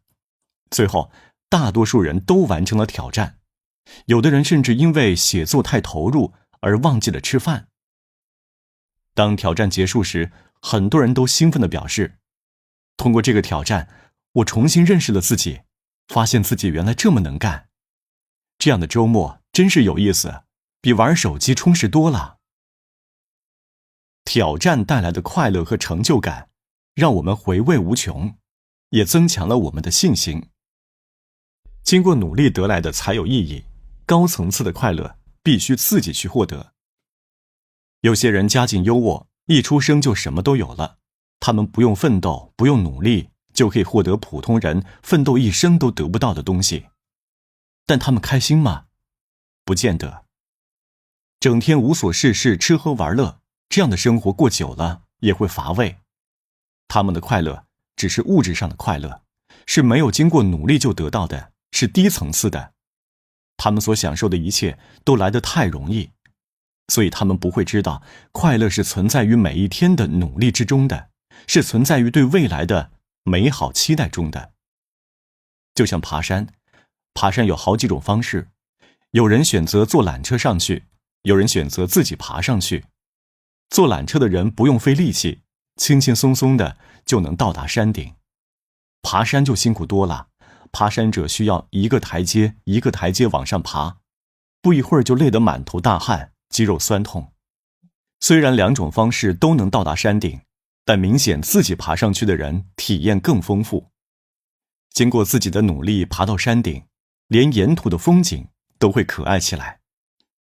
社会进步给我们带来便利的同时，也让我们失去了很多快乐。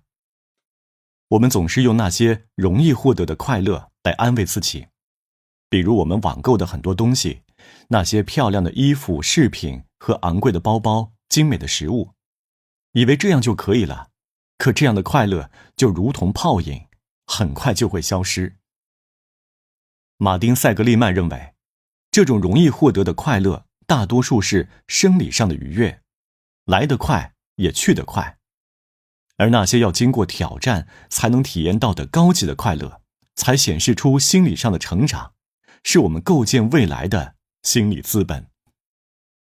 我们人人都需要高层次的快乐，因为这会让我们对生活有更多的期待。但是，这种高层次快乐的获得是需要付出一定代价的。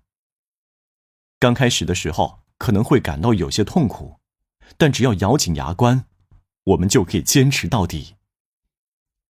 我刚开始跑步时，感觉非常痛苦，认为自己一定坚持不下去。于是，我告诉自己，只要坚持下去，就可以减肥健身。结果，瞬间就有了动力。活在世上，我们要体验那些不费力的快乐，但更要追求高级的快乐。因为在追求高级的快乐时，我们可以激发更多能力去应对挑战。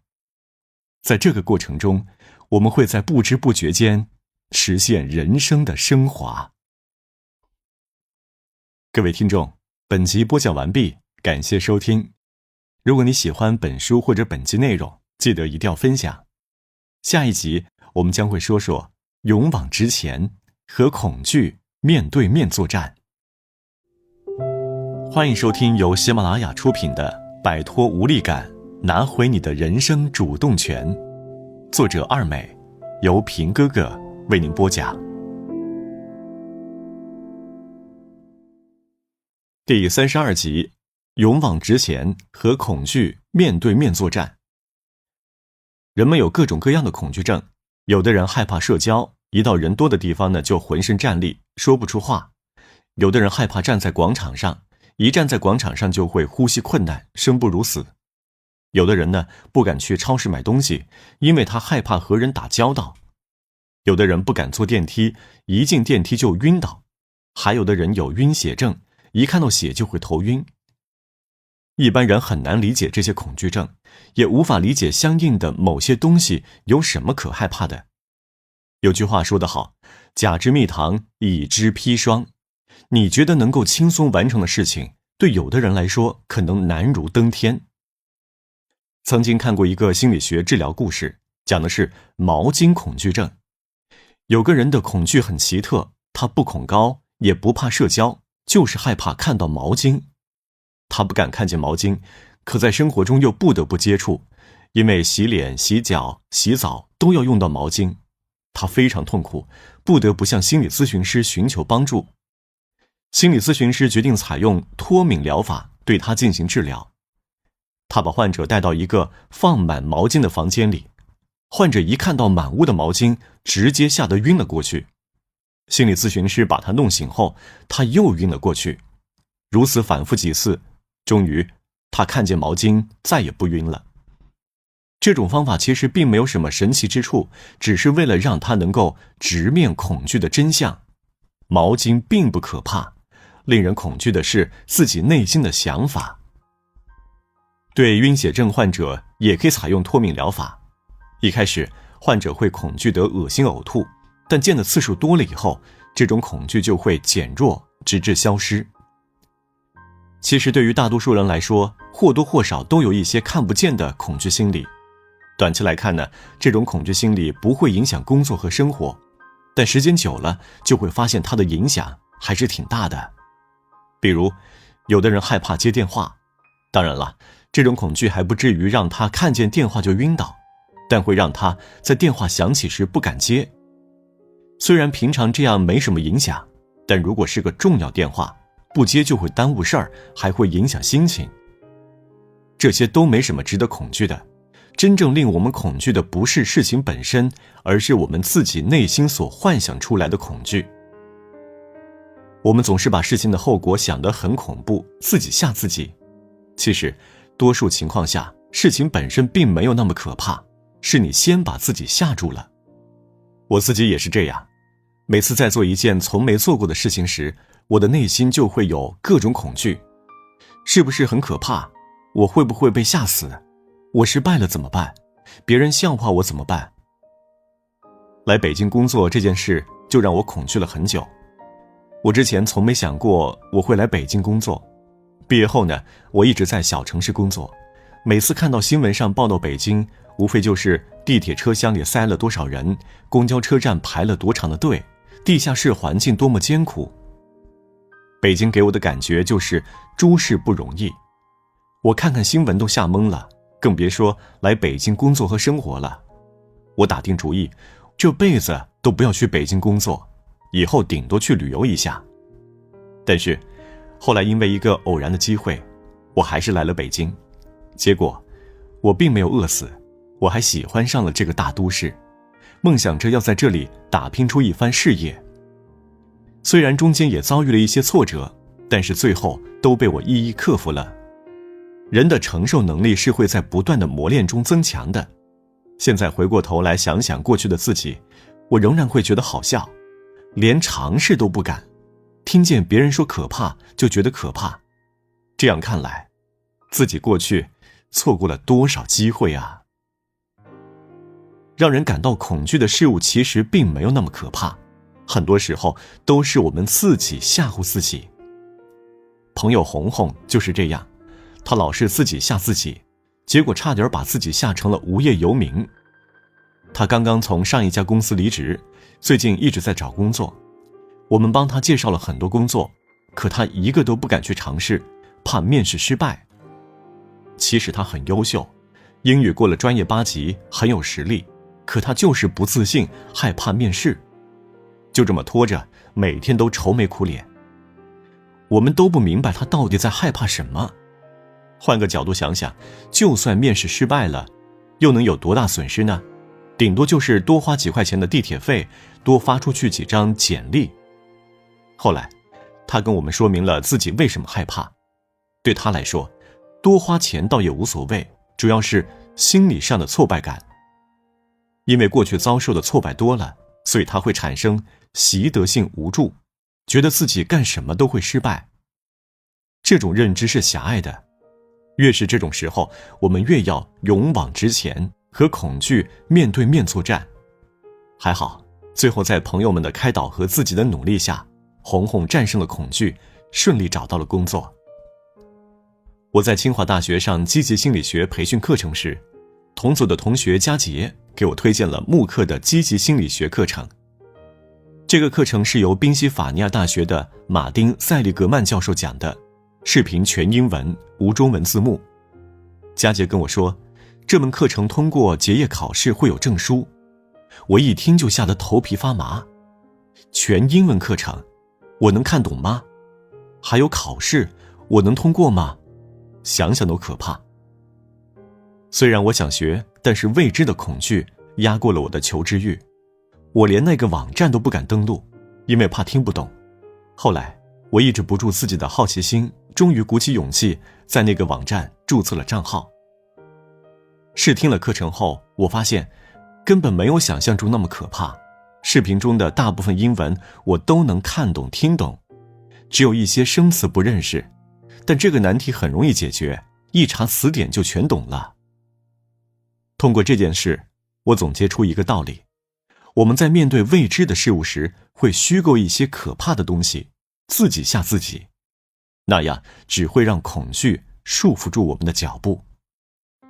当我们真正勇敢面对时，会发现障碍本身并没有那么可怕，是我们自己幻想出来的感觉上的恐惧，超过了事实上的恐惧。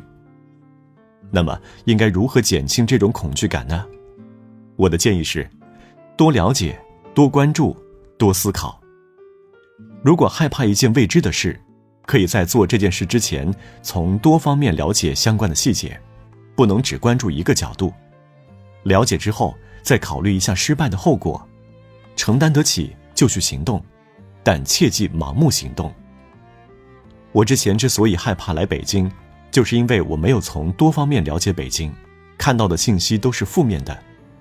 我害怕学英语课程，也是因为我没有多关注，在信息不全面的情况下，我根本不知道自己要做什么准备。所以这种情况下，所有的猜测都是不靠谱的。最牛的人不是一直成功的人，而是敢于直面恐惧的人。这里的直面恐惧，不是说看见疾驰过来的汽车很恐惧，所以你就迎头撞上去。我想表达的是，我们在工作或生活中遭遇恐惧时，要战胜心理上的畏惧感，勇敢地去面对。别逃避，可能刚开始你会很紧张害怕，但没关系，再试一次，你可能就成功了。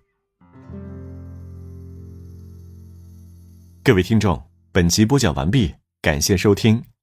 如果你喜欢本书或者本集内容，记得一定要分享。下一集我们将会说说放下完美的执念，马上行动。欢迎收听由喜马拉雅出品的《摆脱无力感，拿回你的人生主动权》，作者二美，由平哥哥为您播讲。第33集，放下完美的执念，马上行动。经常看到有人为自己拖延而痛苦，该提前做的事情总是一拖再拖，拖到最后不得不在痛苦和懊恼中完成。为什么会拖延？为什么会懒？这背后是有心理原因的。与其给自己贴一个负面的标签，不如了解自己，找出解决问题的方法。这个问题的心理原因就是苛求完美，害怕失败。你之所以迟迟不去做某件事，是因为你一直在等，你想等条件好了再去做，准备好了再去做，状态完美了再去做。所以根本不是你懒。我们想去见一个自己喜欢的人，可是不敢去。我们觉得自己身材不够好，打扮还不够时尚，说话方式还不够成熟。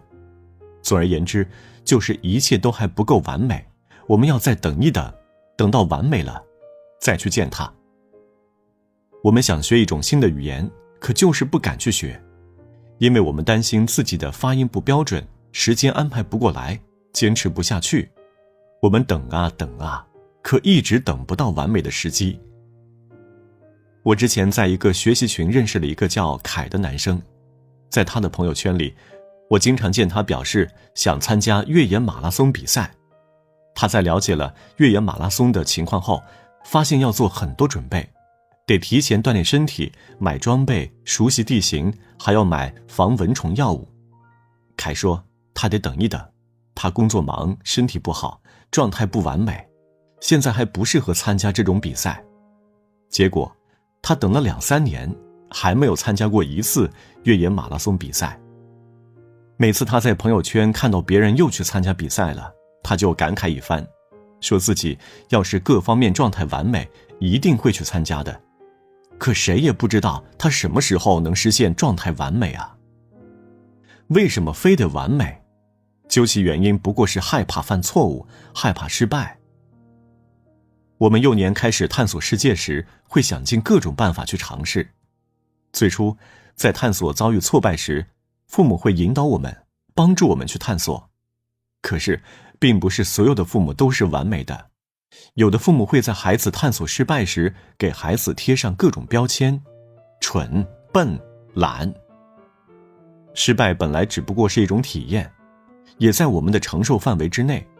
可是，当我们被贴上一些消极的标签后，我们会对自身的存在产生怀疑，对自己的失败产生厌恶和恐惧心理。为了讨好父母，你一定不能失败，不然他们会说你蠢。你肯定不想被人说蠢，因为你害怕被抛弃。为了不被别人说蠢，你做出了选择，拖，或者干脆不行动。拖着，等条件完美了再去做，成功的概率会变大。不然就干脆不行动，那就不会犯任何错误了，也不会被批评。为了面子，我们什么也不想做，等待和拖延成了最稳妥的策略。那些在消极环境下长大的孩子，行动缓慢，反应迟钝，他们对失败的恐惧超过了对新鲜事物的好奇。他们把自己的心封闭起来，再堵上厚厚的屏障，用拖延保护自己，对抗失败可能带来的痛苦。记得我高考那年，有个平时成绩很好的同学弃考了，他的成绩一直在上游，不出意外的话，能考上一个不错的大学。可他极度害怕失败，因为他爸爸妈妈说，如果他考不上理想的大学，就是个废物。他没有100%的把握，确定自己可以成功，所以选择弃考，不让失败发生。可是，这样做的结果就是，他爸爸妈妈认为他无药可救，再也不管他了。结果他现在一直在外面打工流浪。罗振宇曾经在一篇文章里提到他们做得到 APP， 也就是手机客户端应用程序的一些心得。他说 APP 刚做出来的时候存在各种问题，他们想着要不要等 APP 完美了再推出呢？但后来他决定马上推出，不要等，因为再等也等不到完美的那一刻。APP 推出后，他们不断修改完善，做得越来越好。如果只是等待完美，可能再等30年，这个 APP 也没法推出。我参加某次活动时，认识了2个喜欢演讲的女孩，小飞和小韵。她们都喜欢演讲，但2个人的基础都不好，普通话不标准，台风也一般。小飞并没有气馁，她开始不断寻找各种演讲的机会，在实战中不断磨砺自己。她在书店、学校、公司等各种场所演讲过。一次又一次的演讲后，小飞的普通话越来越标准，演讲能力也有了大幅提高。而小韵呢，后来我在问起她演讲的事情时，她支支吾吾，总是说还想再等等，觉得自己状态还不够完美。时间已经过去很久了，她还在等待。我们不知道她到底要等到什么时候。我们不是等到长了大长腿再去学走路，而是在能走路的时候就尝试着走一走。如果姿势不对，那就换个姿势，一边走一边改进。当然，这个过程不容易，因为走路时一些错误的姿势会让自己栽跟头，甚至会有人笑话你走得难看。这些情况是一定会出现的，我们要有心理准备。你一定要明白，别人笑话我们，那是他们思想狭隘，不是我们的错。每个人都有很多计划，不能总想着各方面都准备得完美了再行动。实际上，你是不可能完美的，这辈子都不可能完美，下辈子也不可能完美。完美是一个我们想靠近，却永远无法靠近的状态。有时候，就算你认为自己准备得完美了，还是有人对你不满意，他们会嘲笑你，攻击你，因为他们天生喜欢说风凉话。所以，应当放下对完美的执念吧，立刻行动，为自己的人生拼一把。各位听众，本集播讲完毕，感谢收听。如果你喜欢本书或者本集内容，记得一定要分享。下一集我们将会说说人生主动权应该牢牢握在自己手里。欢迎收听由喜马拉雅出品的《摆脱无力感，拿回你的人生主动权》，作者二美，由平哥哥为您播讲。第34集，人生主动权应该牢牢握在自己手里。在生活中，我们经常会遇到这样一些姑娘，她们对另一半有强烈的依赖感，总希望对方为自己负责。我的朋友小夏就是这样，她开着一家精品店，生意做得很好，每天早早的就去店里整理店面，布置饰品，迎接顾客的到来。小夏很有生意头脑，进货时总能挑到优质的商品，加上对顾客有耐心，服务热情，所以客源总是很充足。隔壁开了一家男装店，店主是个男生，那个男生叫东子，经常过来找他聊天，一来二去，两人熟了，后来就成了情侣。按理说，有了女朋友，东子应该更加勤奋才对，可他却变得越来越不成样，喝酒赌博，店铺也全权交给了小夏打理。小夏要管2个店，自然忙不过来，就对东子发了脾气，让他回去管自己的店。东子说，要不把你的店退了，我的店你来管，反正以后咱们是一家人，女人总是要依靠男人的。东子的话让小夏心动了，不过他并没有把自己的店盘出去，而是请了人来帮忙，他则帮东子管店。小夏把东子的服装店打理得蒸蒸日上，东子经常过来拿钱，偶尔也给小夏留点，说让他去随便买衣服。仅仅是这样，小夏就已经很满足了。他觉得东子没把他当外人，所以他开始憧憬着跟东子结婚。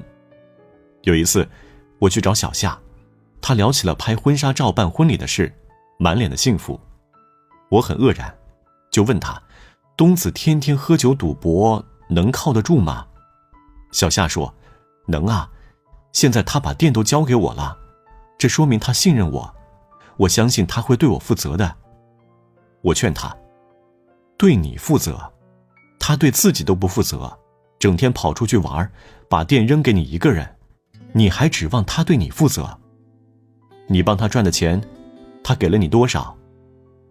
小夏说，其实他自己也想过这些，可内心总是觉得女人还是得依靠男人。但事实却并不是这样的，事实上是他在养着东子，但在心理上他摆脱不了对东子的依赖。他还对东子抱着希望，期望东子结婚后会变好。后来小夏怀孕了，他兴奋地告诉东子，以为东子会给他一个完美的婚礼。谁知东子却说，我现在还不想结婚，这个孩子先不要了吧。小夏在失望和愤怒中打掉了孩子，砸了东子的店铺。女孩们从小就被教育要知书达理，要勤劳贤惠，长大了才能嫁一个好男人。于是许多女孩明明自己有能力有潜力，却把希望全都放在了男朋友或者老公身上，指望对方为他们的人生负责。只可惜男人也是人，也有自己的迷茫、脆弱和恐慌。有的男人对自己都负不起责任，你还指望依靠他，这不是给自己挖坑吗？记得我还在上小学时，有一次剪了一个难看的发型，结果被村里的人笑话，他们吓唬我，说我头发剪坏了，将来找不到好男人。当时的我很不以为然，因为我那时的梦想是当个居里夫人那样的科学家，找不到好男人又有什么关系呢？成年之后，几乎所有单身女性都会遭遇催婚逼婚，这种社会文化逼迫着所有女性只能走一条路，嫁人结婚，否则自己的人生就是不完整的。我很能理解那些想找个男人依附的女性，因为她们从小就受到了这种观念的影响，她们觉得这就是天理。在这种追求中，她们忘记了最宝贵的东西，自己的力量。身为女性，我们自身有着巨大的能量，应该将它挖掘出来，而不是只依靠男人。女人想要的一切不必通过男人才能获得，女人可以直接去追求自己想要的一切，不管是自由还是事业。我在北京认识了很多优秀的女生，其中一些年纪轻轻就开了公司，拥有自己的团队。也有一些女性从遥远的山区来到北京打工，靠自己奋斗，渐渐打拼出一片天地。她们也有男朋友，有爱人，但她们还是活出了自己。她们知道人生的主动权应该牢牢地握在自己手里，自己要为自己的人生负责，自己才是自己生命的主体。各位听众，本集播讲完毕，感谢收听。如果你喜欢本书或者本集内容，记得一定要分享。下一集开始，我们将会进入本书的第7部分，只有改变，才能让人生拥有无限可能。欢迎收听由喜马拉雅出品的《摆脱无力感，拿回你的人生主动权》，作者二美，由平哥哥为您播讲。第35集，生命珍贵，不要轻易放弃。自杀是一个沉重的话题。当我们谈自杀时，那些已经付诸行动并且成功的自杀者，永远也听不到了。能够成功的自杀，大概是世界上最悲情的成功。说起自杀，我能想到很多人，但最让我揪心、最让我惋惜的，就是在微博上公开自杀的走饭。走饭是一名90后女大学生，于2012年3月17号凌晨自杀。3月18日，她利用定时功能发出这样一条微博：我有抑郁症，所以就去死一死，没什么重要的原因，大家不必在意我的离开，拜拜了。随后，警方证实她已经离开人世。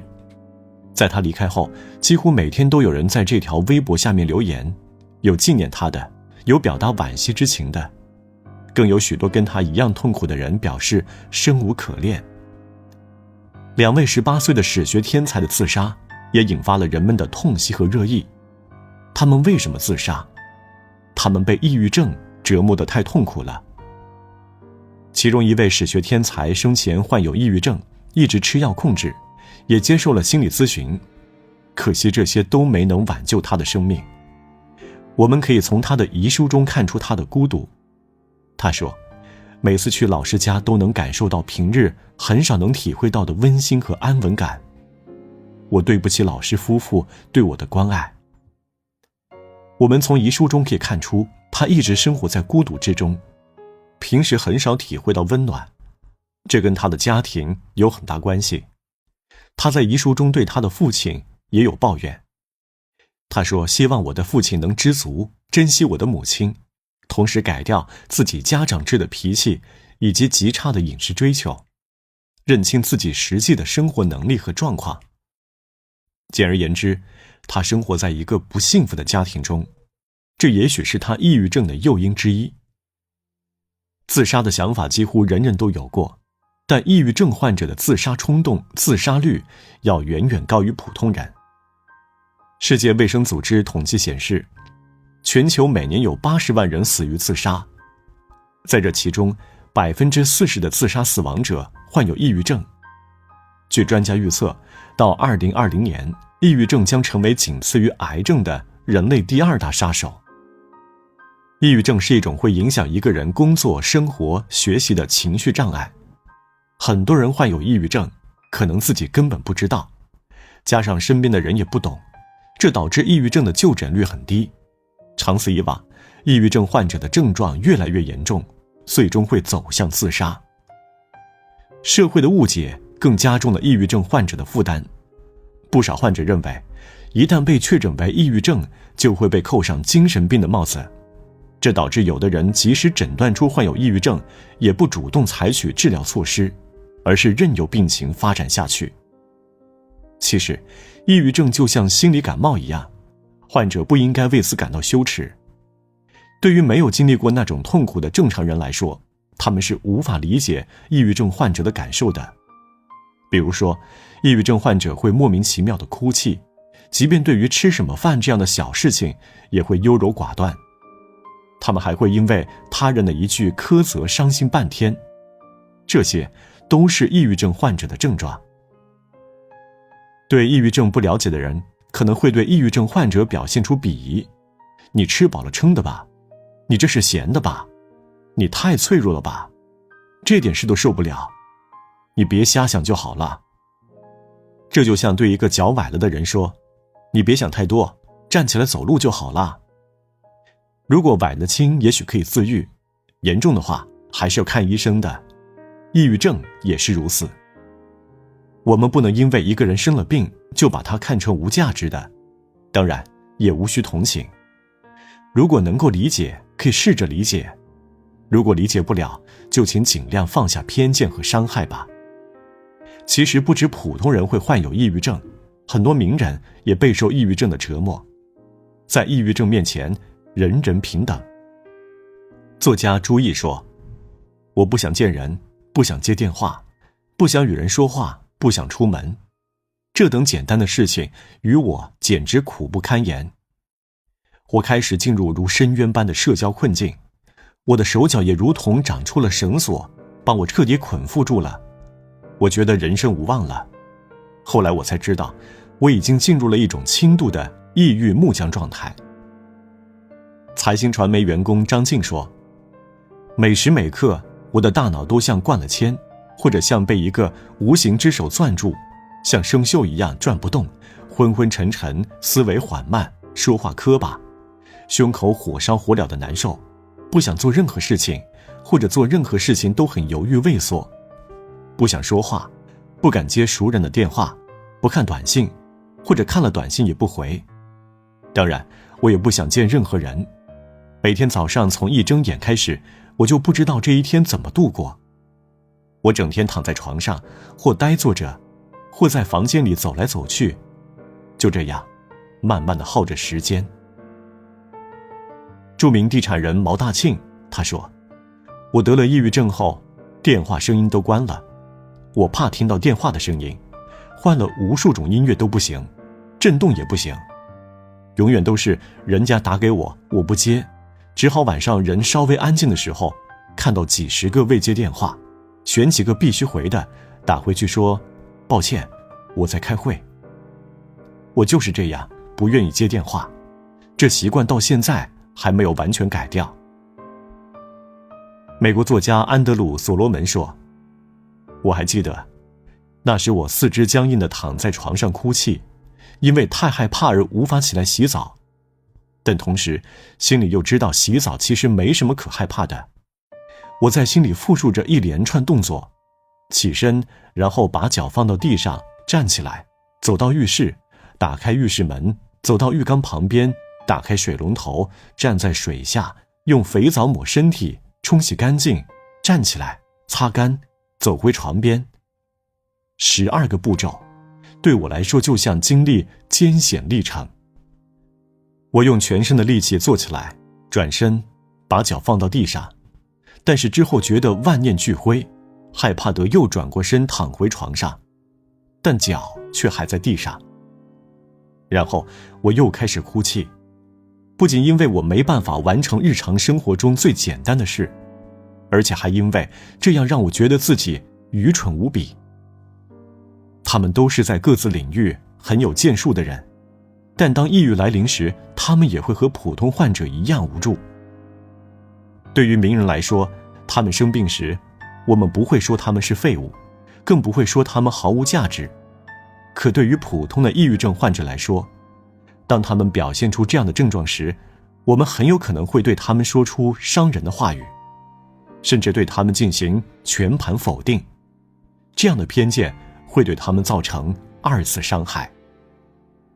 还有很多人会说，抑郁症是有钱人才得的病，是闲着没事干的人得的病，一般人忙死了，哪会得这么高贵的病啊？这也是很大的误解。数据显示，抑郁症患者人数最多的人群是收入偏低者，尤其是农村人群。在我国，农村抑郁症的自杀率是城市的2倍。一些农民因为经济条件差，对抗风险能力弱，精神处于较大的压力下，所以抑郁症患病率高。再加上他们的治疗水平非常低，导致恶性循环，会产生极为可怕的后果。所以，提高落后地区的经济水平，可以有效预防抑郁症，治疗抑郁症。不过，在我们平时的理解中，似乎作家、文艺工作者更易患抑郁症。经常会有新闻报道，某官员因为抑郁症自杀，某老板因为抑郁症跳楼，某记者因为抑郁症跳楼。这是因为他们是名人，所以更容易受到媒体和舆论的关注。我身边就发生过这样的事情，我四姨，也是我妈的亲姐姐，就因为抑郁症最后上吊自杀了。街坊邻居只会说，哎，她也太想不开了。可没人知道那时她心里有多么绝望和痛苦。四姨几年前患有糖尿病，子女不在身边，再加上与姨父感情不和，所以有很严重的心理疾病。四姨家的房子就在我们家前面，她离世前1个月，我在家里过暑假。有一天，突然听到四姨家传来大哭声和咒骂声，我们以为只是一场平常的吵架，就没有多留意。第二天，妈妈过去问询，才知道昨天四姨和姨父吵架后，冲动得要用绳子吊死自己。妈妈又心疼又担忧，就把四姨带到我们家，给她做饭，陪她说话。很快，四姨的情绪有所好转。只可惜，妈妈不能时时陪在四姨身边，四姨最终还是以上吊结束了生命。这件事情对妈妈的打击非常大，她对我说，不想活了，要喝药。后来，幸亏妈妈找到了新的精神追求和支撑，终于不再提自杀的事了。抑郁症患病人数多，治疗难度大，而且患病原因很难确定，所以治愈率很低。再加上心理疾病需要长期系统的治疗，所花费时间与金钱太多，所以很多人治疗到一半就放弃了。但这并不意味着抑郁症无法被治愈。事实上，抑郁症是可以被治愈的。比如，张晋就通过药物治疗治愈了抑郁症，现在已经能够正常工作。毛大庆也通过跑步治疗了抑郁症，现在已经可以正常参加社会活动了。不管什么样的方法，只要能把抑郁症治好，总是令人开心的。有自杀冲动的抑郁症患者应该立刻去看医生，家人也要注意观察，及时带其去接受治疗，不要错过治疗时机。对于严重到想要自杀的抑郁症患者来说，能够活着就是一种胜利。生命只有一次，所以不要轻易放弃，要给自己一生的机会。要知道医学技术在进步，心理学也在进步，总有一天，抑郁症可以被完全治愈。我曾看过一部电影《迷雾》，讲的就是人们对抗绝望以求生存的故事。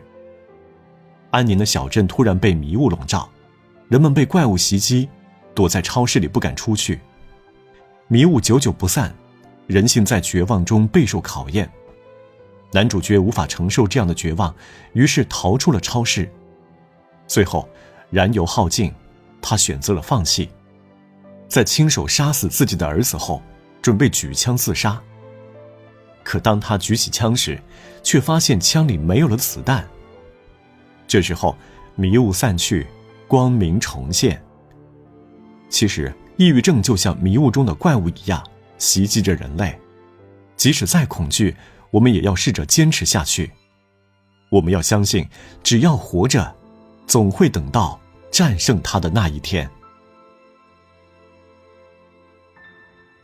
各位听众，本集播讲完毕，感谢收听。如果你喜欢本书或者本集内容，记得一定要分享。下一集我们将会说说别自卑，活出自己的光彩。欢迎收听由喜马拉雅出品的《摆脱无力感，拿回你的人生主动权》，作者二美，由平哥哥为您播讲。第36集，别自卑，活出自己的光彩。我是一个很自卑的人，原因有很多，没有考上名牌大学，身材不够好，没钱，没有自控力，还贪吃。我发现不止我这样，很多朋友也存在这样的问题，年龄、身高、口音、长相、工作、肤色，任何一项都会让人自卑。然而，事实上他们都很优秀，我不明白他们为什么会自卑，就如同别人不会明白我为什么自卑一样。人们到底在自卑什么呢？举个最简单的例子，有很多人为自己的样貌而感到自卑，他们觉得自己长得丑，所以自卑。但事实上，从人们的审美观来看，没有绝对的美丑，因为每个时代的审美标准都不一样，极美和极丑的人都是少数，更多的人长相居中。长相漂亮的人确实更受大家欢迎，这是毋庸置疑的。那其他人就没有办法了吗？不，如果真觉得自己长得不够漂亮，可以通过多种方法来改变，比如说整容、化妆、打扮，这些都可以提升自我形象。我是赞同整容的，只要医生的整容技术高超，整容后能让自己更美，完全可以试试。但并不是人人都能整容，毕竟整容的费用不菲。对于整不起的人来说，我们可以采用精神胜利法。马云长得不好看，在他的成长经历中，估计受过很多关于他容貌的嘲笑，但马云照样活得风生水起，随便一句话就能掀起血雨腥风。没有人说马云丑，有人甚至说马云的面相就是富贵相。所以说，容貌并不是决定人生成败的唯一因素。长得不美，可以跟别人拼智商，如果智商拼不过，那就拼毅力，总有一项我们能够拿得出手。其实有些自卑是完全没有必要的。有的女性会因为皮肤黑而自卑，其实这完全是自寻烦恼。美国总统奥巴马和脱口秀女王奥普拉皮肤也黑啊，但是他们却能够在演讲时神采飞扬，光芒万丈。有人会因为自己个子矮而自卑，韩国女明星宋慧乔个子也不是很高啊，可这并不妨碍她成为韩国的国民女神。有的人会因为身体残疾而自卑，但有那么多身体残疾的人并没有自怨自艾，相反，他们活出了生命最精彩的样子。廖智是一位舞蹈老师，他在2008年5.12汶川地震中失去了双腿，但他并没有放弃舞蹈梦。他戴上假肢继续跳舞，他带着假肢跳的舞蹈走向希望，打动了无数观众，人们因此称他为无腿舞后，烈火中的凤凰。他还出了一本书《感谢生命的美意》。尼克胡哲天生没有四肢，但他骑马、敲鼓、游泳、踢足球，样样皆能。在他看来，没有做不成的事。他拥有2个大学学位，并于2005年获得杰出澳大利亚青年奖。他为人乐观幽默，坚毅不屈，热爱并鼓励身边的人。他的足迹遍布世界各地，他的演讲也激励着无数人。他已经是闻名全球的励志大师。跟他们相比，我们大部分人都四肢健全。既然他们可以在那样极端的条件下依然做出伟大的成就，我们为什么不能活出自己的光彩呢？请放下自卑，勇敢地去追求自己的梦想吧，相信自己一定能活出自己的精彩。各位听众，本集播讲完毕，感谢收听。如果你喜欢本书或者本集内容，记得一定要分享。下一集我们将会说说放下过去，往前看。欢迎收听由喜马拉雅出品的《摆脱无力感，拿回你的人生主动权》，作者二美，由平哥哥为您播讲。第37集，放下过去，往前看。前几天我和大学同学小恩又聊起了学历问题，他到现在仍觉得自己的学历太低，心里一直很难过。我们读的大学是一所普通院校，毕业证上的学历是专科。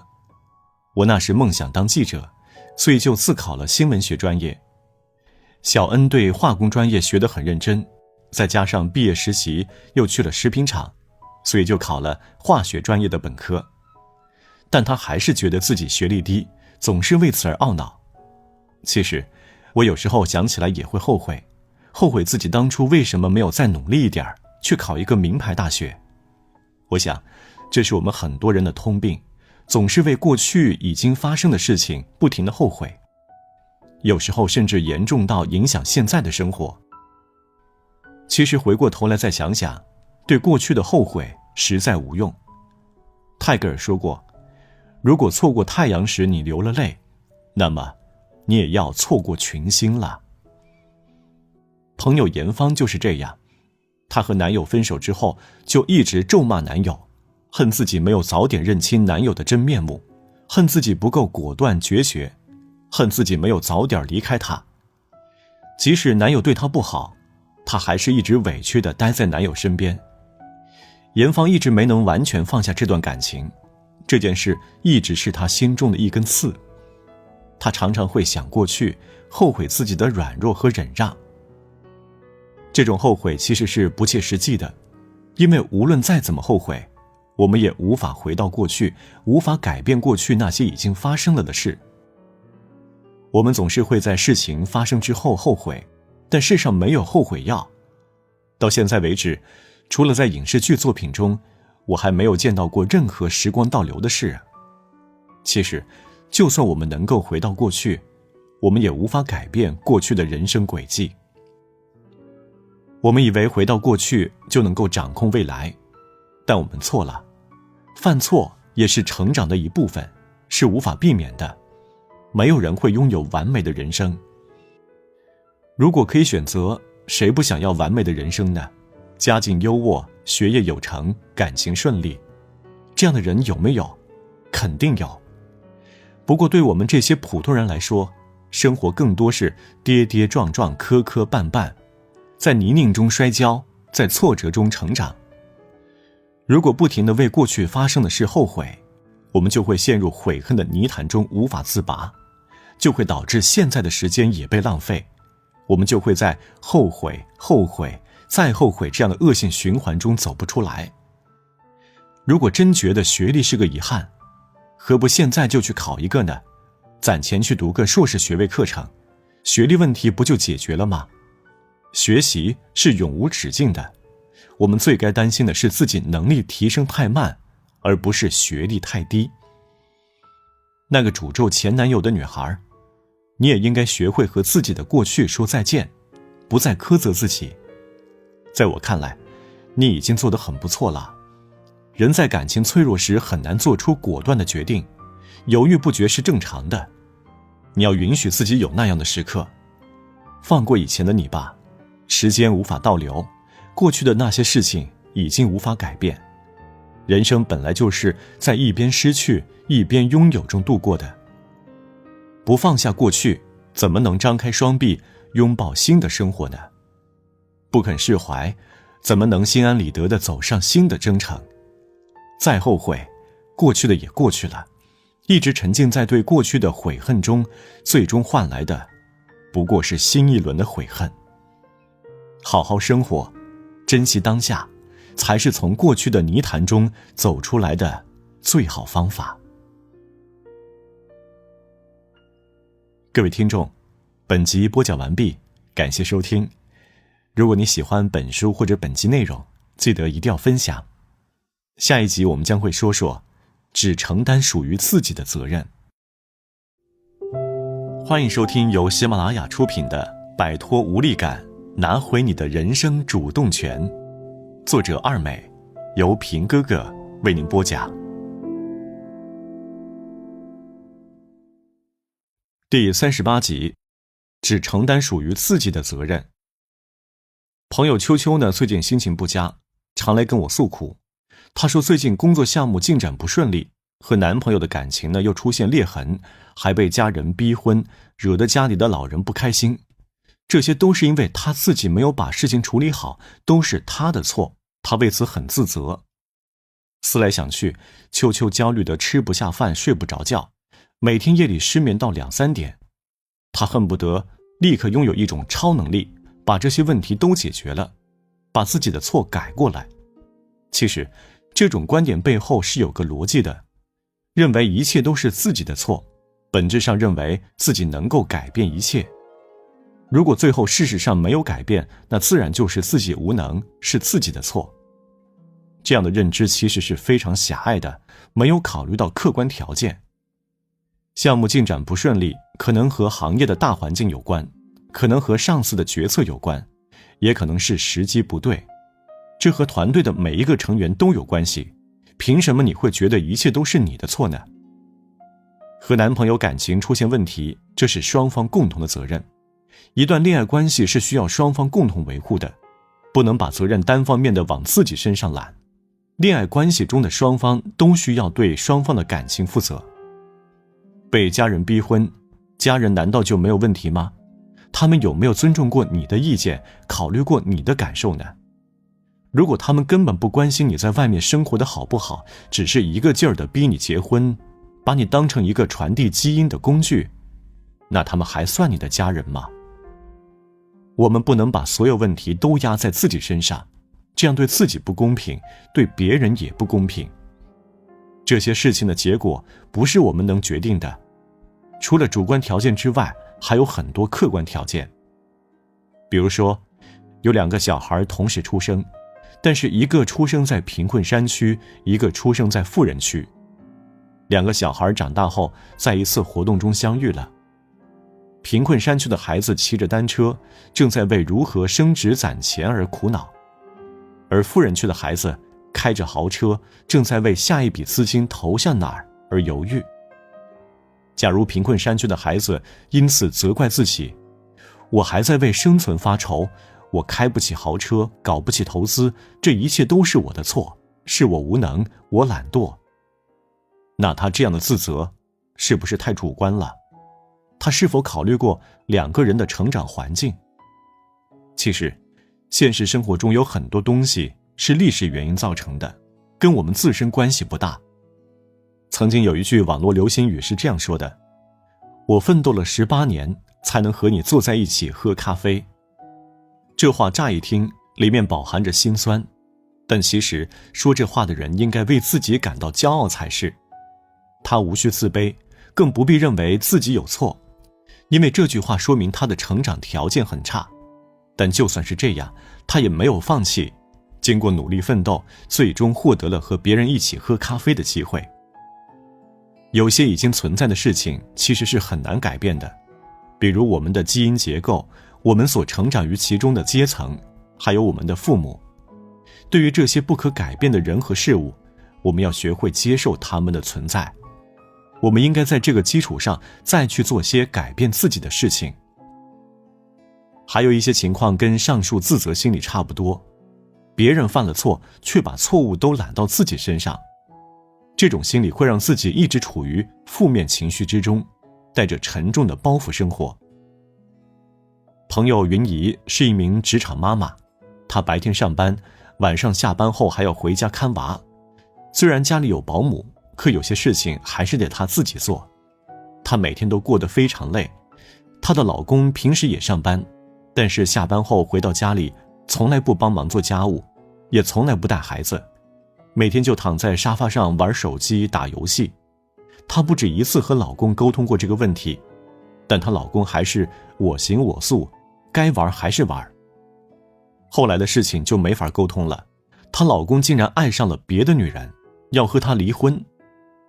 云怡又气又恼，她一个劲儿地埋怨自己，说都是因为自己把精力都放在了工作和孩子身上，对老公关心不够，才让别人有了可乘之机。我曾经一度怀疑她是不是上过女德班，现在都21世纪了，怎么还会有这样的观念呢？作为一名职场女性，不仅要工作，还要看娃，她早已经忙得分身乏术了。她的丈夫不和她一起分担家庭责任也就罢了，竟然还要和她离婚。明明是她老公的错，她却把错误都揽到自己身上，真叫人又气又急。一件事情是有很多原因导致的，我们要在划分责任的时候综合分析，看看自己到底要承担多少责任。该是自己的责任就是自己的，不是自己的也不要往自己身上揽，不要把过错都归咎到自己身上，那样做对自己和他人来说都是不公平的。各位听众，本集播讲完毕，感谢收听。如果你喜欢本书或者本集内容，记得一定要分享。下一集我们将会说说，帮助别人也是一种自我治疗。欢迎收听由喜马拉雅出品的《摆脱无力感，拿回你的人生主动权》，作者二美，由平哥哥为您播讲。第39集，帮助别人也是一种自我治疗。尼克·胡哲在他的书《人生不设限》里讲过这样一个故事。他在柬埔寨时认识了一个男孩，这个小男孩看起来几天没吃东西了，身边围着苍蝇，头上有伤口，一只眼睛好像要凸出来，身上散发出腐败的气味。这小男孩把头顶在尼克·胡哲的脸颊上，安抚着尼克·胡哲。尼克·胡哲被小男孩感动得眼泪直流，回到车上后，他一直无法停止哭泣。大家都知道，尼克·胡哲是海豚人，出生的时候没有四肢。平常人轻轻松松就可以完成的事，对尼克·胡哲来说却是巨大的挑战。活着对他来说都已经特别艰难了，可他却又因为什么被这个小男孩打动了呢？尼克·胡哲说，我不知道这孩子经历了什么，也不知道他的生活有多艰苦，但我可以告诉你，他的态度让人惊奇。因为尽管他自己也面临许多问题，他依然有能力伸出手安慰别人。这种同理心与怜悯心是多么棒的天赋啊！我深受触动，因为这个小男孩也颠覆了我的观念。在我看来，一个人缺吃少穿，随时处于饥饿和死亡边缘的小男孩，本就是不折不扣的弱者。他的内心难道不应该是感到愤怒和绝望吗？不是应该对生活叫苦连天吗？可是这个小男孩却如此与众不同，他居然还能够对他人表达同情、关心和爱意。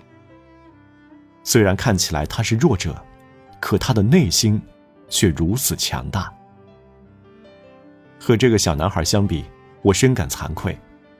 大部分人痛苦时，眼里只有自己，觉得自己是世界上最凄惨的人。我就是这样。我一旦感到痛苦，内心就会被痛苦的情绪所笼罩，眼里只有自己，根本没有空间去关心别人。很多抑郁症患者也是因为把整个人生都局限在自己身上，看不到更广阔的世界，所以才很难走出困境。如果你也遭遇了这样的情况，不妨向那个小男孩学习，暂时停止对自己无休止的关注，关心一下别人。就像电影《土拨鼠之日》中的男主角菲尔一样，当他发现自己被困在普苏塔尼小镇，每天都是2月2日时，他也被痛苦和绝望所笼罩。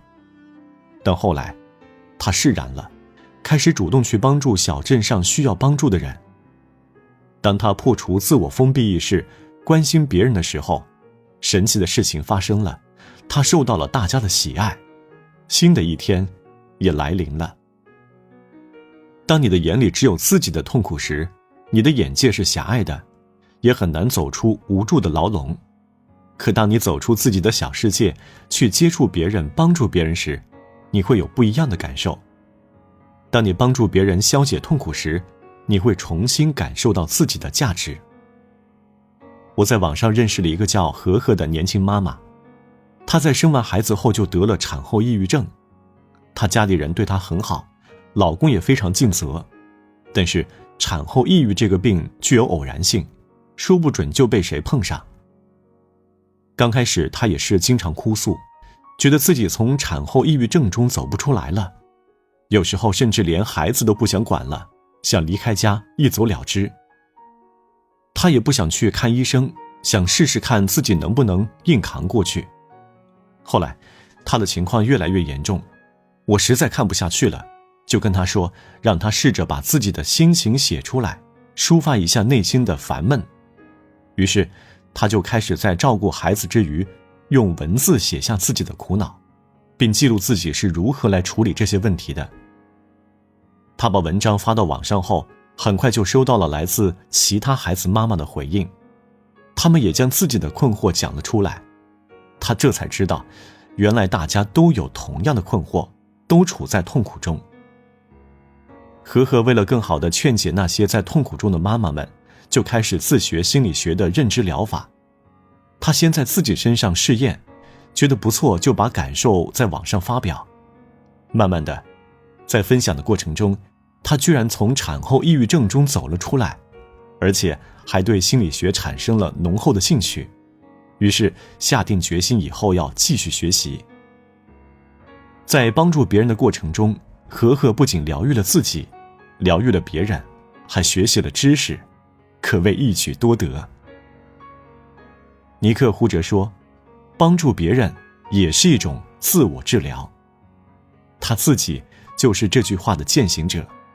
虽然身体不完美，但他却能够对社会做出巨大贡献，激励无数人勇敢突破自己。正在痛苦中的你，不妨试一试主动帮助别人，也许会有改变发生。各位听众，本集播讲完毕，感谢收听。如果你喜欢本书或者本集内容，记得一定要分享。下一集我们将会说说赞美这个话题。欢迎收听由喜马拉雅出品的《摆脱无力感，拿回你的人生主动权》，作者二美，由平哥哥为您播讲。第40集，多赞美，别在伤口上撒盐。我有一个很特别的女性友人，她特别喜欢在别人发的信息或者照片下面留言，但是说的都是风凉话，几乎没有一句好听的。比如别人转发了一篇读书类的文章，她就说，读什么读啊，小心变成书呆子。别人发了一组生活照片，有美景有美食，本意上是为了表达幸福心情，但她却在下面留言，难道你对生活就这点要求吗？这有什么值得开心的？还有的人在朋友圈里写自己得了抑郁症很痛苦，想寻求帮助，他就在下面刻薄的留言，都是闲的，你太玻璃心了吧。他也曾对我说过风凉话，我曾经在朋友圈发过一组自拍照，他就在我的自拍照下面留言，你的胸太小了，下巴不够尖，得整整。气得我直接把他拉黑了。难道你不懂别人发自拍就是想求点赞吗？为什么偏偏过来破坏别人的心情呢？我还有一个熟人也特别喜欢讽刺人。有一天我穿了一身旗袍，他看见后不但没有夸赞我，反而讽刺我，说我的旗袍难看。你会不穿衣服啊？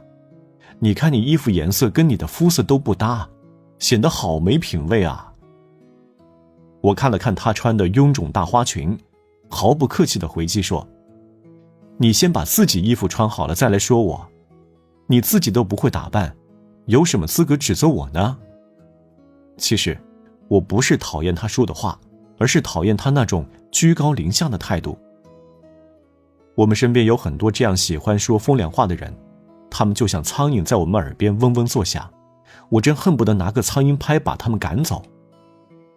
他们都有一个共性，见不得别人好，总是找茬儿挑刺儿，说出的话让你不舒服。他们说的那些话其实称不上恶毒，但就是让人听了很不舒服，用刻薄来形容他们，可谓格外贴切。其实我也研究过那些喜欢说别人风凉话，喜欢挑别人刺儿的人的心理。他们的内心可能比较灰暗，因为自己内心灰暗，过得不好，看见别人过得好就想捅一刀，看见别人过得不好更想踩一脚。这样的人呢，其实挺可悲的。记得以前在网上经常看作家何菜头在公众号留言里撕那些喷子，刚开始我很不理解，直到自己后来也有了亲身体验，才慢慢理解了他。人家辛辛苦苦写的文章，你不喜欢看就不要看嘛，为什么看了还要冲过去一通乱骂呢？对我们大多数人来说，也许做不到舌灿莲花，但最起码我们要有个底线，不要当刻薄的人，不要总是挑别人的毛病。如果可以，请多赞美他人。民间流传着一个关于苏轼和佛印的故事。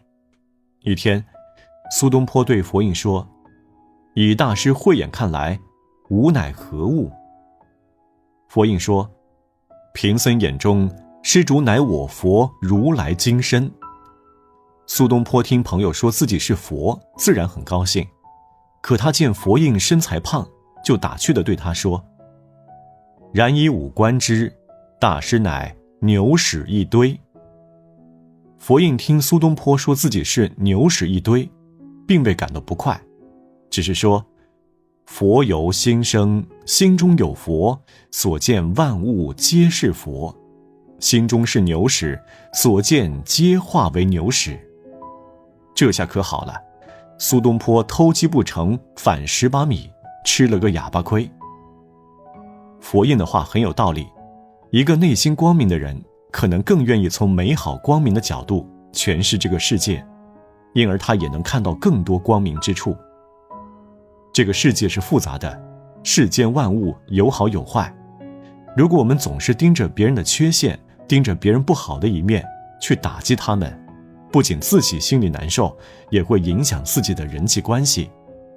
所以，如果我们不想别人刻薄地对待我们，那就不要刻薄地对待别人。那些老骂别人不好的人，其实真应该反思一下自己。我时常告诫自己，要多赞美别人，发现别人身上的闪光点。所以我特别喜欢给别人点赞。他人展示美，我有幸欣赏到，自然要表达感激。这样他人开心，自己也开心，这是双赢。赞美他人并不需要太多技巧，喜欢什么就夸什么，只要你是真心的就行。各位听众，本集播讲完毕，感谢收听。如果你喜欢本书或者本集内容，记得一定要分享。下一集我们将会进入本书的第8部分，先谋生，再谋爱。欢迎收听由喜马拉雅出品的《摆脱无力感，拿回你的人生主动权》，作者二美，由平哥哥为您播讲。各位听众，从本期开始，我们将会进入本书的第8部分，先谋生，再谋爱。第41集，谁说世上没有忘忧草？诗经中记载有这样一个故事：古代有位妇人因思念远征的丈夫，于是在家居北堂栽种萱草，借以解愁忘忧。从此世人称萱草为忘忧草。忘忧草能不能帮人忘记忧愁，我们很难得知，但时间真的能。时间能够冲淡一个人心中的失落与忧伤，帮助人们慢慢遗忘过去。有很多人因为失恋而终日被悲伤折磨，以为自己离开另外一个人就活不下去了。可随着时间的流逝，人会渐渐淡忘过去，走向新生活。只不过有的人忘得快，有的人忘得慢。我的朋友娟娟就经历了这样的过程。刚和男朋友分手的时候，她一时接受不了这样的结果，整天都不说话，不吃不喝，也不哭不闹。我很担心她，我一直陪在她身边。她常常从睡梦中惊醒，一副惊恐的表情。她告诉我，她感觉自己脑袋里有什么东西在嗡嗡作响，像一团火在烧一样，烧得她脑袋都快空了。我非常心疼，可是却无法体会她的痛苦。我所能做的只有陪伴她。第一天，她只喝了少量的水；第二天，她勉强喝了一盒牛奶；第三天，她喝了一点粥，但仍然面色苍白；第4天，她终于能吃少许东西了，开始嚎啕大哭。看到他大哭，我才略微有点放心。大哭意味着他开始慢慢从痛苦中走出来了。心理学家库伯勒罗斯说，被剥夺了依赖感的人，在直面现实之前会经历5个情绪阶段。第1个阶段，愤怒；第2个阶段，否定现实；第3个阶段，妥协；第4个阶段，经过漫长的忧郁期；第5个阶段，接受现实。几乎所有人在失恋后都会经历娟娟这样的几个阶段。刚开始可能一时接受不了，但随着时间的流逝，往事在心中会越来越淡，到最后就会放下包袱，开启新生活。回忆起娟娟当时的反应，我心有余悸。她说，如果不是我陪在她身边，可能她真的会失去活下去的勇气。她在大哭的时候曾拉着我，说想吃一种能够让自己立刻失忆的药，因为她不想再继续痛苦下去。我毫无办法，只能等待她从痛苦中慢慢走出来。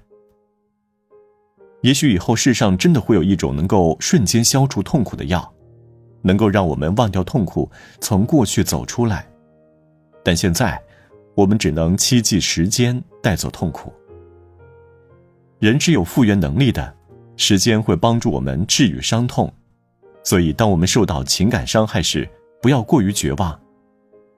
我们经常看到这样一些新闻，说某个女生失恋后心灰意冷，无法从失落的感情中走出来，想割腕吃安眠药自杀。每当看到这样的消息，我总是很痛心。如果这些女生接受过这方面的心理指导，能够掌握一些心理复原方法，大概就不会这么极端地对待感情挫败，也就能够自己走出伤痛了。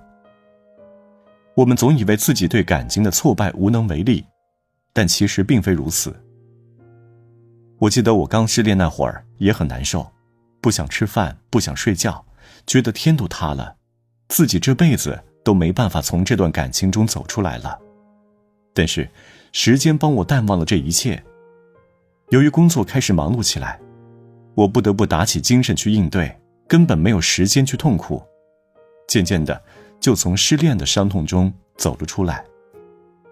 失恋的痛苦只是一时的，我们要明白，一切终将过去，时间会帮我们忘掉痛苦。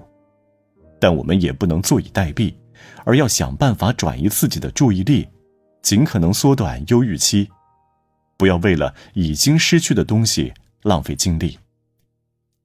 心理学家克里斯托弗·彼得森曾说过，多数青年人会预言自己在失恋之后陷入数月甚至数年的萎靡不振期，但事实证明，伤心只会持续很短的时间，他们很快就能重新开始新生活。所以，当我们遭遇情伤时，要对自己抱有希望，相信自己是有复原能力的。只不过，这种复原能力需要学习和唤醒。既然这种能力需要学习，那我们就应该早做准备，不要等到挫败来临时再慌张应对。比如说，平时我们不要总是一个人孤独的生活，可以多交几个贴心的朋友，大家经常聚一聚，至少难过时还能有人依靠。此外，我们还可以和亲人多沟通、多联系，以便在悲伤时也能寻求到家庭的支持，而不是只能一个人吞咽忧伤。我们还要留心自己的心情在什么样的状态和环境下是最好的。等下次悲伤时，我们就可以试着调整情绪，复原到更好的状态。走出痛苦的方法有很多，但最终我们还是要借助时间去忘掉伤痛。也许在未来的某一天，你偶然会想起过去，却发现自己再也想不起那个人的面孔。到那时候，你会惊叹时间的神奇。也是在那个时候，你会发现过去的伤痛不值一提，你已将过去的伤痛全部放下。各位听众，本集播讲完毕，感谢收听。如果你喜欢本书或者本期内容，记得一定要分享。下一集我们将会说说学习的最佳时机在何时？欢迎收听由喜马拉雅出品的《摆脱无力感，拿回你的人生主动权》，作者二美，由平哥哥为您播讲。第42集，学习的最佳时机在何时？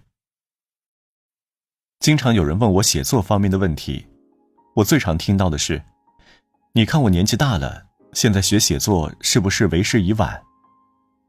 不少人在学新东西时都会有这样的担忧，我也有。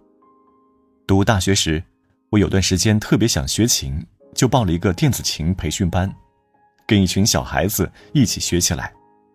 当时班上还有一个成年男人，于是我们2个成年人就夹在一群孩子中间上课。可没过多久，那个男人就不来了，只剩下我一个成年人。我很孤独，觉得自己是不是年龄大了，已经不适合学琴了。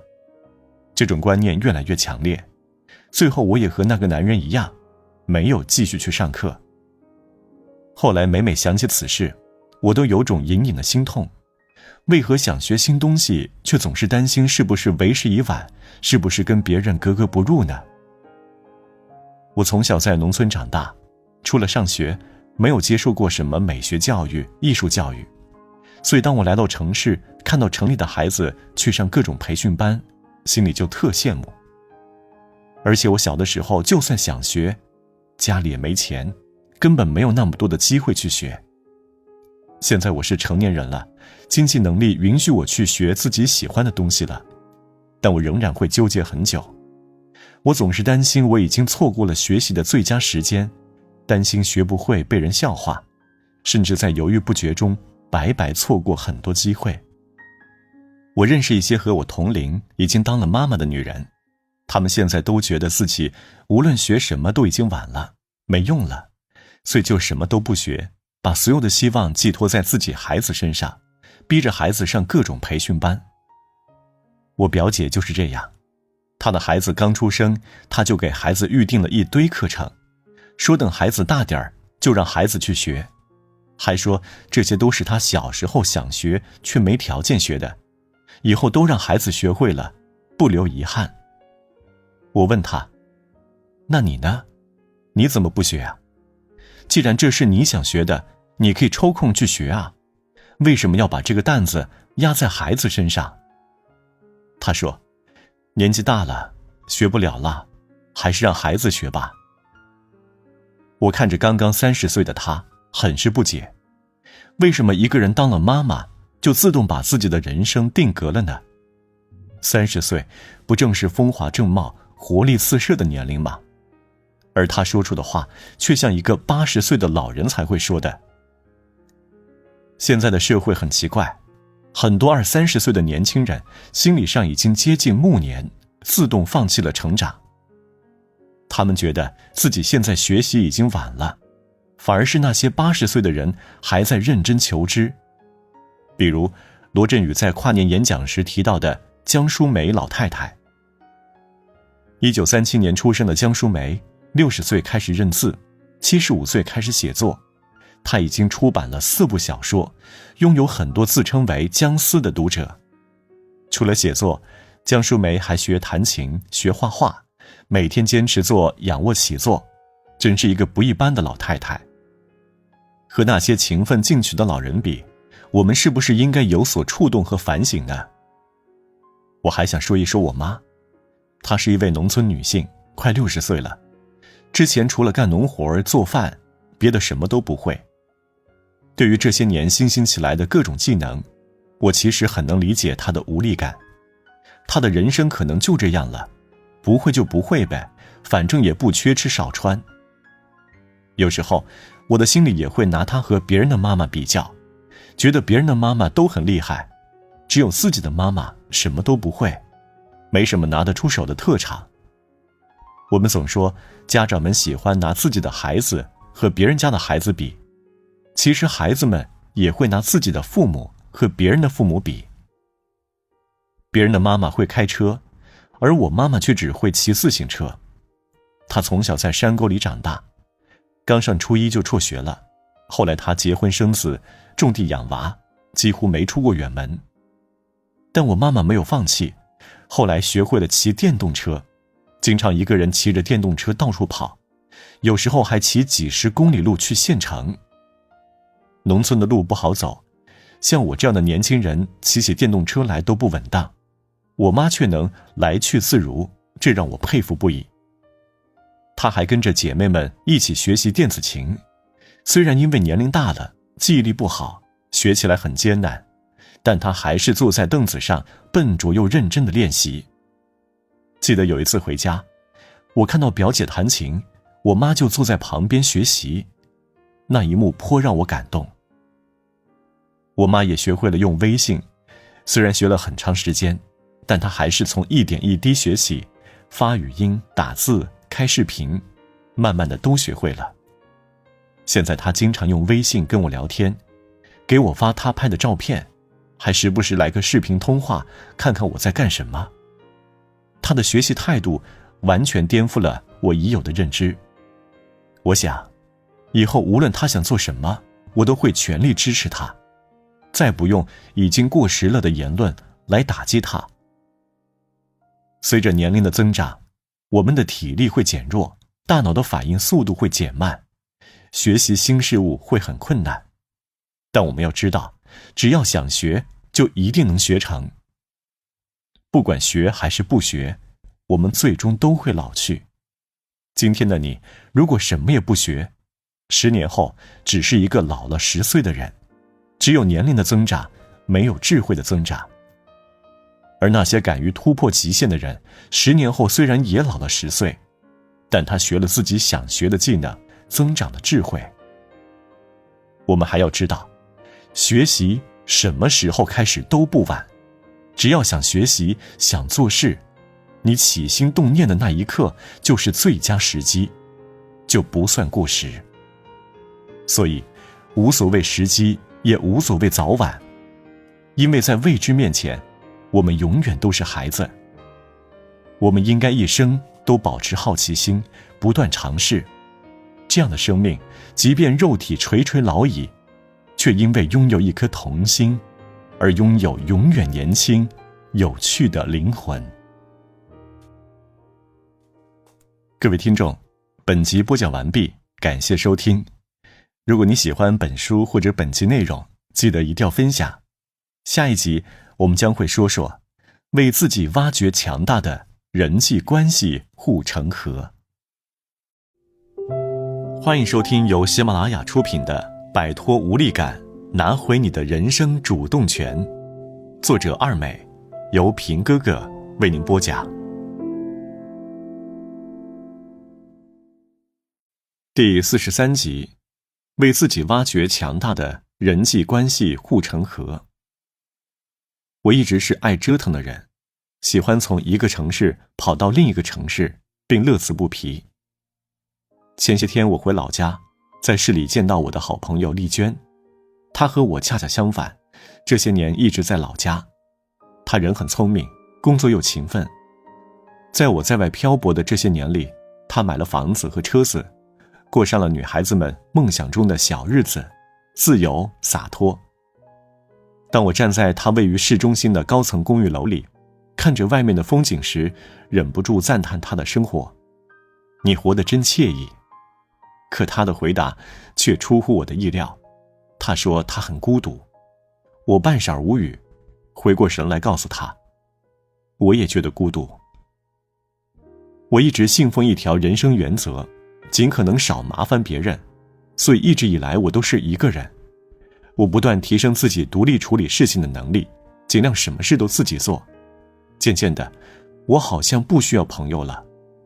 再加上对婚姻的恐惧和平常看到的一些负面新闻，我甚至打算成为不婚主义者，丁克一族。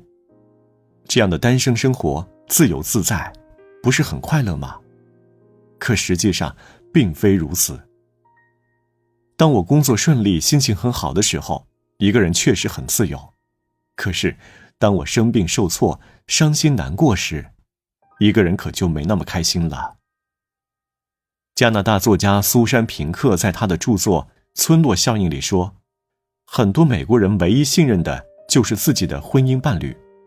数以百万计的美国人距离无人可信只有一人之遥，这似乎成了大都市人群的一种无奈状态。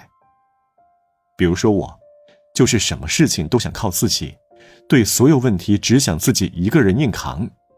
有一次我要搬家，因为东西很多，有个朋友就说，你哪天搬家告诉我，我帮你搬吧。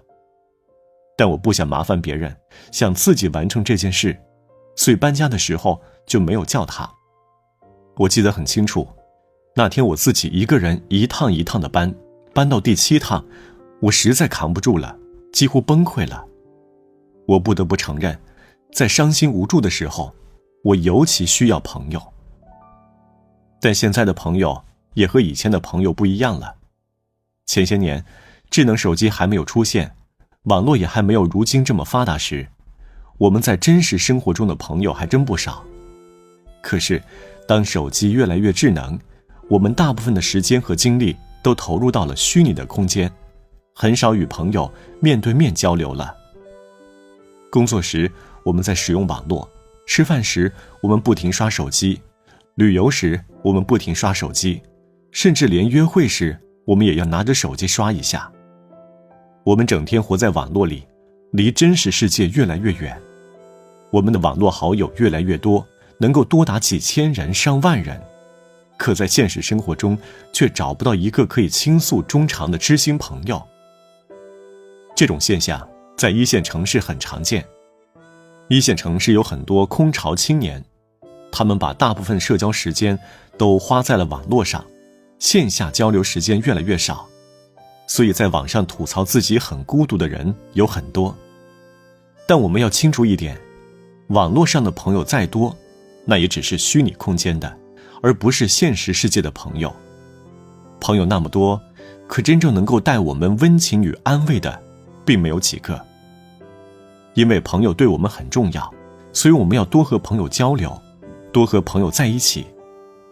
朋友对我们来说，就像是我们身处复杂世界里得到的一味良药，能够帮助我们重新找回生活的勇气。我们要多和朋友在一起，因为孤独可能会伤害我们。有的人会说，一个人也可以很快乐，但关键的是，这种快乐到底是真还是假？恐怕自己心里最清楚吧。渴望幸福的人总是会积极的、真诚的去寻找爱人，建立稳定的亲密关系，这样会让自己更加强大。在没有碰到难题之前，我也一直觉得一个人挺好，直到自己碰上了一些棘手的问题，我才明白朋友的重要性。前段日子我很绝望，整个人处在随时崩溃的边缘。远在郑州的朋友小恩听说了我的情况之后，打电话给我，让我到他那里住一段时间。于是我去了郑州。我在郑州住的那段时间里，生活很简单。平时他上班，我就在家里做饭，吃完饭后2个人一起出门散散步。周末的时候一起看电影、吃饭，去机场看飞机起降。我和他在一起的那段时间很惬意，整个人的状态也开始慢慢变好，烦心事全忘掉了，内心的伤痛被温暖的友情治愈了。和自己的朋友在一起，除了精神上的变化外，我们的生理也会发生变化。苏珊·平克在《村落效应》这本书中就揭示了其中的奥妙。你的身体会分泌出更多的内生性鸦片，它就像我们身体自带的止痛药。同时，身体会减少一些肾上腺素、去甲肾上腺素和糖皮质激素等物质的分泌，这些物质对我们的身体是具有破坏性的。所以，我们要常常和朋友联系，与朋友保持密切的关系。就算有了恋人，也不要见色忘友。我经常会告诉那些谈了恋爱的女人，不要把所有的社交关系压注到一个人身上。我们要多交几个知心朋友，维护好社交关系，这样才能在和恋人关系破裂时，还有朋友守护，也更容易帮助我们从感情伤痛中复原。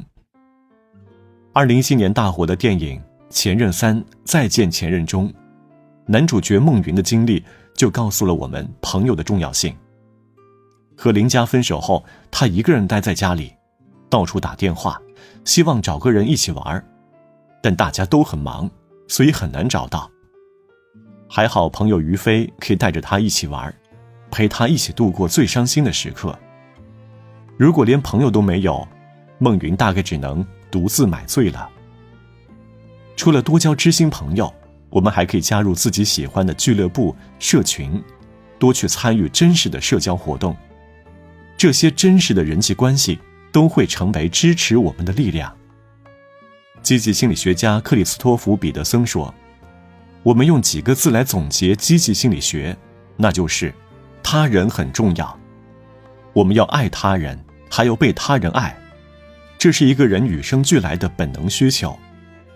每个人都应该为自己建立起强大的人际关系护城河，因为良好的人际关系可以让我们更有能力防御危机。当我想独处的时候，我就独处；当我心情沮丧、失落，需要朋友安慰时，我会去向朋友寻求支持。我会告诉他们，我需要你们。而当朋友需要我的时候，我也会出现在他们面前。我们互相依赖，我们守护彼此，这就是爱。各位听众，本集播讲完毕，感谢收听。如果你喜欢本书或者本集内容，请记得一定要分享。下一集我们将会说说，为什么非要等到别人来爱。欢迎收听由喜马拉雅出品的《摆脱无力感，拿回你的人生主动权》，作者二美，由平哥哥为您播讲。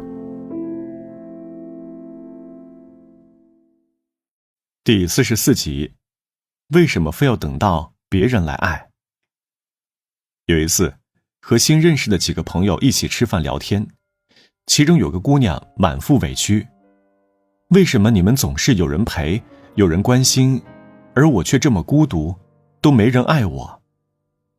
我们都被她这么突然的一句话给惊住了，所有人的脸上都似乎挂着一个大写的问号。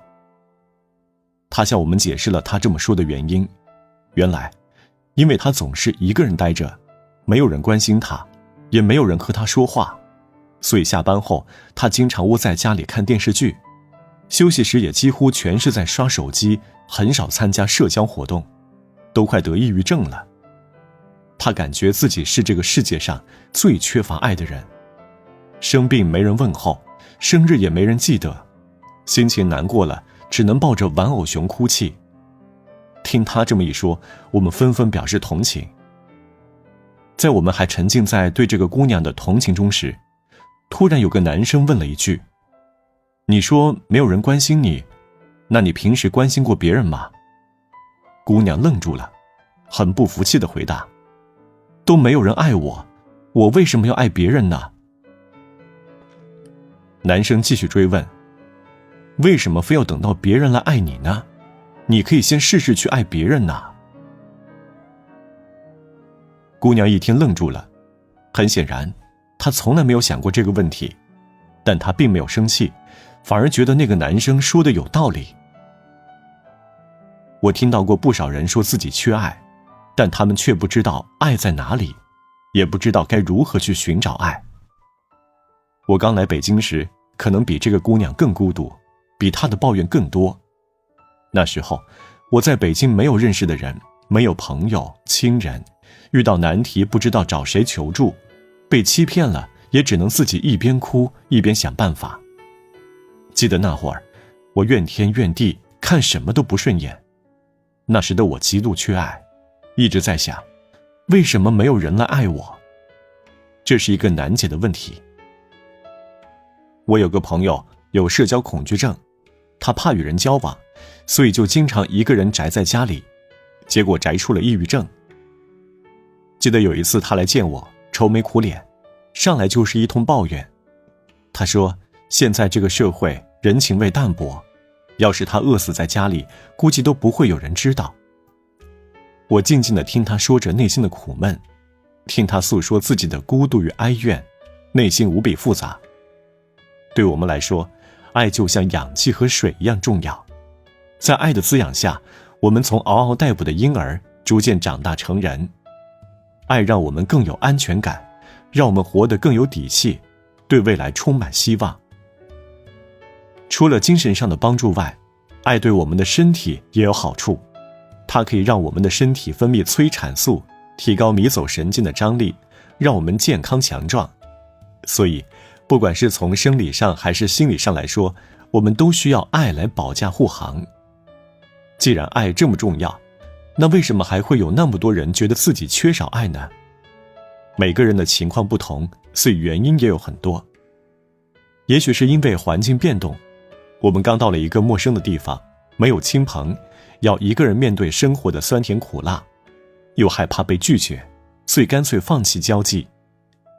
也可能跟社会氛围有关，现在竞争太激烈，人们经常进行比较，生怕自己居于人后被鄙视，内心里自然是剑拔弩张，没有平和的心境，自然很难感受到爱。还可能和我们的认知有关，在我们的潜意识里，我们总是习惯于在原地等别人来爱自己，不愿意主动去爱别人。其实这种思维是错误的。我们从小学习各种技能，读书、写字、画画、弹琴，却从来没有学习过爱这项技能。实际上，爱是需要学习的。弗洛姆曾经说过，爱不是我们与生俱来的一种本领，而是需要通过后天习得的能力。在日本的屋顶表白大会节目中，校长鼓励学生们进行爱的表达，看了让人特别感动。学生们踊跃表白，就算被拒绝也没有关系，至少没有遗憾。当然，也有人在表白后立刻收获了惊喜。看看这些学生，他们多么勇敢。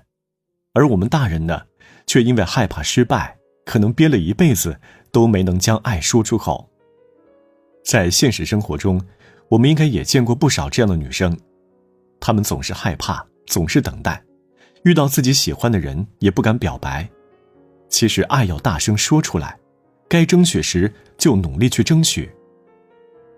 据说冰心曾问过铁凝有没有男朋友，铁凝回答说还没找。冰心就劝铁凝，你不要找，你要等。然后铁凝在50岁的时候终于等到了他的如意郎君。虽然铁凝的感情很圆满，但是我却不赞同冰心的观点。我的观点和冰心恰恰相反，爱不要等，要找。人生苦短，及时去爱。既然人生都已经这么短暂了，我们为什么还要继续待在原地，等待爱来找我们呢？我们要主动去寻找爱，寻找幸福，这是比等待更积极的一种行为。如果你想找爱人，却一直在原地等待，极有可能等到生命的尽头，爱人还没有出现。这样的等待，又有什么意义呢？我们去找爱，就要先学会爱，先让自己成为一个内心有爱的人，这样再去爱别人，我们就会发现有源源不断的爱向自己涌过来。我刚来北京时，也哀怨过一段时间，觉得这世界没有人爱我。后来，我发现这样下去是不行的，所以我就打开了心扉，主动去爱，去结交朋友，对别人好，在不知不觉中收获了很多他人的爱。所以，不要在意谁先付出，要记住，我们的目的是体验爱，拥有爱。可能有人会说，我害怕陌生人，不敢和他们说话，这样该怎么去找寻爱啊？细想一下，我们现在的爱人、朋友，不都曾经是陌生人吗？一回生，二回熟，只要打开心扉，多接触，多交流，自然而然就熟悉了。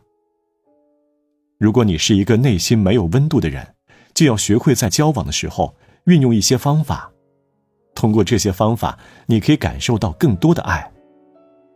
这是心理学家芭芭拉·弗雷德里克森在他的书《爱的方法》中给出的贴心建议。每天进行3个爱意连接练习，随着每天的日升日落，试着找到至少3个与他人心意相通的机会，要心怀暖意、敬意和善意。慈爱冥想练习，想象温柔待你的人和物，可以是子女、配偶，甚至是宠物。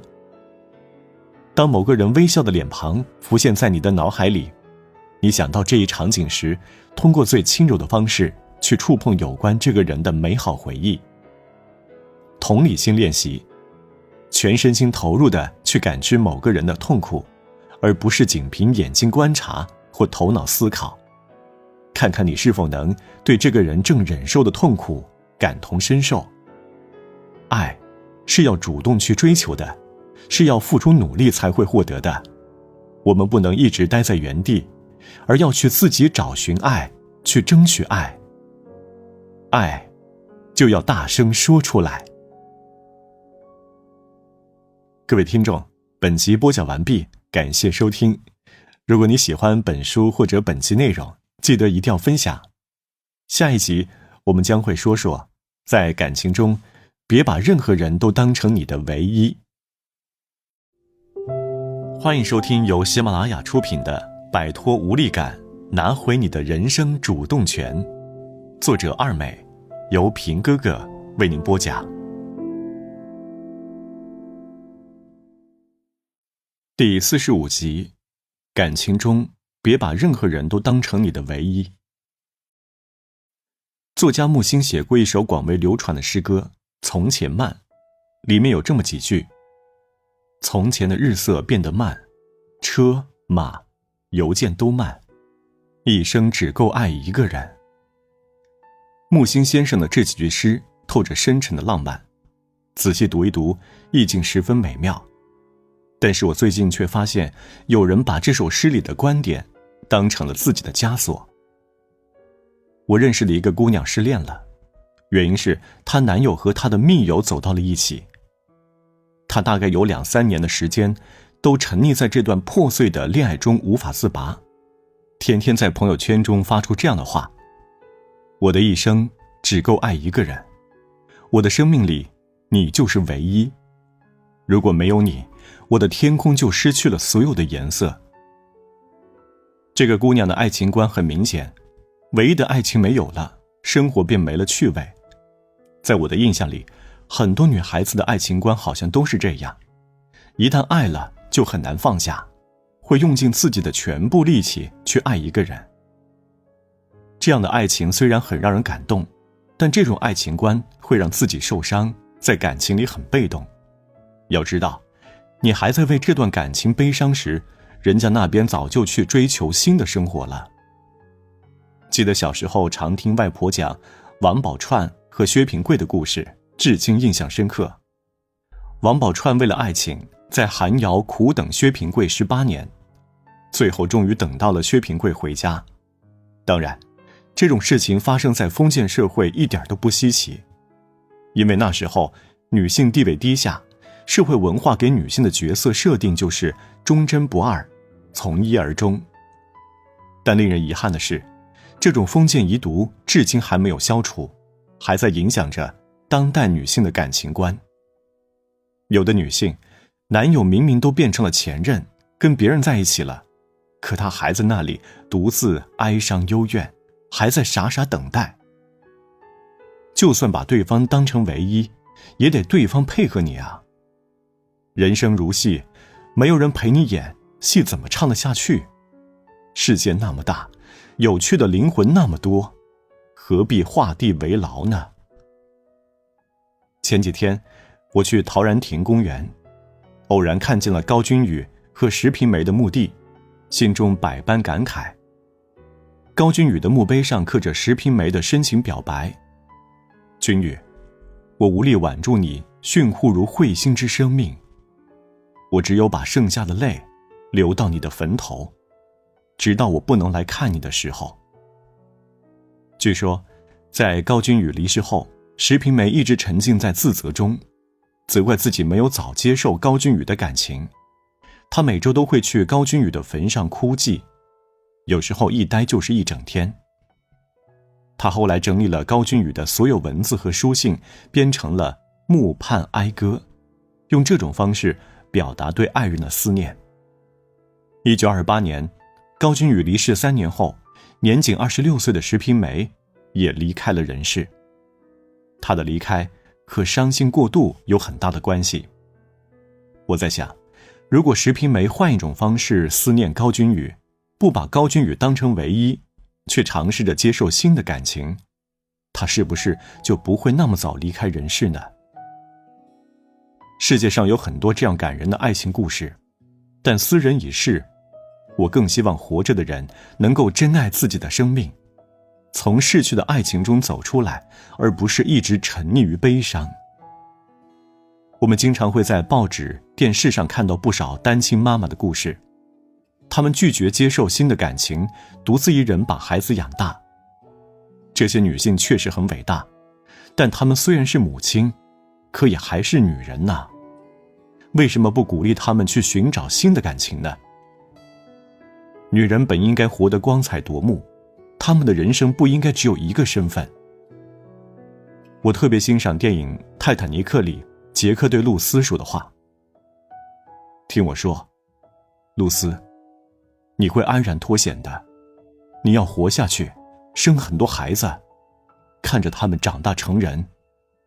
你会安享晚年，终老在温暖的床榻上，不是在这里，不是今晚，不是像这样。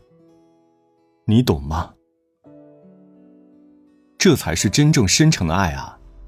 不让活着的爱人为自己痛苦，而是让他珍爱生命，好好活着。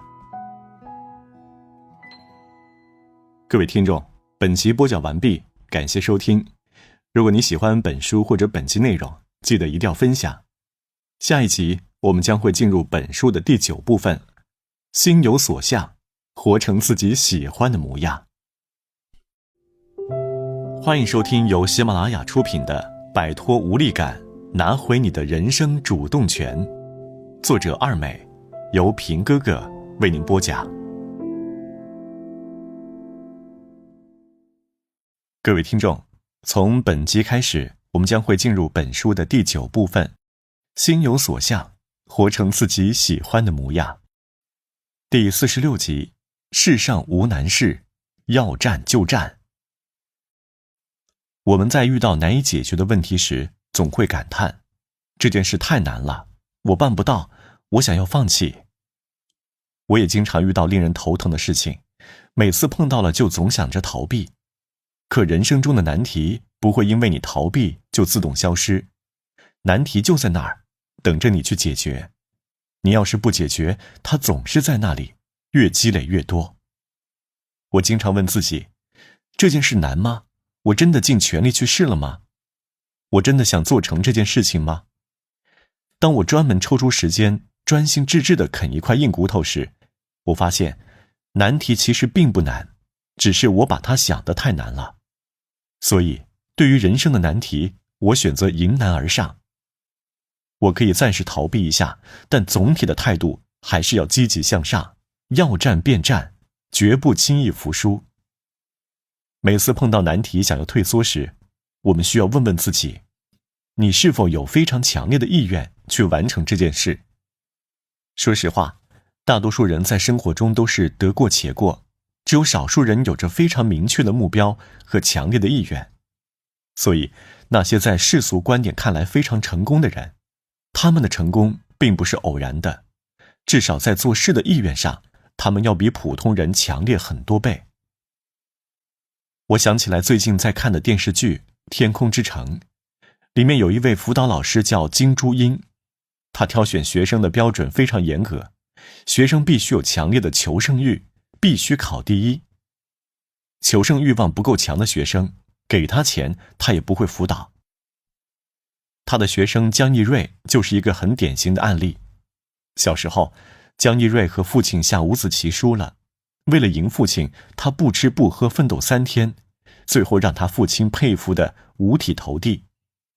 但是一个人不能太看重胜负，否则容易陷入极端，也会失去其他东西。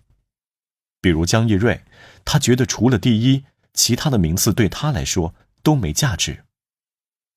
剧中的金珠英老师为了让学生朴英才考上医科大学，不惜把朴英才心中最阴暗的一面激发出来，但这样做的结果是非常惨痛的。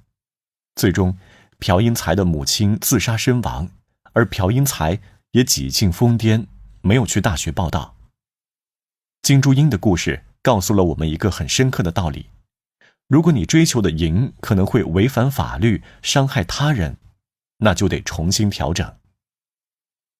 我们经常会遇见一些超出自己能力范围的难题，这就需要我们在挑战过程中对目标进行拆分。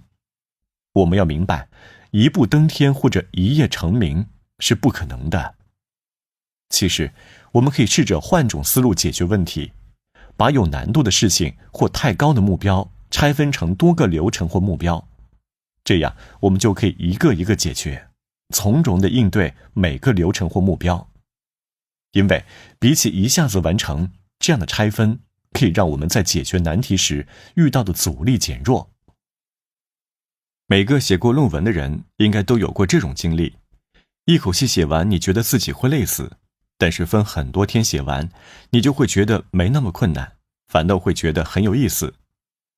但我们要注意的是，由于每个人的情况不同，拆分目标时我们不能盲目和别人比较，拿别人的标准来要求自己。以我自己的写作经验，如果你现在让我自由写作500字，我一会儿就能给你写好。但是换到刚开始写作的人，可能就比较困难了。我会大致把写作分解为3个步骤，即写作、检查、交稿。但对于一个从来没有进行过写作训练的人来说，他可能需要拆分成好多步骤。想了老半天写什么，列提纲纠结一会儿，鼓起勇气写第一个字，写了又删掉，鼓起勇气写第一句话。很显然，同样一件事对不同的人来说，难度都是不一样的。所以我们不能盲目去比较，而要根据自己的实际情况对目标进行拆分，一点一点处理。目标拆分完成后就要应对挑战了，但新的问题又来了，步骤无法按计划进行。这个时候就需要我们灵活处理。我们要学会灵活一点，如果完不成，那就后退一步。就拿健身来说，很多人给自己定了健身的目标，但如果有一天突发状况去不了健身房，这一天就干脆不运动了，这是一种全或无的思维。我冬天懒得去健身房，因为外面太冷了，出门去健身还不如老老实实的躺在被窝里。每当这时，我就强迫自己行动起来，在家里铺个瑜伽垫，在垫子上做点 HIIT 运动，即高强度间歇训练法。有时候连瑜伽垫都懒得铺，那我就干脆躺在床上，简单做些仰卧起坐或者是抬腿等运动。所以我们可以灵活地处理自己的问题。比如你今天要读书，如果连定下的目标的一半都没有完成，那就后退一步，先读10页，甚至可以先读1页。情绪问题也需要面对，我们可以参照应对挑战时的策略。很多时候，我们对问题的完成度取决于情绪的好坏。在心情好的时候，可能事情很容易就能完成；如果赶上心情不好，问题的困难程度就会放大很多倍。有时甚至觉得从床上爬起来解决问题都无比困难。这个时候，我们就要学会把事情放一边，先把情绪调节好。我们可以试着听听音乐，或者约朋友一起吃饭，要么出去运动一下，这样我们的心情马上就会有所改变。我们还可以先做点事情，让自己找到些许成就感，这样也能让我们的情绪变得好起来，之后处理问题就会变得十分自信。当你心情振奋时，是不是感觉自己可以轻松登上珠峰呢？这时再去解决问题，就可以一鼓作气，顺利达到目标。所以我们不要惧怕困难。俗话说得好，办法总比困难多。我们总能找到很多办法，通过各种方式应对困难。各位听众，本集播讲完毕，感谢收听。如果你喜欢本书或者本集内容，记得一定要分享。下一集我们将会来说说，你可以是自己的主人。欢迎收听由喜马拉雅出品的《摆脱无力感，拿回你的人生主动权》，作者二美，由平哥哥为您播讲。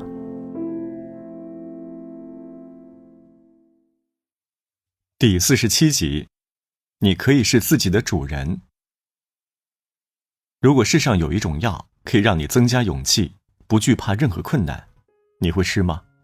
我想，不同的人选择可能不同。也许你本来就是个勇敢的人，用不着吃这种药，所以对这种药根本不感兴趣。但是有些人肯定会需要。很多人都会有恐惧症，而且恐惧的东西五花八门，比如社交恐惧，不敢出门见人；恐高，站在稍微高一点的地方就要晕倒；恐飞机，一上飞机就发抖；恐电梯，只能走楼梯，不敢坐电梯。虽然让人感到恐惧的东西这么多，但人在社会中生存，总要出去和别人打交道。你不可能因为恐惧就永远待在自己的小房间里。当恐惧严重到一定程度，影响你的日常生活，你会苦不堪言。达伦·布朗是一位英国魔术师，有一天他突发奇想，想要测试一下安慰剂对人克服恐惧的作用。于是就在一档节目里声称，有个叫西塞罗的医药公司研发出了一种神奇的新药。这种新药曾在美国军队中测试，结果显示它可以让士兵在战争中消除恐惧。一些备受恐惧症折磨的人听说了这个消息，非常激动，立刻通过节目组联系到了达伦·布朗，要到了这种药。他们还不知道自己已经被当成了被试。这些人服用了所谓的药物后，达伦·布朗也开始了对药物效果的追踪。达伦·布朗选取了几个有代表性的被试进行效果追踪，他们分别是尼克、丹和凯特。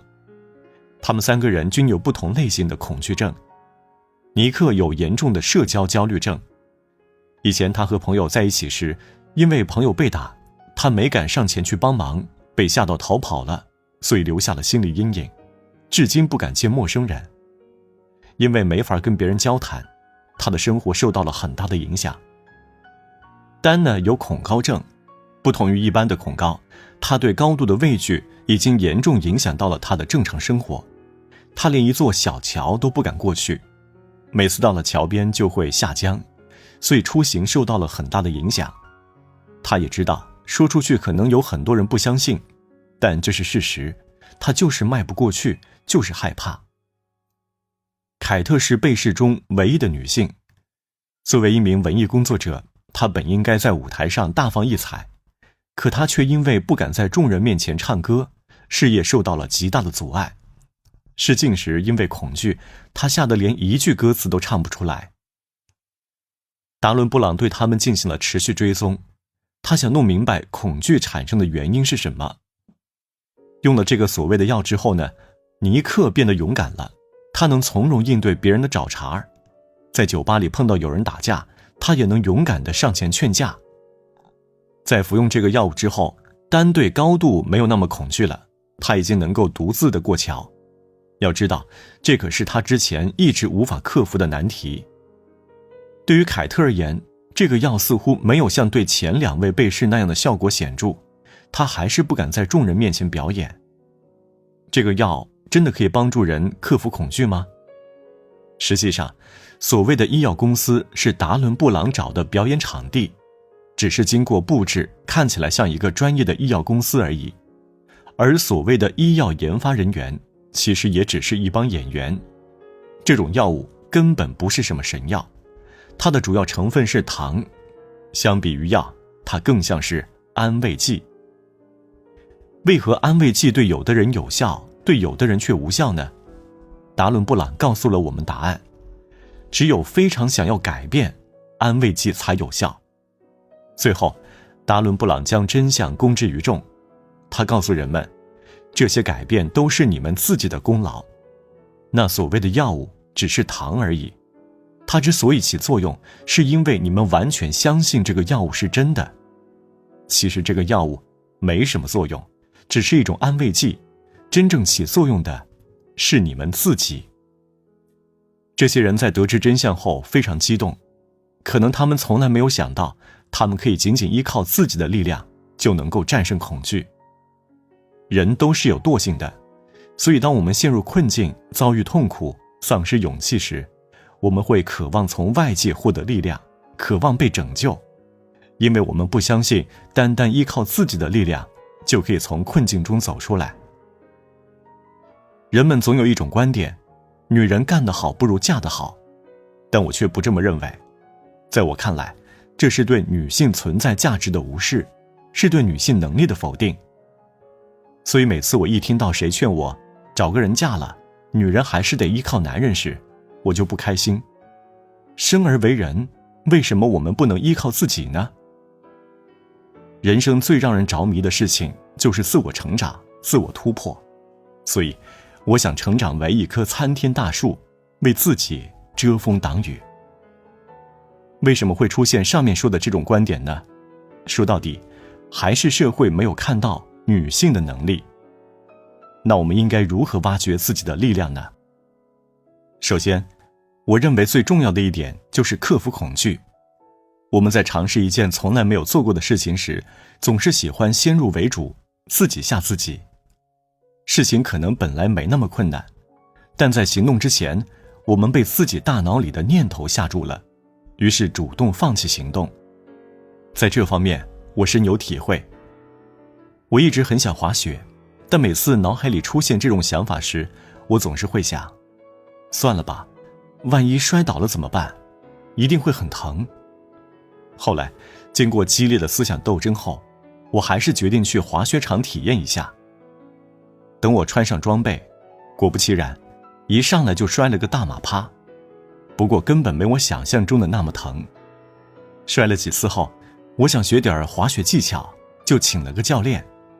教练带我练习时，只是指导一下，偶尔才扶我一把。大部分时间都是我自己一个人在滑。也就是说，实际上我自己可以做到，只是内心的恐惧让我以为自己做不到。真正令我们恐惧的不是事情本身，而是我们的想象。如果我们想对抗这种恐惧，可以先从最容易的步骤开始。我们是自己的神，所以当我们创造自己的人生时，也要一步一步来建立信心。各位听众，本集播讲完毕，感谢收听。如果你喜欢本书或者本集内容，记得一定要分享。下一集我们将会说说，每个生命都有自己的轨迹。欢迎收听由喜马拉雅出品的《摆脱无力感，拿回你的人生主动权》，作者二美，由平哥哥为您播讲。第48集，每个生命都有自己的轨迹。我们往往喜欢和别人比较，而为了显得自己比较上进，比较的对象常常要比我们优秀很多，但最后比较的结果往往是不尽如人意的。相比于别人的成就来说，我们会发现自己的那点小成就根本算不了什么，于是我们就会陷入自我否定的怪圈。我也是一个喜欢比较的人，看别人穿新衣服展示魔鬼身材，我会在心里骂自己，看看你那死样子，人家多美啊，你怎么这么土？看到一个朋友晒出的环游世界的照片，我也骂自己，你怎么混的呀？人家都出国了，你还不知道地球往哪儿转呢？看别人写出10万加阅读量的文章，我也不忘鄙视自己，你写的都是什么呀？你看看人家写的，你还好意思继续吗？丢不丢人呢？我们每个人都有2种思维模式，一种是积极的，一种是消极的。从小我们被告知，虚心使人进步，骄傲使人落后。但实际上，骄傲的人并不多，反倒是自卑的人不少。我认识一个女孩，高中毕业就出来打工了。有一天，她说她想学英语，于是就买了英语教材，还报了班，开始每天背单词，练口语。刚开始呢，她学得还挺起劲儿的。后来有一次在地铁上，她看见一个中国人在和老外说话，可她完全听不懂人家在说什么，就很沮丧，觉得自己就算学了英语也没有用，于是干脆放弃了。其实这是一种错误的思维方式，因为这种比较不是建立在同等条件之下的。他只是看到人家英语说的那么流利，却没有看到人家背后付出的努力，说不定是苦练多年才有了现在的水平，又或者人家从小在国外长大，成长在英语环境，所以才会把英语说得和母语一样熟练。印度哲学家克里希纳穆提将比较视为一种暴力，因为人们对权力、地位和财富等的比较可能会持续终生。我曾看过一则新闻报道，讲的就是因为比较而引发的悲剧。有个小男生，因为父母经常拿他和班里一个成绩比较好的同学比较，每次考完试他都会挨骂，他很生气。一天，他上学时偷偷揣了一把小刀，把那个成绩好的同学给杀了。这样的悲剧还不是个例。这也是一种非常错误的教育方式。每个孩子都是独一无二的，都有自己身上的闪光点。家长们眼里只有成绩，看不到孩子的独特价值，只用外在的东西来评价孩子，把孩子工具化，这对孩子来说是一种伤害。当孩子感觉不到自己价值时，就会毁灭自己，毁灭他人。我们总是会和别人进行比较，最后比较的结果往往都是自己不如别人。我们真的不如别人吗？其实不见得。用别人的优势和自己的劣势比较，我们当然不如别人呢。最后，比较的结果也不会让我们振奋起来，只会让我们更加沮丧。这种比较其实也是一种暴力，会在无形当中对我们造成伤害。每个人都是这世间独特的个体，是世间的唯一，都有自己的人生轨迹。我们要按照自己的轨迹来运行，就如同我们所在的地球，虽然在宇宙中它不是最大最闪亮的，可它是目前人类已知的唯一存在高等动物的星球。我们需要发现自己的独特价值。那么问题来了，我们该如何确认自己具有独特的存在价值呢？我们可以通过记录来找到自己的价值。比如可以多记录自己取得的进步，哪怕进步再小，也要记录下来。每天学了什么新东西，做了什么运动，认识了哪些新朋友，看了什么新书，这些都可以记录下来。因为这是对自己的认可和自己所取得成绩的证明。有人会说，我还是忍不住拿自己跟别人比较，怎么办？我就是很难接受自己，怎么办？心理学家阿尔伯特·埃利斯给我们提供了一种解决方法，无条件接纳自我。这种方法就是教我们从存在主义的角度看待自己。虽然我们很想得到别人的认可，但我们没有得到别人的认可，也不能因此而否定自己。因为我们的价值并不是由他人的认可来决定的。每个人都是独一无二的，每个人的存在价值都取决于自己的选择。我们要从整体上进行评价，而不要对具体的行为进行评价。我们做了一件好事，但不能代表我们就是好人，只是这个行为是好的。同样的，如果我们做了错事，也不能代表我们就是坏人，只是这个行为是不好的。就算我们比不过别人，也只是某个方面比不过而已，不代表我们整个人不行。无条件接纳自我法会让我们对自己有更客观的评价，也不会让我们的情绪轻易地受到外界影响。所以，下次再看到别人优秀的地方，肯定别人的同时，不要否定自我，而要说，你很优秀，不过我也在进步。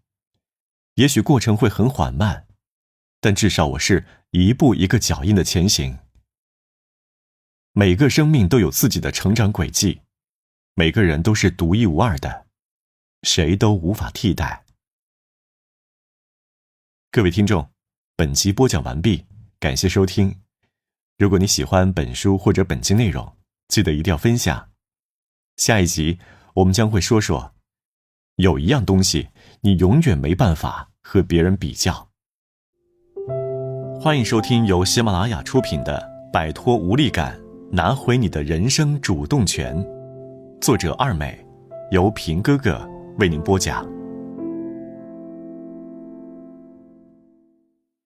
第49集，有一样东西，你永远没办法和别人比较。其实我们都有这种感受，每次跟别人比较完之后，心里就控制不住的难受，因为每次比较的结果通常都会让我们怀疑自己。下面这些体会几乎人人都有过。身材好的人还特别会穿衣搭配，看看自己又胖又丑，还不会打扮，和别人站在一起简直一个天上一个地下，真想找个地缝钻进去。有的人年纪轻轻就有房有车，再对比一下自己，偶尔在外面吃一顿大餐都要考虑很久。自己每次在决定做什么事情之前，总是拖拖拉拉犹豫不决，而别人总能坚决果断，决定了做什么事情就立刻行动，毫不拖延。每次和别人比较的时候，我总会有这样一种感觉，别人都过得很好，而我总是过得浑浑噩噩。在这样的比较下生活，我总是会有恐惧和焦虑的感觉，担心自己会失败，会堕落，会活成所有人中最差的那一个。比较来比较去，我始终没法专心做当下的事情，我的正常生活也受到了影响。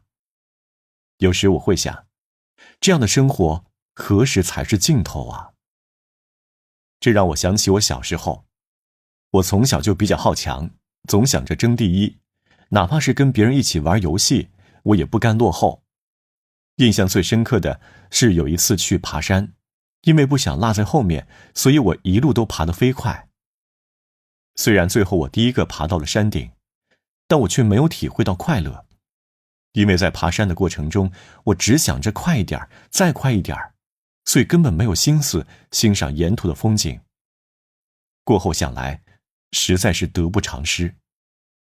其实，我也问过自己，追求第一才是人生的意义所在吗？超越别人才是人生的意义所在吗？如果一个人功成名就，腰缠万贯，站在了金字塔的顶端，他的人生就一定会有意义吗？其实不然，在外人看来，他非常成功，可他自己的内心却未必能感受到幸福和快乐。在我看来，真正的幸福应该是建立在抛去身外之物的基础上的，因为只有这样的幸福才是内心想要得到的。可就是这样简简单单的幸福，大多数人都得不到。我曾经看过一本写终南山隐士的书，里面记录了一些居住在终南山的隐士的日常生活。他们住在山洞里，吃野菜饼，睡石板床，生活非常清苦。更令我吃惊的是，有的人竟然为了过这种生活，不惜放弃自己的高管职位和巨额财富。在我看来，这样的清苦生活有什么意义呢？多无聊啊！可有的人就是喜欢过这样的生活，在他们看来，金钱、名利等不过是外人用来衡量价值的标准，对自己没有丝毫用处，根本不重要。自己活得开心，遵从自我的意志生活，内心自由，这才是最重要的。单从这方面来说，我自愧不如，不禁对他们心生敬意。美国女教育家玛瓦柯林斯也是一位这样的人，在她的教育下，芝加哥市里那些从小就吸毒犯罪的孩子，奇迹般的成长为快乐自信的孩子。有的人后来甚至还读了大学。他独特的教育理念引起世界各地教育家的关注。美国前总统里根和布什都曾邀请他去当教育部部长，但他都婉拒了。相比于做官，他更喜欢当老师，喜欢在课堂上创造奇迹的感觉，这令他特别有成就感。有人可能会说，我就是要追求物质，有了更多物质，我才会幸福。但是这样的观点真的能够让我们获得幸福吗？这里的更多有标准可以参照吗？举例来说，你自己本来有一个目标，赚20万，赚到的话就可以活得很快乐。但如果你非要和别人比物质多寡的话，就会陷入无限的比较中，超过张三，前面还有李四，在物质多寡这条路上是永远没有尽头的，除非成为世界首富。如果你要一直跟别人比来比去，那你就永远无法停下来感受生活的乐趣。物质虽然重要，但毕竟是身外之物，内心的幸福感受更重要。我们常常会很迷茫，不知道该如何选择物质和幸福。心理学家泰勒·本哈沙尔给出了建议：幸福第一，物质第二。我们拼命追逐物质的最终目的是什么？难道不是为了让自己、让家人过得幸福快乐吗？难道不是为了更好的体验人生乐趣吗？有的人赚钱不少，却连给自己的爱人买件衣服都舍不得。这样的人不过是金钱的奴隶罢了。我们应该换一种观念，不管现在拥有多少物质，我们都要用心体会生活的乐趣。一个人是否活得快乐，内心的感受是痛苦还是欢乐，只能靠自己来判定。这是一种主观的感受，是无法用外在事物与他人进行比较的。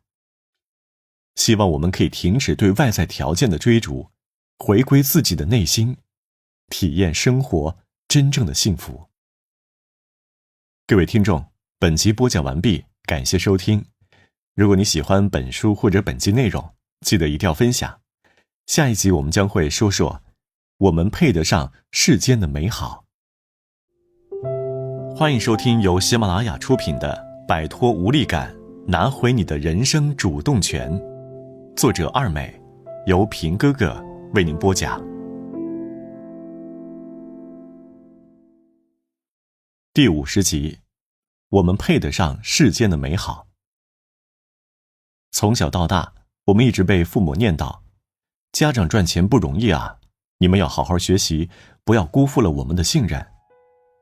小时候家里穷，父母都种地，确实很辛苦。这些其实不用他们说，我也都知道。我其实挺节俭的，在花钱方面，除了学杂费，我几乎从来不会向家里要零花钱。记得有一年寒假，我妈给了我5块钱，让我跟着亲戚去镇上赶集。5块钱对于当时的我来说是一笔巨款，我把钱紧紧地揣在兜里，生怕弄丢了。到了集市上，琳琅满目的商品让我眼花缭乱。我在集市上逛来逛去，一直逛到中午饭点，也没舍得花钱，最后只买了一张日历年画，花了5毛钱。回家后，我把日历交给我妈，对她说：“我饿得很，还有饭吃吗？”我妈听了非常心疼，赶紧给我做饭吃，还问我为什么不在街上买点吃的呢？我说：“咱家赚钱不容易，我要省着花。”我妈很难受，说：“再这么着也不要饿肚子啊。”很多农村的孩子从小目睹家长的辛苦，确实很早就懂事了。他们懂得体谅家长，懂得节俭，可这种懂事也影响了他们的成长。我从小就懂得体谅父母，生活很节俭，这也导致我长大后，即使赚了钱，也总觉得自己应该用廉价的东西。我心里一直觉得自己配不上美好的东西，于是一直贬低自己，认为自己不值得拥有更好的物质、工作和感情。有时候甚至会认为自己的存在是一种累赘，给世界带来了负担。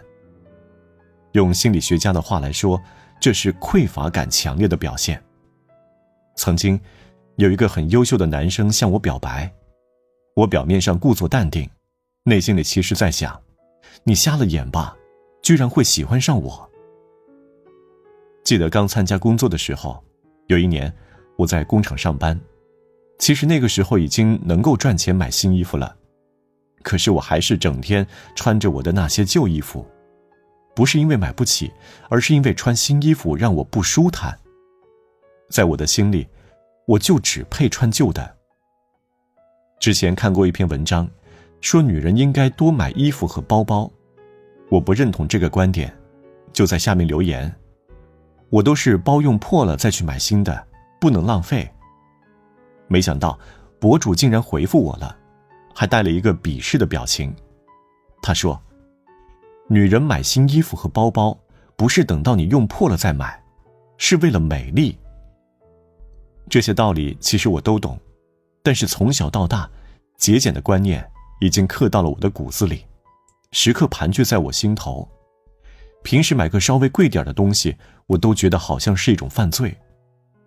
其实我在为人处事方面是大方的，日常生活中我常请朋友吃饭，毫不吝啬，可对自己我却一直很抠门。有一次在上班时，我看到大家都在买曲奇饼干，我也想吃，可又觉得它太贵了，所以没舍得买。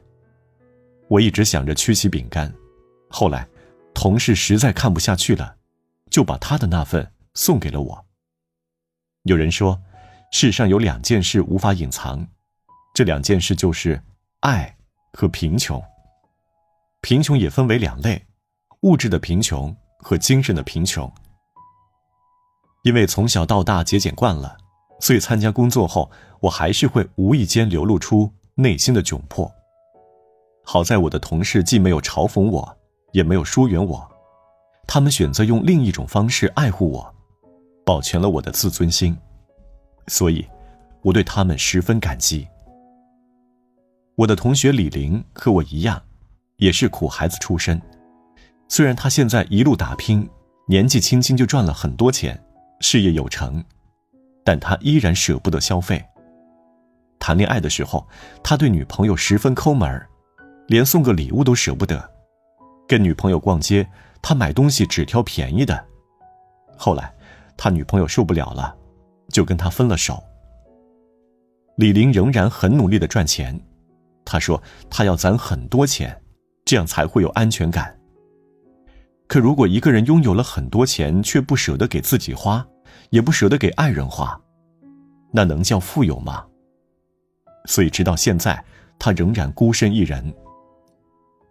如何改变这种内在的匮乏感呢？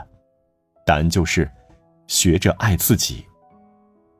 当我们的内心再一次出现我配不上美好这种念头时，我们就可以反问自己，为什么我们就配不上美好呢？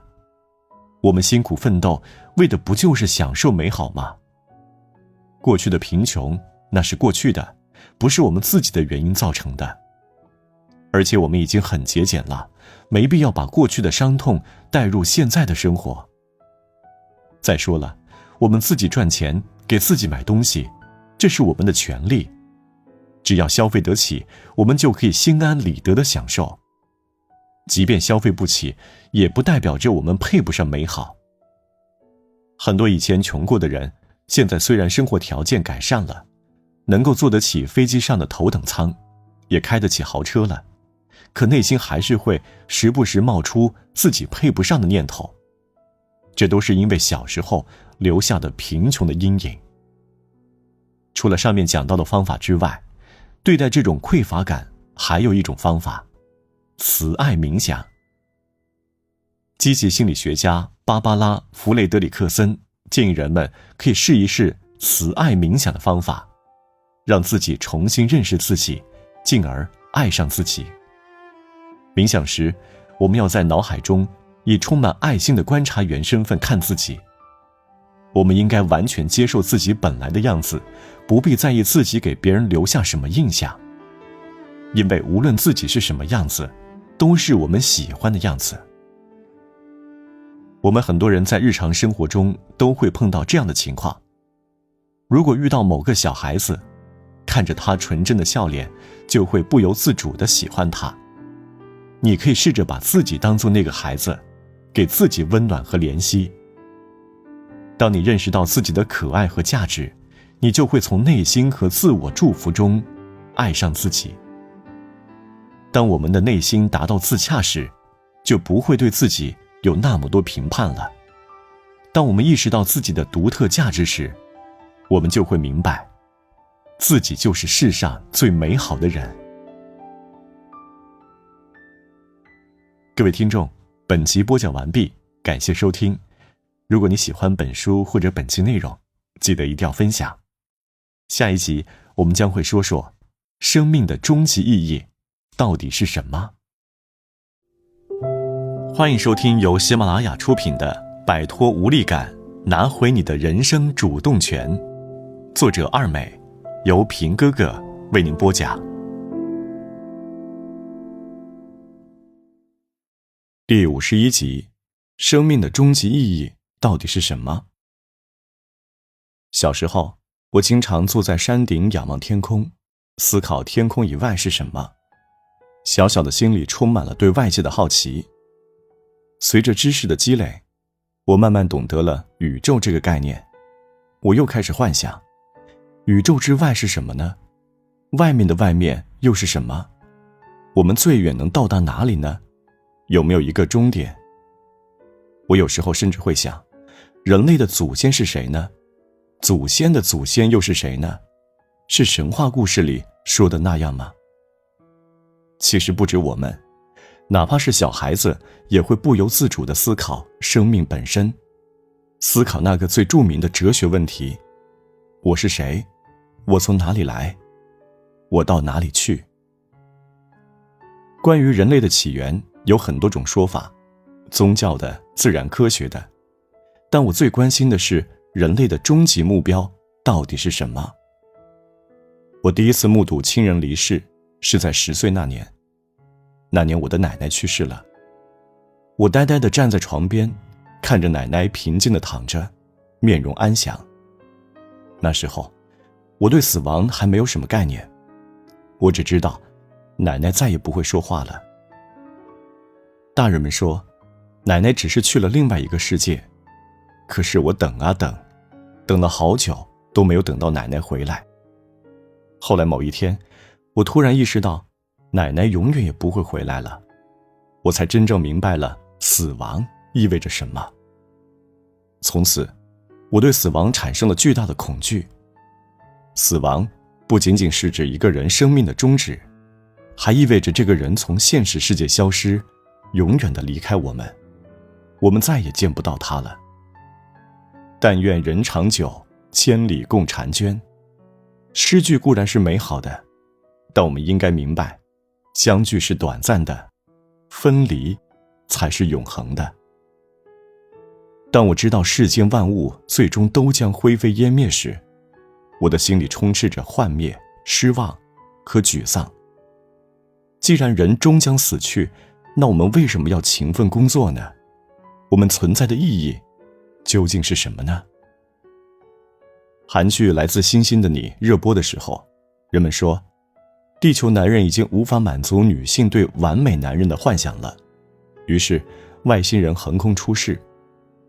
作为一名来自星星的男人，都敏俊富可敌国，才华横溢，而且还拥有超能力，长生不老。他在地球上活了400年，却依然俊美如初。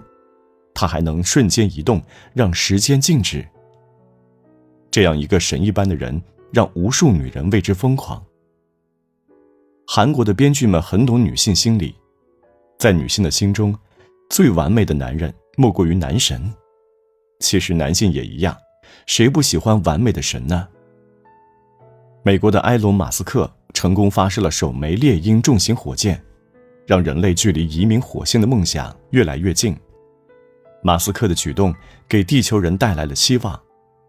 在距离毁灭还有70亿年的时间里，如果人类足够努力，应该可以应对挑战，找到更好的生存环境。在地球毁灭之前逃离出去，甚至还有可能实现永生的梦想。美国作家罗伯特·赖特写过一本书叫《非零时代》。在这本书里，赖特通过对各种详实的数据研究发现，生命的密码不是 DNA， 而是非零和游戏。非零和游戏意味着游戏的结局有很大概率是双赢，而零和游戏不是你死就是我活，总和为零，双输。人类在进化过程中同时玩2种游戏，零和游戏以及非零和游戏。最好的选择自然是非零和游戏，这样基因才能更好的延续。人类社会在非零和力量的驱动下，会越来越复杂，越来越丰富，并不断趋于完美。积极心理学家马丁·塞利格曼从赖特的书中获得启发，他认为积极情绪、积极人格的存在有更深远的意义。在自然选择的过程中，人类进化出了2大类情绪：积极情绪和消极情绪。消极情绪能够帮助生命个体应对危机，而积极情绪能够引导我们互相合作，走向双赢。绝大部分人都渴望玩双赢的非零和游戏，而非你死我活的零和游戏。这样看来，人类的前途总体是非常乐观的。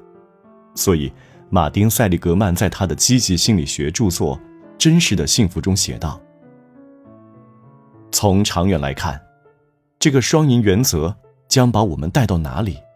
给我们带来一个非超自然的神，一个需要通过自然的双赢法则才能得到万能、全知和美德的神。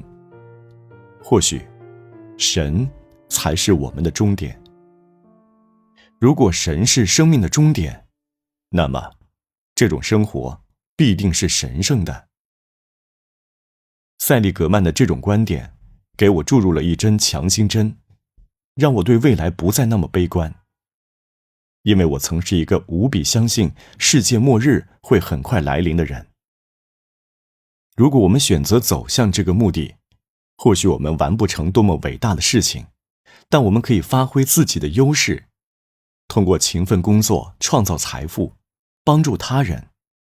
哪怕是非常微小的事情，只要朝着这个目标努力，你所做的就是神圣的事情。有的人听了这句话，可能还是会表示绝望。如果神是生命的终点，那我们是什么呢？我们在地球上只有不到100年的存活时间，未来对我们来说太遥远了，我们注定会成为牺牲品。我却不这么看。在我看来，倘若你愿意，只要这种方法运用合适，今生就能到达人生的彼岸，不必苦苦等待。那么，这种方法是什么呢？我们又如何到达人生的彼岸呢？其实，我们早已经接近过它。它就是人们常说的，人和人的活法不一样，体验就不同。马丁·塞利格曼说，发挥优势，并且把你的优势用于增加知识、力量和美德，这样的生活才有意义。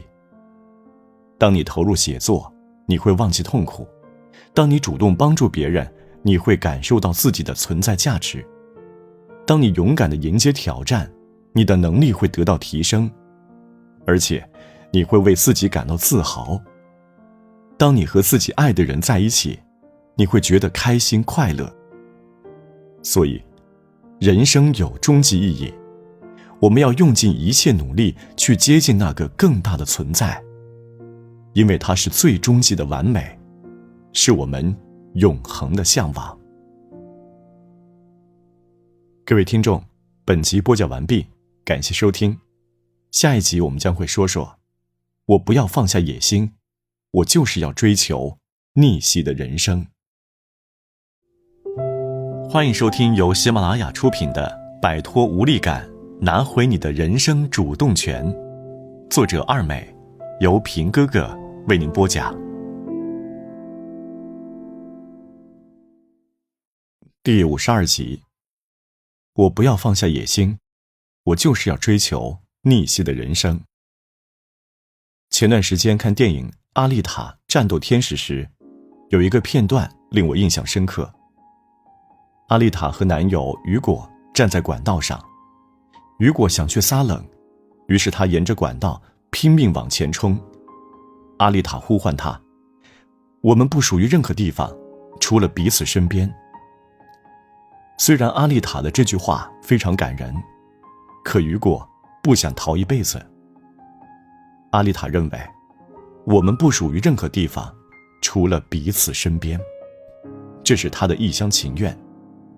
因为他来自撒冷，拥有优秀的机甲术，还有一颗强劲的心脏，而她的男友雨果却没法和她相提并论，他没有去撒冷的能力。撒冷是什么地方呢？在电影中，撒冷是一个高高在上的天空之城，盘踞在人们的头顶，这是对人类社会的隐喻。作为普通人，我们只能仰视那些站在金字塔顶端的人。阿丽塔不喜欢撒冷，她只想追求爱情，而对于雨果来说，到达撒冷却是一个逆袭之梦。雨果的梦也是普通人所渴求的梦。试问，有哪一个普通人不想逆袭呢？我理解雨果，因为我也有一个逆袭的梦。可在现实生活中，我们总会听到很多人生导师谆谆告诫，平平淡淡才是真，放下你的野心和欲望，做一个平凡的人。说真的，我很反感这种观点。我才不要什么平平淡淡的人生，我就是想要轰轰烈烈的人生。那么多人过平平淡淡的生活，究竟是因为喜欢，还是因为没有更好的选择，只好无奈接受呢？我不要放下野心，我就是要追求逆袭。我能想到的逆袭，应该和很多人差不多，赚很多钱，被爱包围，写很多好作品。其实，大家的逆袭之梦都差不多。然而，总有人规劝我们不要做白日梦，连想都不要想。几年前，我的一位姨妈在给我介绍对象时，就是这么教导我的：你是个农村女娃，心不要太野了。你妈有病在身，你还想找个城里人，找个能过日子的人就行了。包括我父亲，他也是这么教导我的。你可不要找外地人，找本地的就行，也不要找那些大老板之类的，就找一个普通上班族就行。我的父母对我的了解还是太少了，他们到现在也还不明白我真正想要什么。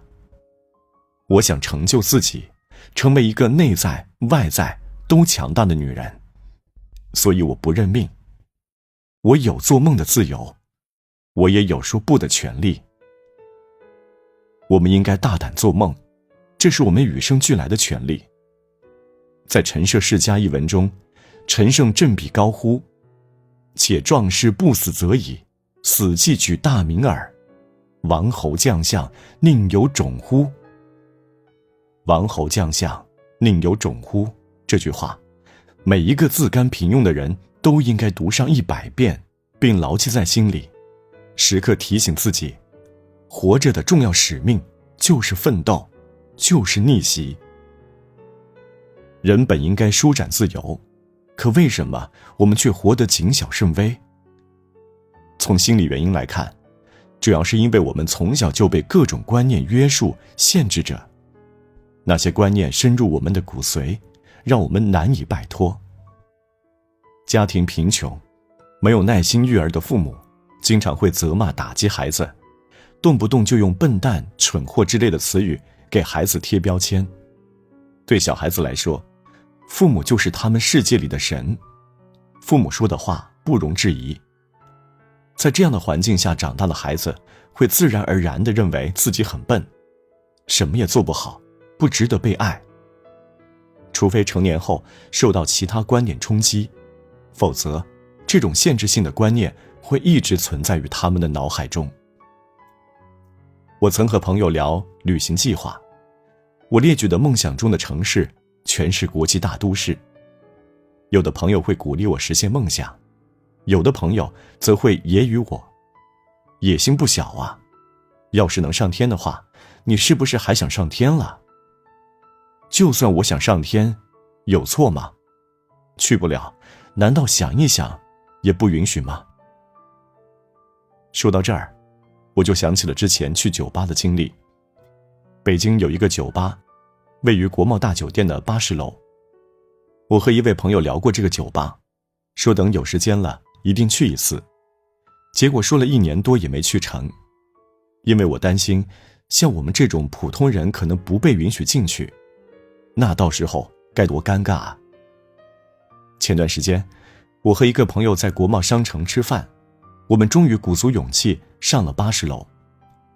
那个酒吧外面放着谢绝参观的牌子，朋友一看，立刻吓得打退堂鼓，不敢进去了。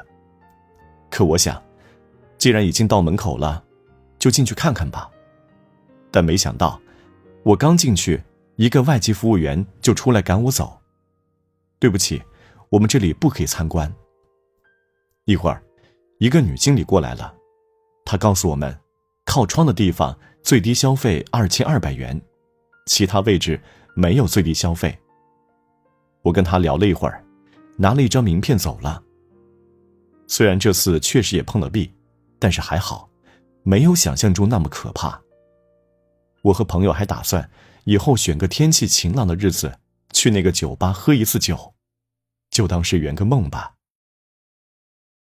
作家何菜头曾经写过一篇文章《推门而入》，里面的情节和我这次的经历大体相似。他一直觉得高尔夫球这项运动太高端，不属于他，跟他没有关系。在无数次经过高尔夫球场后，有一天他终于鼓足勇气走了进去。令他想不到的是，打一场高尔夫球并没有他想象的那么昂贵，打100个球只需要花60块钱。何菜头说，他那天用棍子抡了300多个球。很多时候，真正击败我们的不是现实，而是头脑中想象的恐惧。这种恐惧会成为我们逆袭的阻碍。即便见多识广的何菜头，也会被所谓高大上的表象吓住。所以，我被吓得不敢去那个酒吧，也是可以理解的。我并不是说让所有人都像我一样，一定要去很贵的酒吧，一定要写出优秀的作品，一定要去国际大都市旅游。这些只是我的目标，是我的人生追求。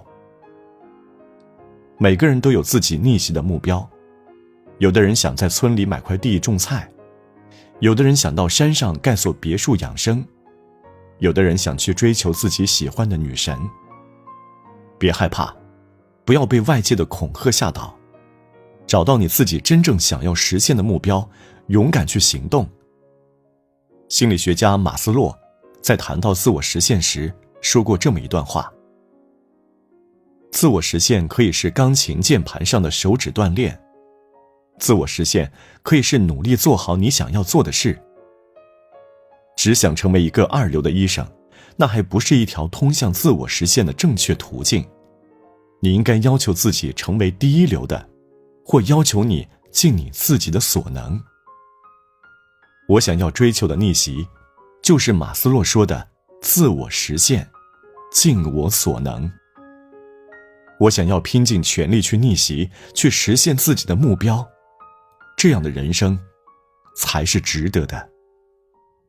拼尽全力去追求自己的梦想，就算最终不能成功逆袭，此生也已无憾。